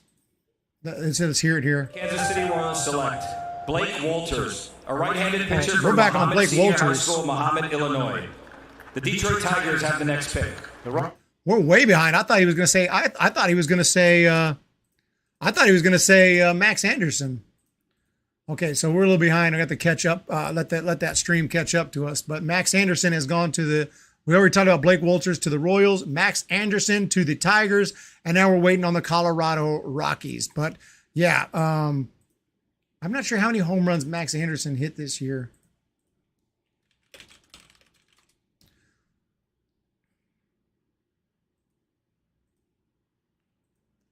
Feel like it was quite a few. 21 for Nebraska. I knew it was quite a few. 21 and just 244 at-bats. Max Anderson, 70 RBIs. And he's heading to the Detroit Tigers. Detroit Tigers are killing it today. So they've got Max Anderson and Max Clark. I guess if you're named Max, you're going to the Tigers. Holy Moses. Max Anderson and Max Clark. Very nice.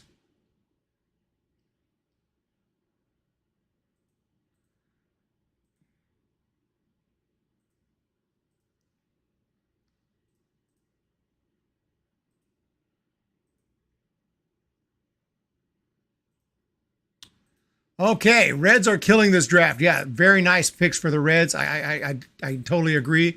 Giants will be good in 2025, 100%.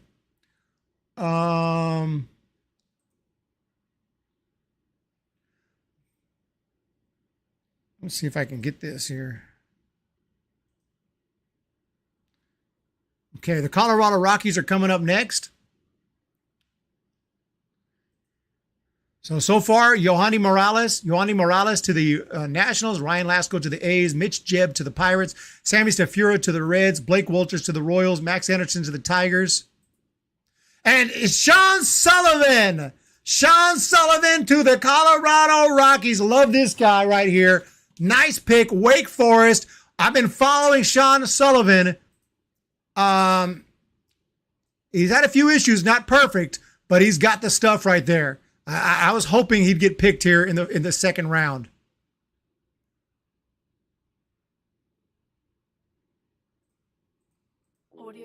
Sean Sullivan, left-handed pitcher, Wake Forest. A lefty with a funky and deceptive delivery. Sean Sullivan struck out an insane 111 batters in just 69.2 innings, despite a fastball that usually sits in the low 90s. He has a sweeping slider and low 80s fading changeup, both very difficult to pick up.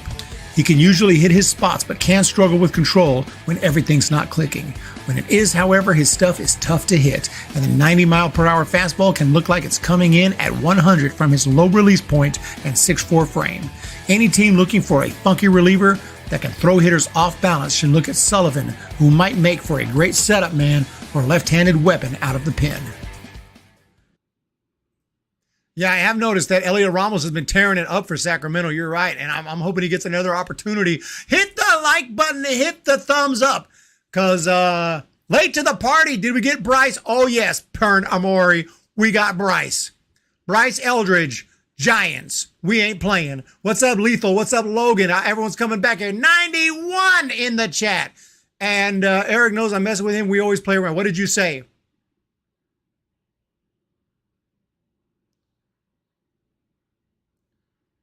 Don't piss me off now. Not now. Not today. Here we go. Select Kemp Alderman. An Kemp Alderman! Mississippi. The Arizona Diamondbacks have the next pick. Back to the SEC. Kemp Alderman. Baseball destroyer. Like a little less athletic Wyatt Langford, a little more swing and miss, a little more chase. But so on this 90 percentile, Cruz was 109.6. Langford was 109. Sean Sullivan, left-handed pitcher, Wake Forest. A lefty. That means the top 10% of Kemp Alderman. Kemp Alderman. This dude, I believe I have scouted, and he is a beast. Nice pick right there. Kemp Alderman, outfield, Ole Miss. Alderman is a big and powerful right fielder who can create elite exit velocities with an ideal launch angle for dingers. He crushed 31 homers and 432 college ABs while also hitting .324 with an OPS over 1,000. His approach will naturally come with some strikeouts, but he also has shown patience and can work a walk. He has a great arm, good defense, and can move quicker than you might think based on his 250-pound frame. Alderman could have a future as a DH, but at the moment he has the ability to hold his own in the outfield. He likely doesn't have the all-around tools and projections to propel him into the first round, but some team will take a shot at Alderman, turning into a Hunter Renfroe type who can hit around 30 homers a year with an average at or above 250. And there it is. Kemp Alderman, big power hitter right there. Very nice pick. Diamondbacks back on the clock. Are they going to tap back into Stanford? We need another Stanford. Kelly Hogan has been fond of Ramos. Oh, dude, Ramos is a beast. I'm rooting for him. I'm rooting for him. Oh, you wanted Alderman. Logan's pissed. He wanted Alderman. And now it's the D-backs on the clock. There are still some names left. Jake Geloff is out there. Jake Geloff, I'm hoping no one takes him. And Matthews from Stanford, pitcher Quinn Matthews is still out there. Let's freaking go. Oh, we got a name. Oh, I missed it. Jake Geloff is out there. Baby draft preparation on point. Oh, we don't play. We may not get the most viewers, but we get the best viewers. That's all that is. That's all that is, Ray. That's all that is, Ray. D-backs pick is in. Wait a second. They took Tommy Troy earlier. Did they take Groover? Let me see. They haven't announced it yet. I had to rewind it. Here it is. 2023 MLB Draft. The Arizona Diamondbacks select Gino Groover. a third baseman from North Carolina State. The Minnesota Twins have the next pick.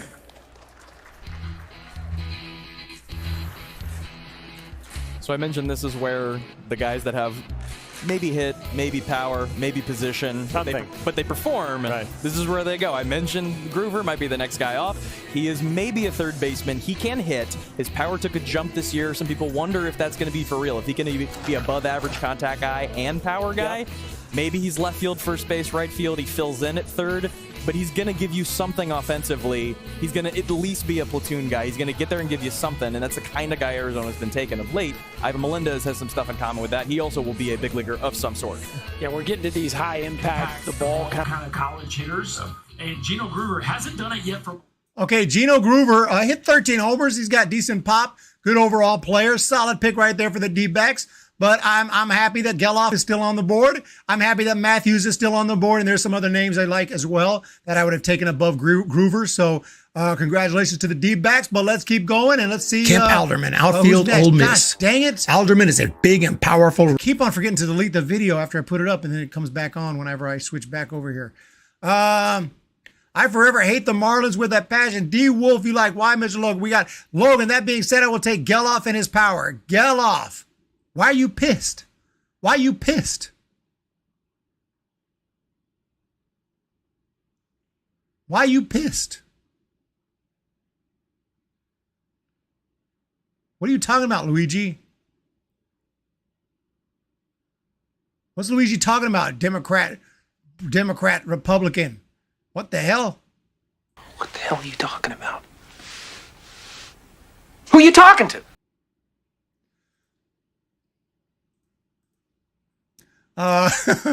Just messing with you, though. Just messing with you, bro. Hit the like button. Oh, Democrats and Republicans, everybody hit the like button. Justin Goins is the draft over. First rounder. Here we go. Oh, we got a pick. Luke Cashall. What the freak? I missed it. Wearing hats is a tribute to Mike. Yep, Mike is one of the most beloved guys. Keishel is that young. Yeah, Luke Keishel. A little bit of a later bloomer, transferred to Arizona State out of San Francisco this year. He's contact first. He's probably not a shortstop, but there's a lot of components. A little bit, he can pick it. There's a lot of good pieces here that if you're confident in your development, again, Minnesota's got a guy, Austin Martin. The tools aren't wildly different than this. They have some stuff in common. They got him a lot later than where Austin Martin went in 2020. Yeah, how about 44 extra base hits and 28 Ks this year? Like that's a pretty loud thing. All right, Luke Keishel. So another guy that kind of blew up. Can't keep up with it. They move so quick here. Let me get it back live here. We may be on the next one already. Luke Keishel to the Twins. Red Sox are next. We're almost at the Giants already. Holy cow! Red Sox have taken somebody already. I missed it. They move so quick. With the 50th pick of the 2023 MLB Draft, the Boston Red Sox select Nazan Zanatello, a shortstop from Christian Brothers College High School, St. Louis, Missouri. The Chicago White Sox have the next pick. Great for the Zanatello family. They are here. He gets to hear his name called. He goes to the Boston Red Sox. You both have mentioned Zanatello quite a bit. So Nazan may have tested out as one of the best athletic players in the draft. And when I say tested out, it's not just how fast does he run, it's in how small of a space can he create plus bat speed, how quickly does he make that first step, how much force does he put on the force plate when he's jumping, which is a great indicator of defensive upside, and power coming into the swing. At the combine, looked fantastic. Didn't face a ton of competition this year in the Midwest, but this is let's get some traits. Let's get a kid that we think can learn. It is someone that is coachable. This set of traits on the high school side is one of the. Okay, there you have it. Zanatello to the Red Sox. I like that pick right there. You can do it all. The guy's quick, big, strong guy who can hit home runs. He can hit everything pretty well. He doesn't do anything like off the charts. Nothing is off the charts. His speed is not off the charts, his power, but he just does it all. He can feel, he just does it all. So very nice. He is committed to Arkansas, but I think he looks like he's pretty excited here. He may be signing. So looks like he is pretty freaking excited. There it says right there, committed to Arkansas. But yeah, Zanatello to the Red Sox. Definitely that's a Red Sox name, I think. That fits the vibe of the Boston Red Sox. Hey, man, behind or not, we're getting live. We're live now. We're live now. I'm live as I can be. It is what it is. So the White Sox are the next pick. I'm not always going to be right on time with everyone else. This is technology, internet. I hear it, you hear it. It's got to get out to you guys before it. First, when I say it, it's got to come to me. Then I say it, then it gets to you. It's not always going to be right on time. That's just how it is. I'm doing it fast as I can. White Sox next. And I don't want to be spoiled with the Giants pick in the second round. Bo Gentry should have got Bo Gentry. Yes.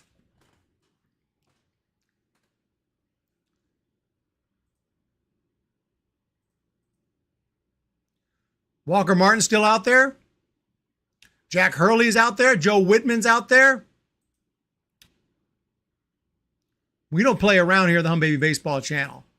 Okay? I ain't nice like Robbie Hyde. Just don't forget that. We got the Cali Okie connection. Ron Simmons. Bo Gentry can't hit a breaking ball. That's true. Bo Gentry,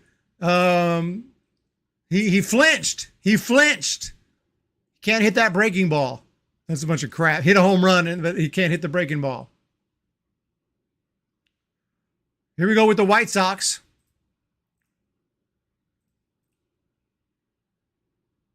A guarantee that they will be turning pro with that team. Well, the SEC is typically getting picked dramatically. Okay, we're just waiting on Mr. Manfred to step, or not Manfred, whoever it is. That's Raul Ibanez, right? Raul Ibanez is doing it. Jim Thurlkill. Eric is human. True that. Eldridge could hit. German Rottweiler. Nice to see you. One more pick away. I'll be happy. Martin Whitman Ledbetter. I want Geloff.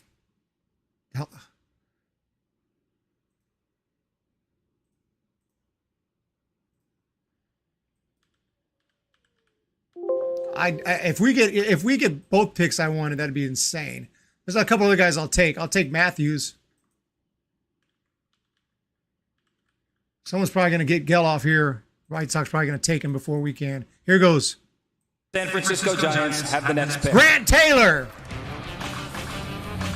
Well, this is a Jay Johnson celebration to some degree. I mean, at some point you'd wish that maybe one or two might hang around, but Grant Taylor, another guy that gets selected here. I would tell you, coming out of fall ball. So Grant Taylor had TJ this year and ended up missing essentially the entire year. Thank God. Coming out of fall ball. Thank God they took. I like Grant Taylor. I got a video on Grant Taylor, but I want Geloff to answer your question. Grant Taylor, right-handed pitcher, Louisiana State. 6'3", 220-pound righty with incredibly sound fundamentals and a smooth delivery. Grant Taylor had shown the talent to be a top draft pick until tearing his UCL and having to have Tommy John surgery earlier this year. Due to the injury, he may fall to the third round or even much lower, but scouts cannot ignore his stuff, which includes a mid-90s fastball with extreme movement that can be thrown as a two-seamer or four-seamer, keeping hitters completely off balance when mixing in a swing-and-miss curve that helped him strike out 30 hitters in 21 innings in the Cape Cod League last year. He did have problems with control, but was showing major improvements in his walk rate where the injury ended his season early. Due to his strong build and stuff, some teams should take a shot at Taylor as he should be ready to return at some point in 2024. Boom! Grant Taylor! And it's time for the San Francisco Giants pick. Mike is on. We're good. So, very nice pick, Grant Taylor. Obviously, had Tommy John, it's a little bit a risky injury history, but nice pick right there. Now, the Giants, I said Geloff would be nice. Jack Hurley's out there, good outfielder. I mentioned Matthews from Stanford, obviously a little bit biased, but I really like him. Alderman's off the board. Ty Floyd's off the board. Groover's off the board. Kendall George's off the board. So there's a whole bunch of names. There's so many options. Here we go. I missed it. Oh, it is Walker Martin. I said earlier I thought the Giants might go for Walker Martin. Let's check it out here. This month is that Walker Martin would go to San Francisco at 16th overall. Right. So you're going to like how this looks. Martin is silky smooth from the left side, plus power, plus speed, easy operation. potential shortstop, definite infielder. The issue is he didn't face much competition this spring. He just demolished Colorado pitching, and he's 19 and a half. He's almost 2 years older than Arjun Nimmala, but he also didn't face a lot of guys, and a lot of the things that you say about guys that are older for the class don't apply to him. I think there's a lot of Colson Montgomery here. There's a little bit of Brett Beatty here. These guys that have been 19 that have worked out, I don't think it applies to him. He's only faced elite high school pitching a couple times in his life. Has hit pretty well. Also, can dunk. Also, Division I quarterback. I feel like we're going to go Benny Hill theme song here. You're just going to run through these guys like he's Reggie Bush. We'll speed it up because you know where this is headed. But this is an incredible athlete that there's a ton of unknowns about him at the plate. Yeah, I thought the Giants might get Walker Martin. I think I mentioned that a few times when people asked me. He looked like their type to me. So I'm just glad we got him in the second round and not the first round, because I thought he might be a first round target. Honestly, I thought Giants might get him in the first round. So it's almost like getting 2 first rounders by getting Walker Martin. And you know, I wanted Geloff, but this is a really good shortstop. Hopefully he signs, and he's got all the tools that you need, and he's got big power too. Just like Geloff, he's got big power. Geloff's a little more proven. He's going to move through the minors a little quicker, but nice pick right there for the Giants. I mean, we'll see how he turns out. Let's see what, by the way, the Orioles have taken Mac Horvath from North Carolina. We'll check on him in just a second. Can't keep up with everyone. They move quick. 2 high schoolers, Giants, unproven type, an athlete, a couple of high school kids. Interesting. Martin is good, but he's no Jake Geloff. I'd rather have Geloff. Maybe Geloff will still be there at 69, Logan says. Maybe.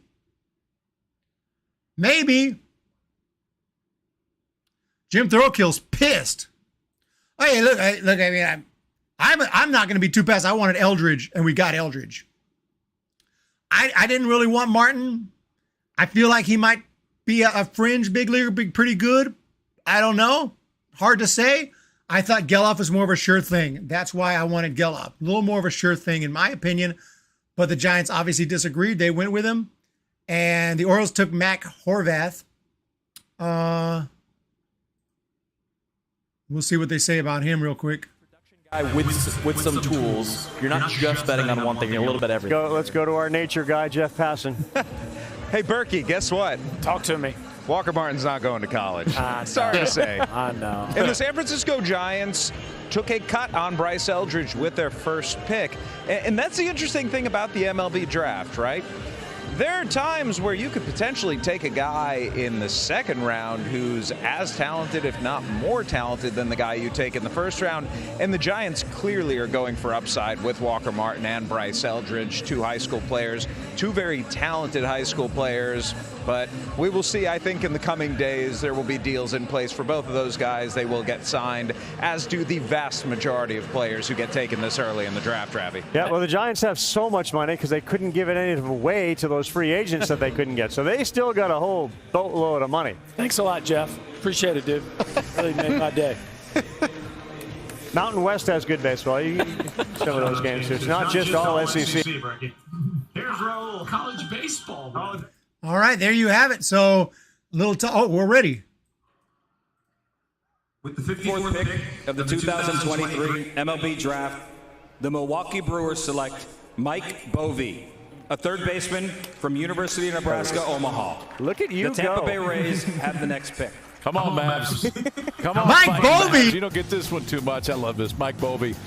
The hit tool, Berkey, you're going to have all the numbers in a minute because I know we talk about Bovee, but ultimately the hit tools, the power hadn't been great for Bovee, but the bat to ball has been outstanding. Hastings, Nebraska native, by the way. I'll be there on Tuesday, just in case you want to know. But this is a kid that has just hit from day one since he got to UNO and now Omaha. But it's cool for a program like that to hear a name called that early.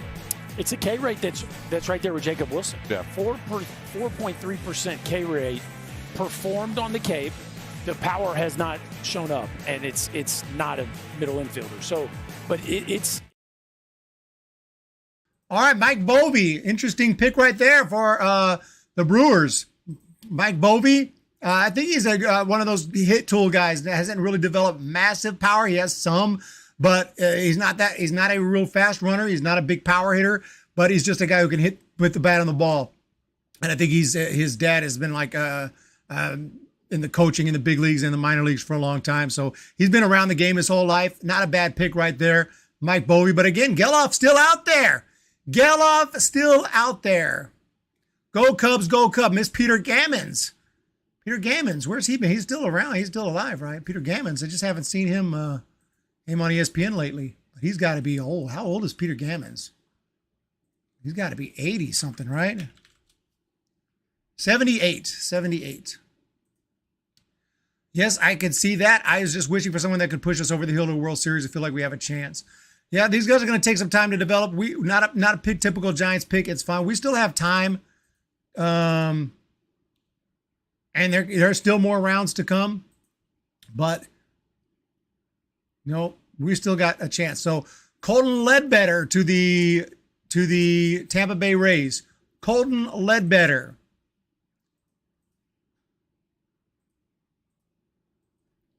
Did I do a video on him? I don't think I did.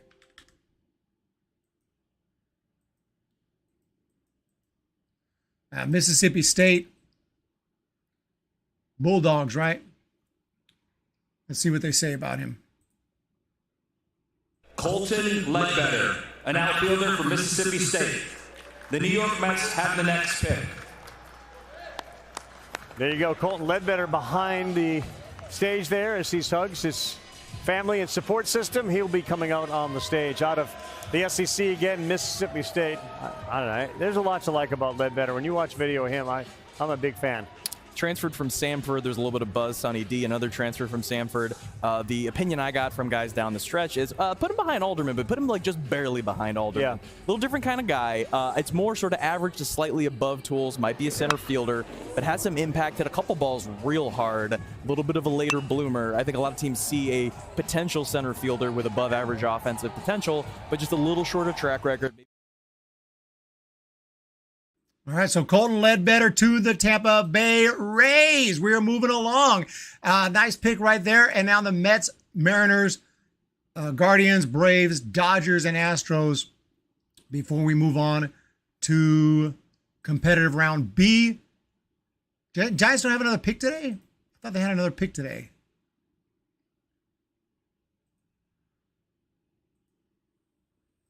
Yeah, round 2C. Holy cow. We got pick 69. We have one more pick today, right? Giants have one more pick. So Colton Ledbetter from Mississippi State. He's heading to the Rays. Not too shabby.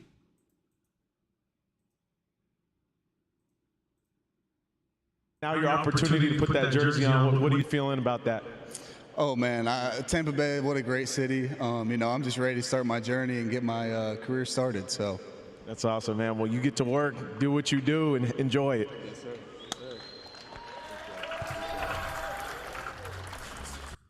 Tampa is the name of the city, but it's all good. It's all good. Impactful player. I don't think Tampa Bay is actually a city, right? It's actually Tampa and St. Petersburg, but it's all good. We ain't going to be picky. Back to the chat.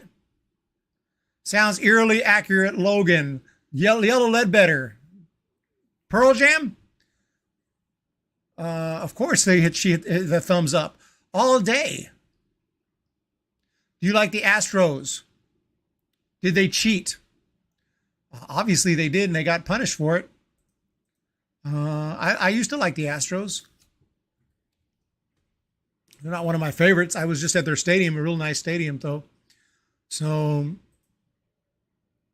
Rays have picked. We are in round 2. We're waiting on the New York Mets. New York Mets coming up. And they've already taken Colin Houck, which was a massive pick. Colin Houck, big power shortstop. How he fell all the way to 32, I have no idea. And the Mets have a chance. If they get Geloff, then I'm going to bow down to the Mets. And they had a beast of a draft here on the first day. If they take Geloff right here. We'll see who they take. Luis Stromboli said my girlfriend cheated on me. Sorry to hear that. That's really bad news. I don't know what to say about that.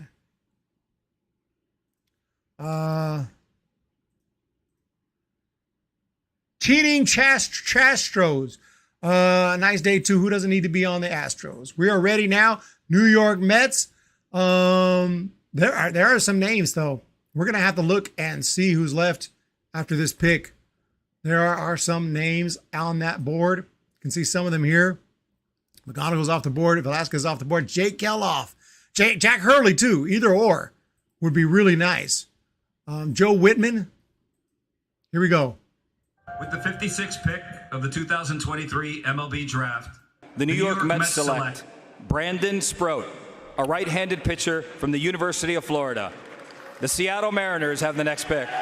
Brandon Sproat! What's your toxic trait? Is that you draft the same guy 2 years in a row? Yeah, here it Signed him comes. last year. Well, I mean, they still like him.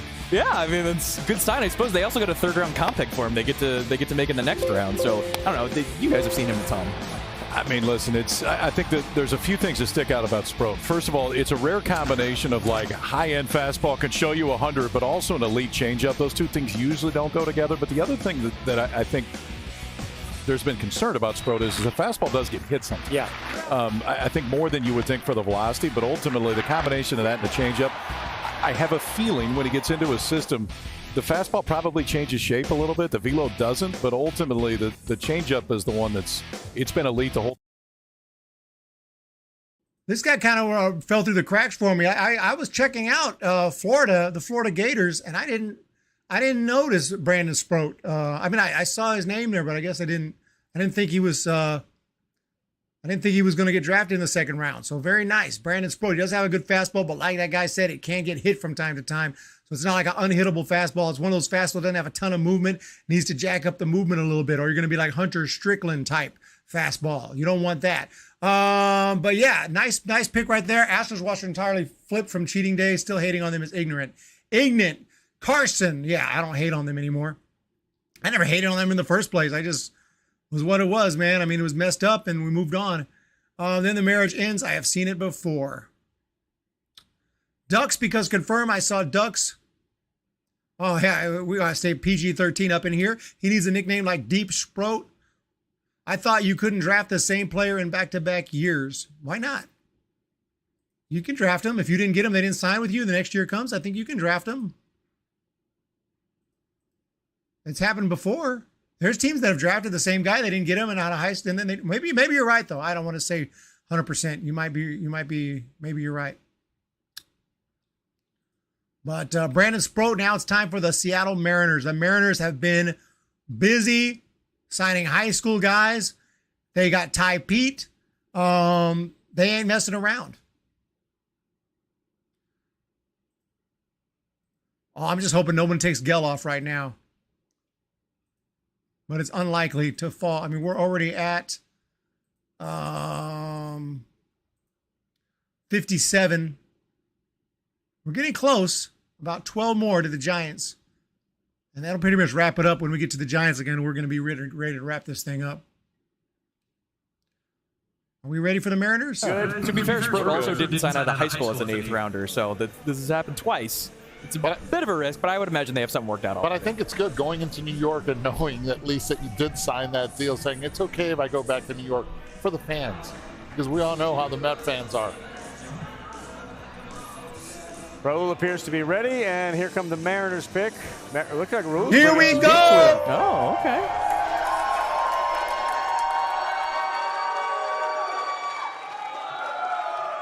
Please welcome World Series champion and Seattle Mariners Hall of Famer, Jamie Moyer.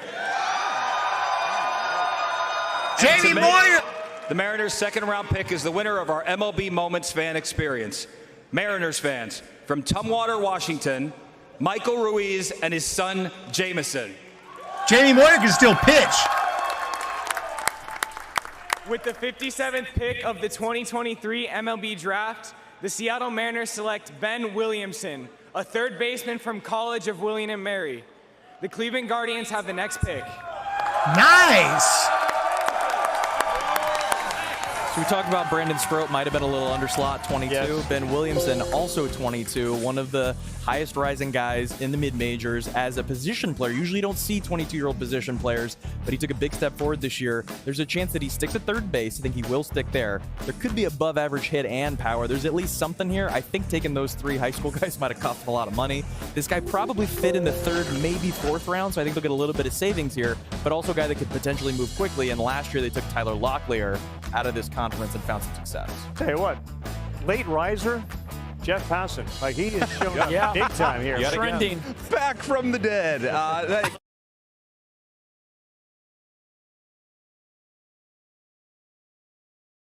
Sorry, I turned the mic on like a dumbass. I like to see some of these guys who don't get. I like to see some of these guys who don't get a lot of attention get drafted. I never heard of this guy, so I'm not gonna lie to you. I just know that he was not a big time, 2nd round pick, a little underslot or whatever, but very nice. So congratulations to him. Don't know a whole lot about him. I'd be learning about it for the first time right now. So Ben Williamson, I sounds familiar. I think I might have heard of him, but I can't say for sure. William and Mary. All right, very nice. And that leaves guys like Geloff out there. I mean, you want to underslot, you want to pay less, and that's fine. Go ahead. I just take the best available. I like taking the best dude you got. And I think Geloff is the best right now. Mac Williamson relative, I don't know. I bet Jamie Moyer could have a decent season. Yo, dude, Moyer can still pitch. Moyer can still pitch. Guardians. 2023 MLB Draft. The Cleveland Guardians select Alex Clemmy, a left-handed pitcher from Bishop Hendricken School, Warwick, Rhode Island. The Atlanta Braves have the next pick. What'd you say earlier, Rav, about those Vandy commits that maybe somebody knows something? I know this. Bishop Hendricken is where Michael King, the great reliever for the New York Yankees, where he went to school. They got a little thing going there with and Rocco Baldelli as well. Baldelli. Yeah, they got a little thing with 95 to 98 right. All right, Alex Clemmy. Alex Clemmy, 2nd round, 58th pick going to Cleveland. I did read about this guy. I didn't have time to make a video on him. He's got the fastball. He's got the heat there for a young kid, and he's tall. He's a tall 6'6", 6'7", big guy, 17 years old, lefty. Just got a really bright future. It's hard to tell how he's going to develop through the minor leagues, but he's got all the tools. And again, 6'6", when you're hitting 98, 99 miles per hour at 17 years old, he may get even better. So. Alex Clemmy, very nice pick to the Cleveland Guardians, who are known for their good pitching staff. So I like that pick right there, and I like that it's not Geloff. We're not going to get him. Let's be honest. We're going to get someone I never heard of. We ain't going to go 3 for 3. We ain't going to go 3 for 3. Okay, but hey, who knows? San Francisco makes me think of Rice Aroni, Mr. Pico. But I guess difference is a team or as an individual person. Mr. Pico, yes. Surprised to see Travis Sciorra still on the board. Sciorra is still on the board. That's another one. And there's some guys I got in the back of my mind, some who are not on the, who are not talked about too much, who I'm hoping, some smaller schools, who I'm hoping to hear their name, probably not today, but throughout the rest of the draft. Like Cade Bragg out of, let's see what we got here. Draft. The Atlanta Braves select Drew Hackenberg, a right-handed pitcher from Virginia Tech. The Los Angeles Dodgers have the next pick.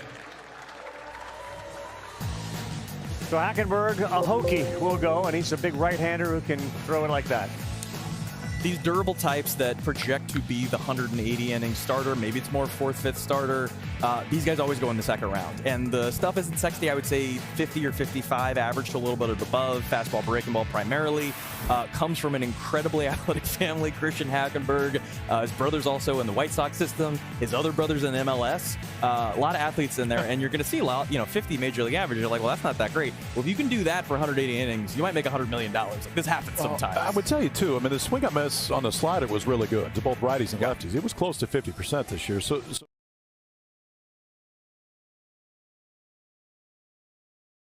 okay, so Hackenberg, that's a familiar name. Yeah, he gave up quite a bit of runs. He doesn't have the best ERA. His stats didn't really jump off the page when I looked at Hackenberg, but definitely has the stuff. He's a guy you just hope that his stuff kind of gets honed in the minor leagues and he ends up making it. But yeah, out of Virginia Tech, decent arm, decent fastball, good stuff overall. But I think his ERA was like 5-something, 4, maybe 4-something, but nothing overly impressive. So I didn't pay too much attention to Hackenberg. Where is he here?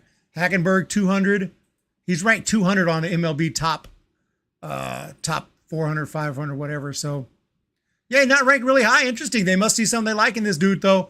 Out of Virginia Tech, Hackenberg. How about that? We're getting closer, ladies and gents. We're getting closer. On the clock is the Dodgers.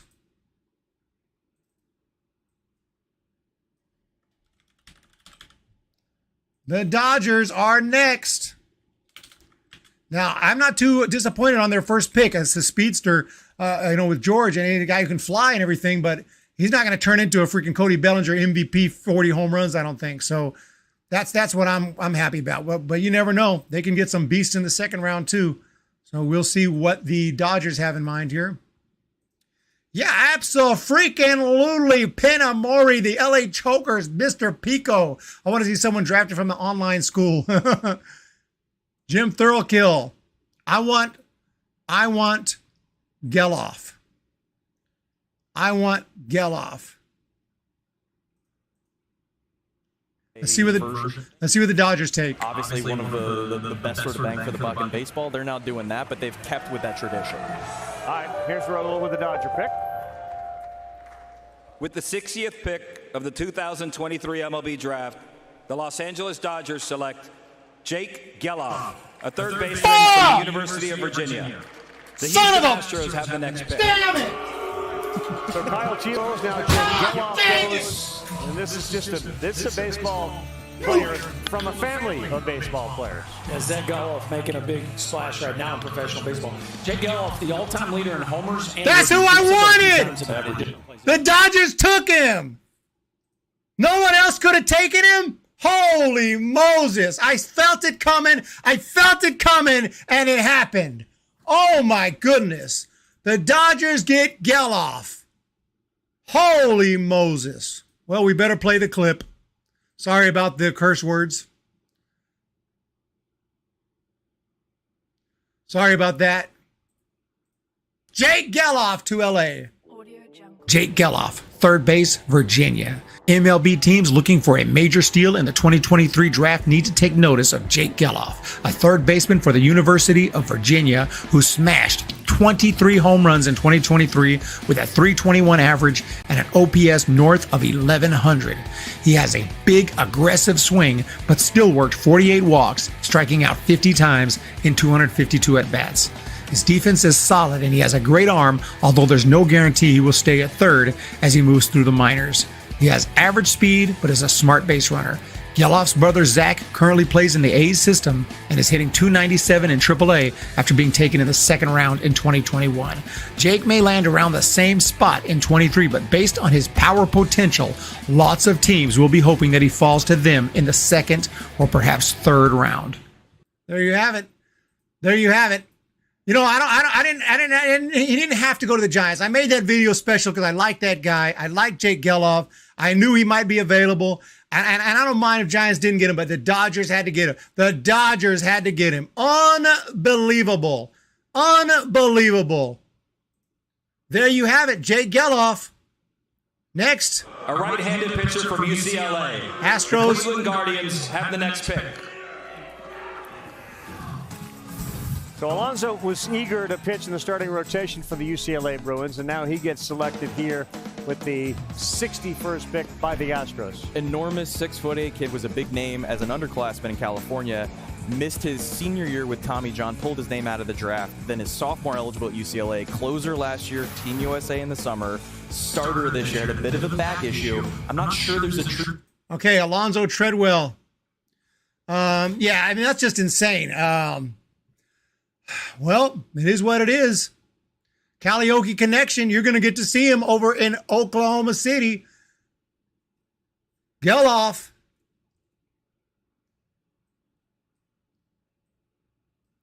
They're watching the stream. That's what that is. That's all that is, Ray. That's the only way to explain it. Alonzo Treadwell, good looking pitcher. 6'8", an absolute beast. I think guy's very intimidating. He's heading to Houston. Very nice for the Astros. And that does it for the second round. We have a few more picks, though, to go.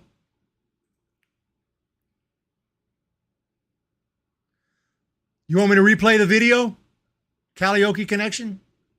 I can replay it if you missed it. Read my past comments on Walker Martin.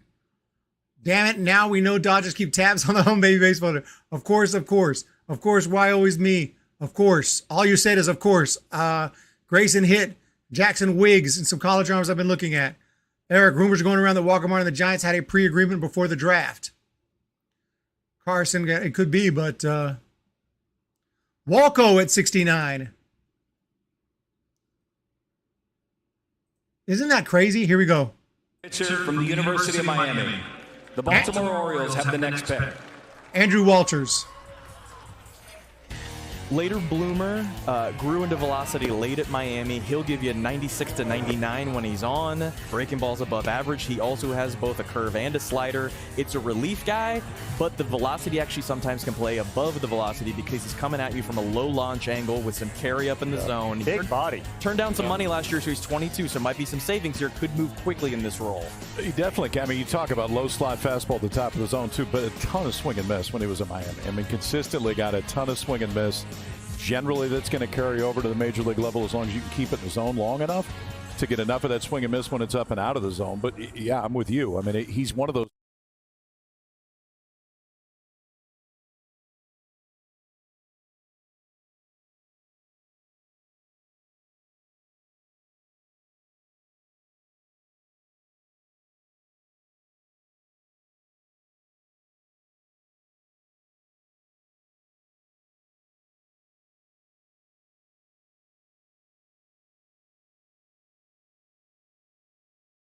Damn it! Jake Geloff is going to be really good for the Dodgers. Sorry about that. I keep forgetting to turn on my freaking mic. You can see I'm totally messed up right now. Holy Moses. Holy Moses.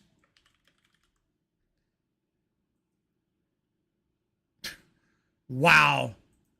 I'm about to mute the rest of the stream. But yeah, and very nice pick for the Dodgers. I think Jake Geloff is going to end up being a beast.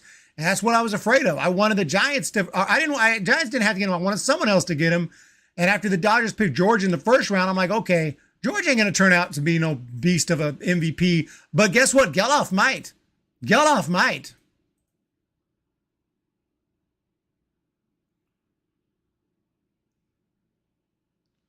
You want Wolko? Here we go. Florida State. The Arizona Diamondbacks have the next pick. Jackson Baumeister. For Eduardo with the Florida State pick. There we go. At Mike Martin Field, you see it right there. Just working. Friday night starter, fastball slider up in the zone, get it working. Tough year for the Noles. But this man right here at least was giving you some good starts. I was hoping, and I know they don't wear them very much, but Eddie used to wear them. Like if we went to gold on golds again with like the 19 different belt loops. All right, Jackson Baumeister, second round, 63rd pick. We're moving through the second round. Very nice, good arm right here. Another guy had a kind of high ERA, gave up quite a few runs, but the pure stuff is there. We're getting to that point in the draft where it's like these aren't guys that just completely dominate everybody, but they got stuff. So you just hope that they kind of hone it in the minor leagues. Oh, what's up, Olga? Are we good? Are we good? We're making it through, though. We're going to make it. We're going to make it. Jackson Baumeister to the Orioles, Andrew Walters to the Cleveland Guardians, and now the Diamondbacks. Watch, the Diamondbacks going to take Matthews. Diamondbacks going to take the other guy because they've already taken one Stanford player. So Quinn Matthews is next. Probably not. There's a lot of options. If they take Quinn Matthews, I'm going to laugh. Damn, Jackson looks for real. Weisenhunt struck him out in futures game. Eric Sully. We're live. We are live. The pick is in for the D-backs. Last year, overall, it's a little bit like the opposite of Walters. There's been a lot of traffic. There's not been a swing and miss stuff arsenal to this point, but there have been flashes of it. And obviously, this is a prospect that was highly regarded 2 years ago, draft eligible sophomore that just hasn't quite tapped into the potential, doesn't feel. And so bigger, longer frame, good athletes, some good markers. A few years ago when Mike Elias takes over in Baltimore, there was this sort of, all right, so what's this going to look like in a few years? Now, if the product on the field is what this looks like and their draft is reflective of where they're going, this has worked out, right? I mean, Mike Elias and his philosophy is showing the fruits. And they have typically not taken speed, contact first guys, which they did with Bradfield. They've typically not taken pitchers in the first 4 or 5 rounds. They didn't do that for a couple years. They're now taking him. You need a little biodiversity in your system. You can't just keep taking the same right fielder with giant power. You got to get other guys. Yes. And they're branching out. With the 64th pick of the 2023 MLB Draft, the Arizona Diamondbacks select Caden Grice, a left-handed pitcher from Clemson University. The Colorado Rockies have the next pick. Here's Caden Grice out of the ACC. You start with 80 raw power, and that's not even the thing they drafted him for. No, he was just announced as a pitcher. Yeah. Which you would think that was the case. He was really good in regionals against Tennessee. He was phenomenal in that start for Grice. The fastball isn't the top-end velo that you see with some other guys. He'll average 90, 91, kind of in that range, show you a little bit more. The swing and miss is really good on the break.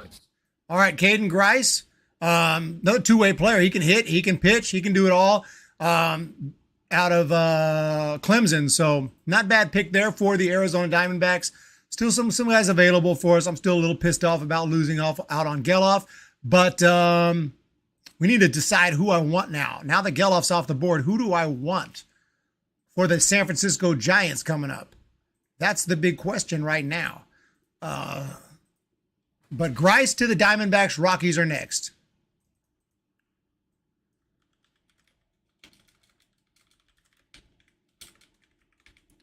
Rockies are on the clock. All the NL West teams are picking. And honestly, who is left? Quinn Matthews, obviously. I would love Quinn Matthews, but let's see above him. Alderman's gone. Matthew Dallas is a good, strong left-handed pitcher. High school guy, though. There was a guy from Texas. Not LeBaron Johnson. Not Jack Moss. Not Austin Green. No.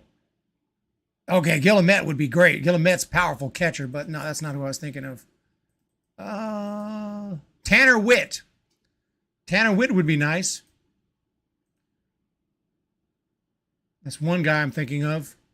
As far as power hitters go, Ryan Lasco's off the board. Yeah, we're getting thin pickings at this point as far as the real big names. You know what, though? There's a few. It looks like they're taking Cole Gehrig, San Diego State. So the Rockies have picked Cole Gehrig. Speaking of him, I don't even see him on the top list. Yeah. That was a surprising pick right there. 337 batting average, though. Good hitter.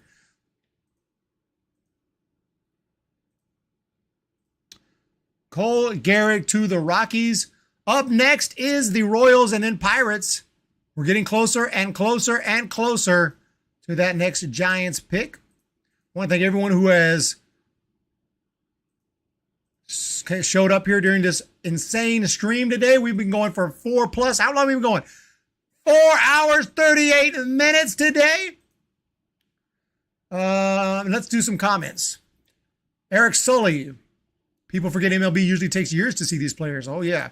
Cole Gehrig got an arm. Joey Bart has been a bust. Joe Boyd. What about Alberto Rios? Oh, dude, if we get Rios, I'll freak out. If we get Alberto Rios, I'll freak. But he's only been good for 1 year in college. He rode the bench, and he showed up this year and just tore it up. Wasn't Farhan's pick. Eric Sully. Bart for sure, bust. Bart, the old front office. Carry through 102 from the outfield. Yep, not Bart. So fast. Matt McCluskey is a bust. Okay, here we go. An outfielder from the University of Louisiana Lafayette. Roccaforte. The Pittsburgh Pirates have the next pick. This close to a hell yes guy? I mean, head's nodding. Oh, almost. I had him mocked in the late second. There was some buzz late that he was going to get up here because he is an above-average defensive center fielder. Some teams had him as one of the best in all of college baseball. He's a sneaky plus runner. He's made a lot of contact. He has exit velos. I mean, going back to that Mitch Jebb conversation. Yes. Not quite the same swing. Yeah. He has exit velos, hasn't hit a lot of home runs. So if you kind of put the pieces together, have some faith you can put them together, this could be a starting center fielder. You look at maybe the potential downside. It's a bunch of swing and miss, right? 54 strikeouts this year. But really good player on a really good winning team, right? And the left-handed bat, when you look at 26 doubles. Yes, he had a ton of doubles. Like it's 8 homers, but it's 26 doubles, right? All right. So you're talking about the... Okay, another power hitter off the board right there, Roccaforte. Another power hitter off the board. And I'm trying to kind of look at who else there is and who else I would like.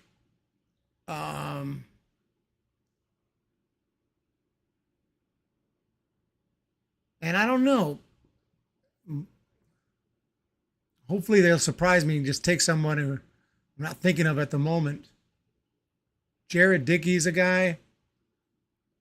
Well, most of these guys have been taken that I really have on my list here. So we'll just have to wait and see. Come back over here. It's going to help me remind me.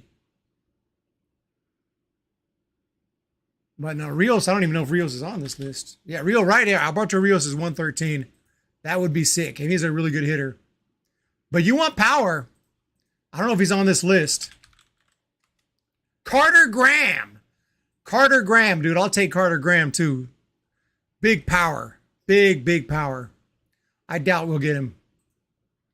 Pirates. Selection is in. Xander Mueth. He's a right-handed pitcher. High school pitcher. So we're going back to high school pitching. Be doing that again.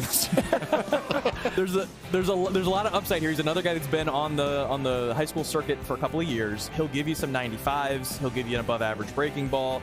A little bit of length in the back. The command sort of comes and goes, but he's an athlete. It seems like he'll get there. Long and lanky, projectable. There's some traits here to project a potential starter, but Illinois, colder weather, a little later bloomer, a little longer limbs, like all these things point to it's going to take a little bit longer, but good or better than all these college guys we were just talking All about right. have one above average. Xander Mueth to the Pirates. We're moving it along here.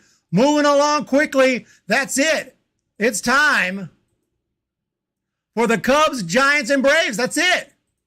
Right? That's it. We're here. Okay, you guys want me to check on George Wolkow. Massive left-handed hitter. Says, I'm just reading it here, huge bat speed, affinity for loft, reclassified into the 2023 class. He'll be extremely young for the draft, fitting for a kid his size, louder for athleticism, giving his size, above average runner. Looks pretty good. Looks pretty freaking good there, Logan. Well, that's our guy. Quinn Matthews would be cool. Rios would be cool. We'll just wait to see. If maybe someone I don't like, who the hell is that? We don't know right now. We do not know. The Cubs are up next. They're probably going to take, let's see. They'll probably take a pitcher. And for the big upside, low A. Here we go. With the 68th pick, MLB draft, the Chicago Cubs select Jackson Wiggins. Jackson Wiggins off the board. There he is. The San Francisco Giants have the next pick. Another SEC pitcher goes, Jackson Wiggins. Cubs fans are loving this selection.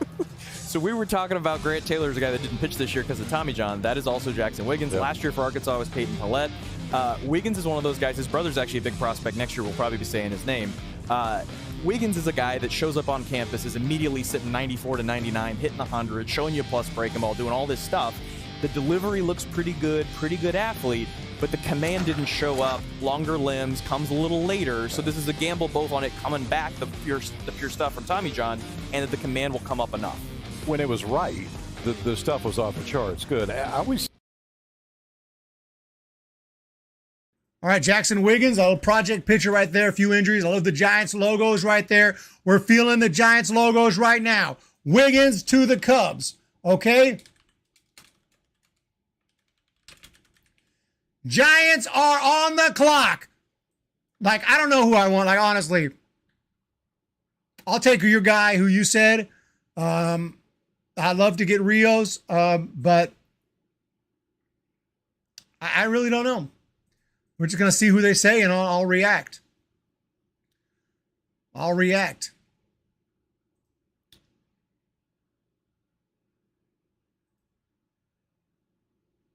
But, like, whoever. I will say, oh, it's time. Big ovation. With the 69th pick of the 2023 MLB Draft, the San Francisco Giants select Joseph Whitman, a left-handed pitcher from Kent State University. The Atlanta Braves have the next pick. That is not bad. The guy that got a lot of pre-draft buzz. Yes, Whitman was a guy, and one of these guys whose name I didn't know until this spring because I shouldn't have known it. He was sort of an anonymous guy at Purdue, transfers to Kent State, get a chance to pitch. The command comes, the physicality comes, the velocity comes, and down the stretch, I was again getting these texts from scouts like, hey, where you got Whitman? Where do you think he's going to go? There's some buzz he might get into the comp round early second. Maybe he's a little over slot. Maybe he just slid a little bit. But when it's right, it's 92-95 plus slider, above changeup. Traits for command. The command's not quite there. Very short track record, but it's a lot to get at this kind of pick. I mean, you didn't hear about him at Purdue because he threw 5 2/3 innings in 2 years. I hear about a lot of guys. That's the biggest thing. Like, then he goes to Kent State and everything changes. You talk about that slider, and it does have real shape, and the curveball right behind it. I think it's a really difficult scout, to be honest with you, because you've got really 1 year to go off of. I mean, you've got this year to go off of. No, obviously, I mean, the stuff when it's there plays, and he punched out 100. Okay, so the concern, I guess they haven't seen him a lot, but Joe Whitman, I heard his name quite a bit as a pretty top 2 rounds prospect for sure, out of the bullpen. And he can throw it. The guy can pitch, and you can see the stuff right there. Look at that frisbee right there, and that curve. It's got great movement, and he can still touch 97. This guy could be definitely a weapon out of the bullpen for the Giants. So I'm not going to complain about Joe Whitman. What do you guys think? Let me know. Let me know. Joe Whitman, Kent State. We're plugging in. We're finding guys. Eric Sully probably drafting under slot right now to sign the first 2 picks. It's our 3rd pick, though. Very nice pick, lethal. Eric Sully makes sense. Another lefty arm, I'll take it. Can't always get BPA if you're not able to sign them. I don't hate it, neither do I love it. It's just, luck. No, Joe Whitman. I was hoping they'd take someone at least I heard of. And I definitely was reading about Joe Whitman. And by the way, the Atlanta Braves take Cade Kuehler out of Campbell University. Let's check that out. The 2023 Major League Draft. Well done, Raul. Cade Keeler the last. Some of the best fastball characteristics in the draft. He's 93-98, 2 above average breaking balls. Changeup's pretty good. There's some starter traits here. I think he's more of a 2 to 3 inning guy. He might be a 5 or 6 inning guy, but the fastball's going to play at least plus, if not double plus, because it's velo. It's pretty good location. It's great characteristics. You can't see. Okay, let's check out. So there's Kuehler. I just had to just check him out a little bit. Good looking arm, definitely nice. But I do like Whitman. I ain't gonna lie. Not just because I'm a Giants fan. I mean, I didn't expect that, but it was a guy I was looking at. I didn't get a video on him, and he hasn't got a big long, career.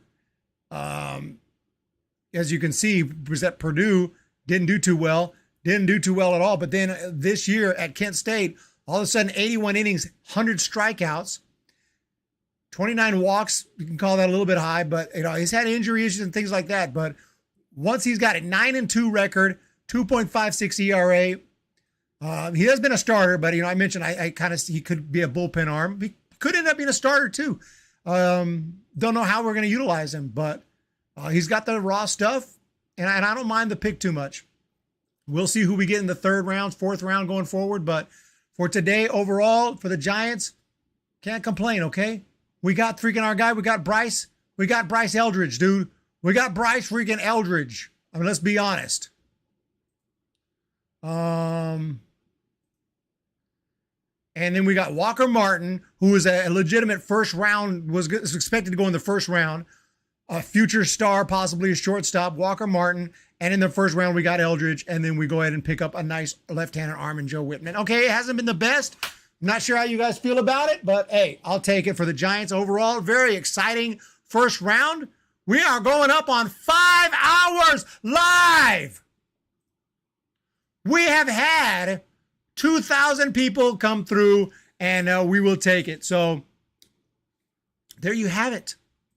There you have it. Thank you guys for joining today. I do appreciate it. Y'all are awesome.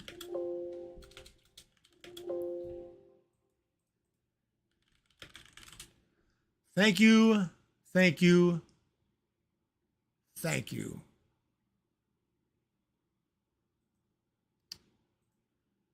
Joe, listen to Eric. He knows everything. German Rottweiler. Just kind of wrapping things up. Get to a few more questions here. A pretty good looking draft for the Giants. I think so. Senior softball games. The Giants needed to get younger on the draft, and they did that with the first 2 picks. Successful draft so far. 100. Joe Boyd. Joey Bart strikes out too much. Hopefully these players won't strike out too much. 100. Our farm system will help him. Thanks for the stream, Eric. Thank you, Big Wheeze. Joe Samaris, I'm doing a song. I don't know if I can talk, very much less sing. I've been all live all day. I'll do an instrumental for you. But thank you guys for being here. Drew Burris. Drew Burris.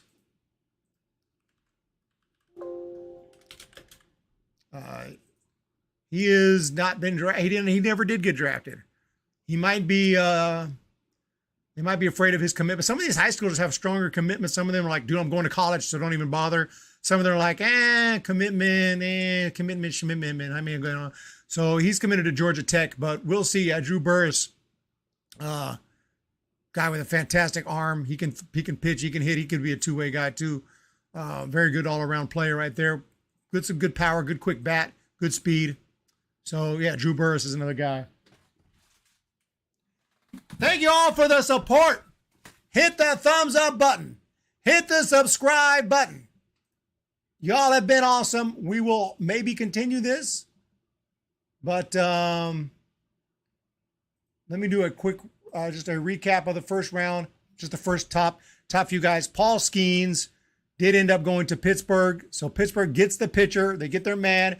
Dylan Cruz to the Nats and Max Clark to the Tigers. Wyatt Lang to the Rangers and Walker Jenkins to the Twins. These are the big names right here. All pretty much went out as expected. Jacob Wilson, I'll be seeing him in Stockton with the Stockton Ports. Rhett Lauder, awesome to the Reds. Tommy Troy went to the D-backs. Kind of wanted him. We ended up getting Bryce Eldridge. I never thought he'd fall that low. So I'm really happy about that. Arjun Amala falls all the way to the Blue Jays. Some key names here. So very nice. The Dodgers got Kendall George, and I thought that was a good sign that maybe we could get Geloff. But no, the Dodgers take Geloff in the second round, and that really pissed me off. So unfortunately about Geloff, but overall I'm pretty happy with what the Giants got. Would you say screw college? I'm going Jim Crow. Dude, I honestly don't even get it. Like, okay, there could be a situation where you're really, really, really good and you know you're going to go tear it up wherever you go and you're that confident. But for the most part, if I get drafted out of high school, I'm going. And I would tell kids to go. And when I get on to a college education, dude, you can get a college education after. Go play minor league baseball. You don't want to. What if I don't make it? What if I need the seasoning in college? Well, then you might go to college and suck and never get drafted again, and you blew your opportunity to play professional baseball. If you're good enough, I think you're good enough. I personally think if you're good enough, you're good enough. Unless you get drafted really low and you feel like do what you got to do, man. But me, if I got a chance to play professional baseball, I'm going to play professional baseball. I do understand, like, you get drafted really low, they kind of they don't give you a chance. They don't give you as long as a rope, as long as a leash. So I do understand that. But I saw an Eldridge hit, not in person. You would say, screw college, I'm going pro. 100%. 100%. Thank you guys so much for the support. And we'll talk to you guys next freaking time.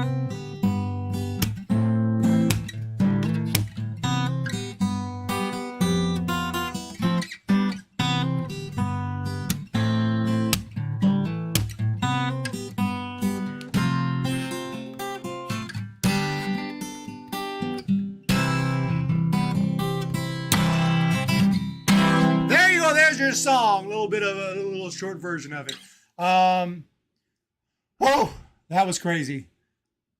Thank you guys again, and good night. We'll talk to you guys next time. Nice draft, a lot of fun this year. Thank you guys for jumping in. I do appreciate the super chats and all the support.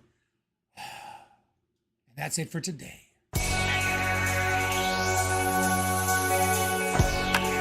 Batazo profundo, jardín derecho, señores. Ay, ay, ay, ay, ay, ay. I didn't mean to play that outro.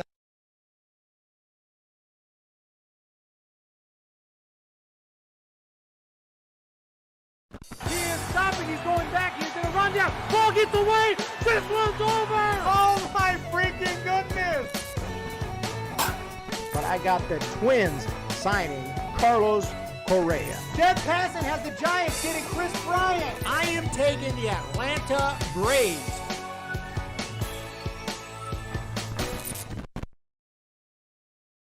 This is what's great about sports. This is what the greatest thing about sports is. You play to win the game. Hello? You play to win the game. You don't play to just play it. That's the great thing about sports. You play to win. And I don't care if you don't have any wins. You go play to win.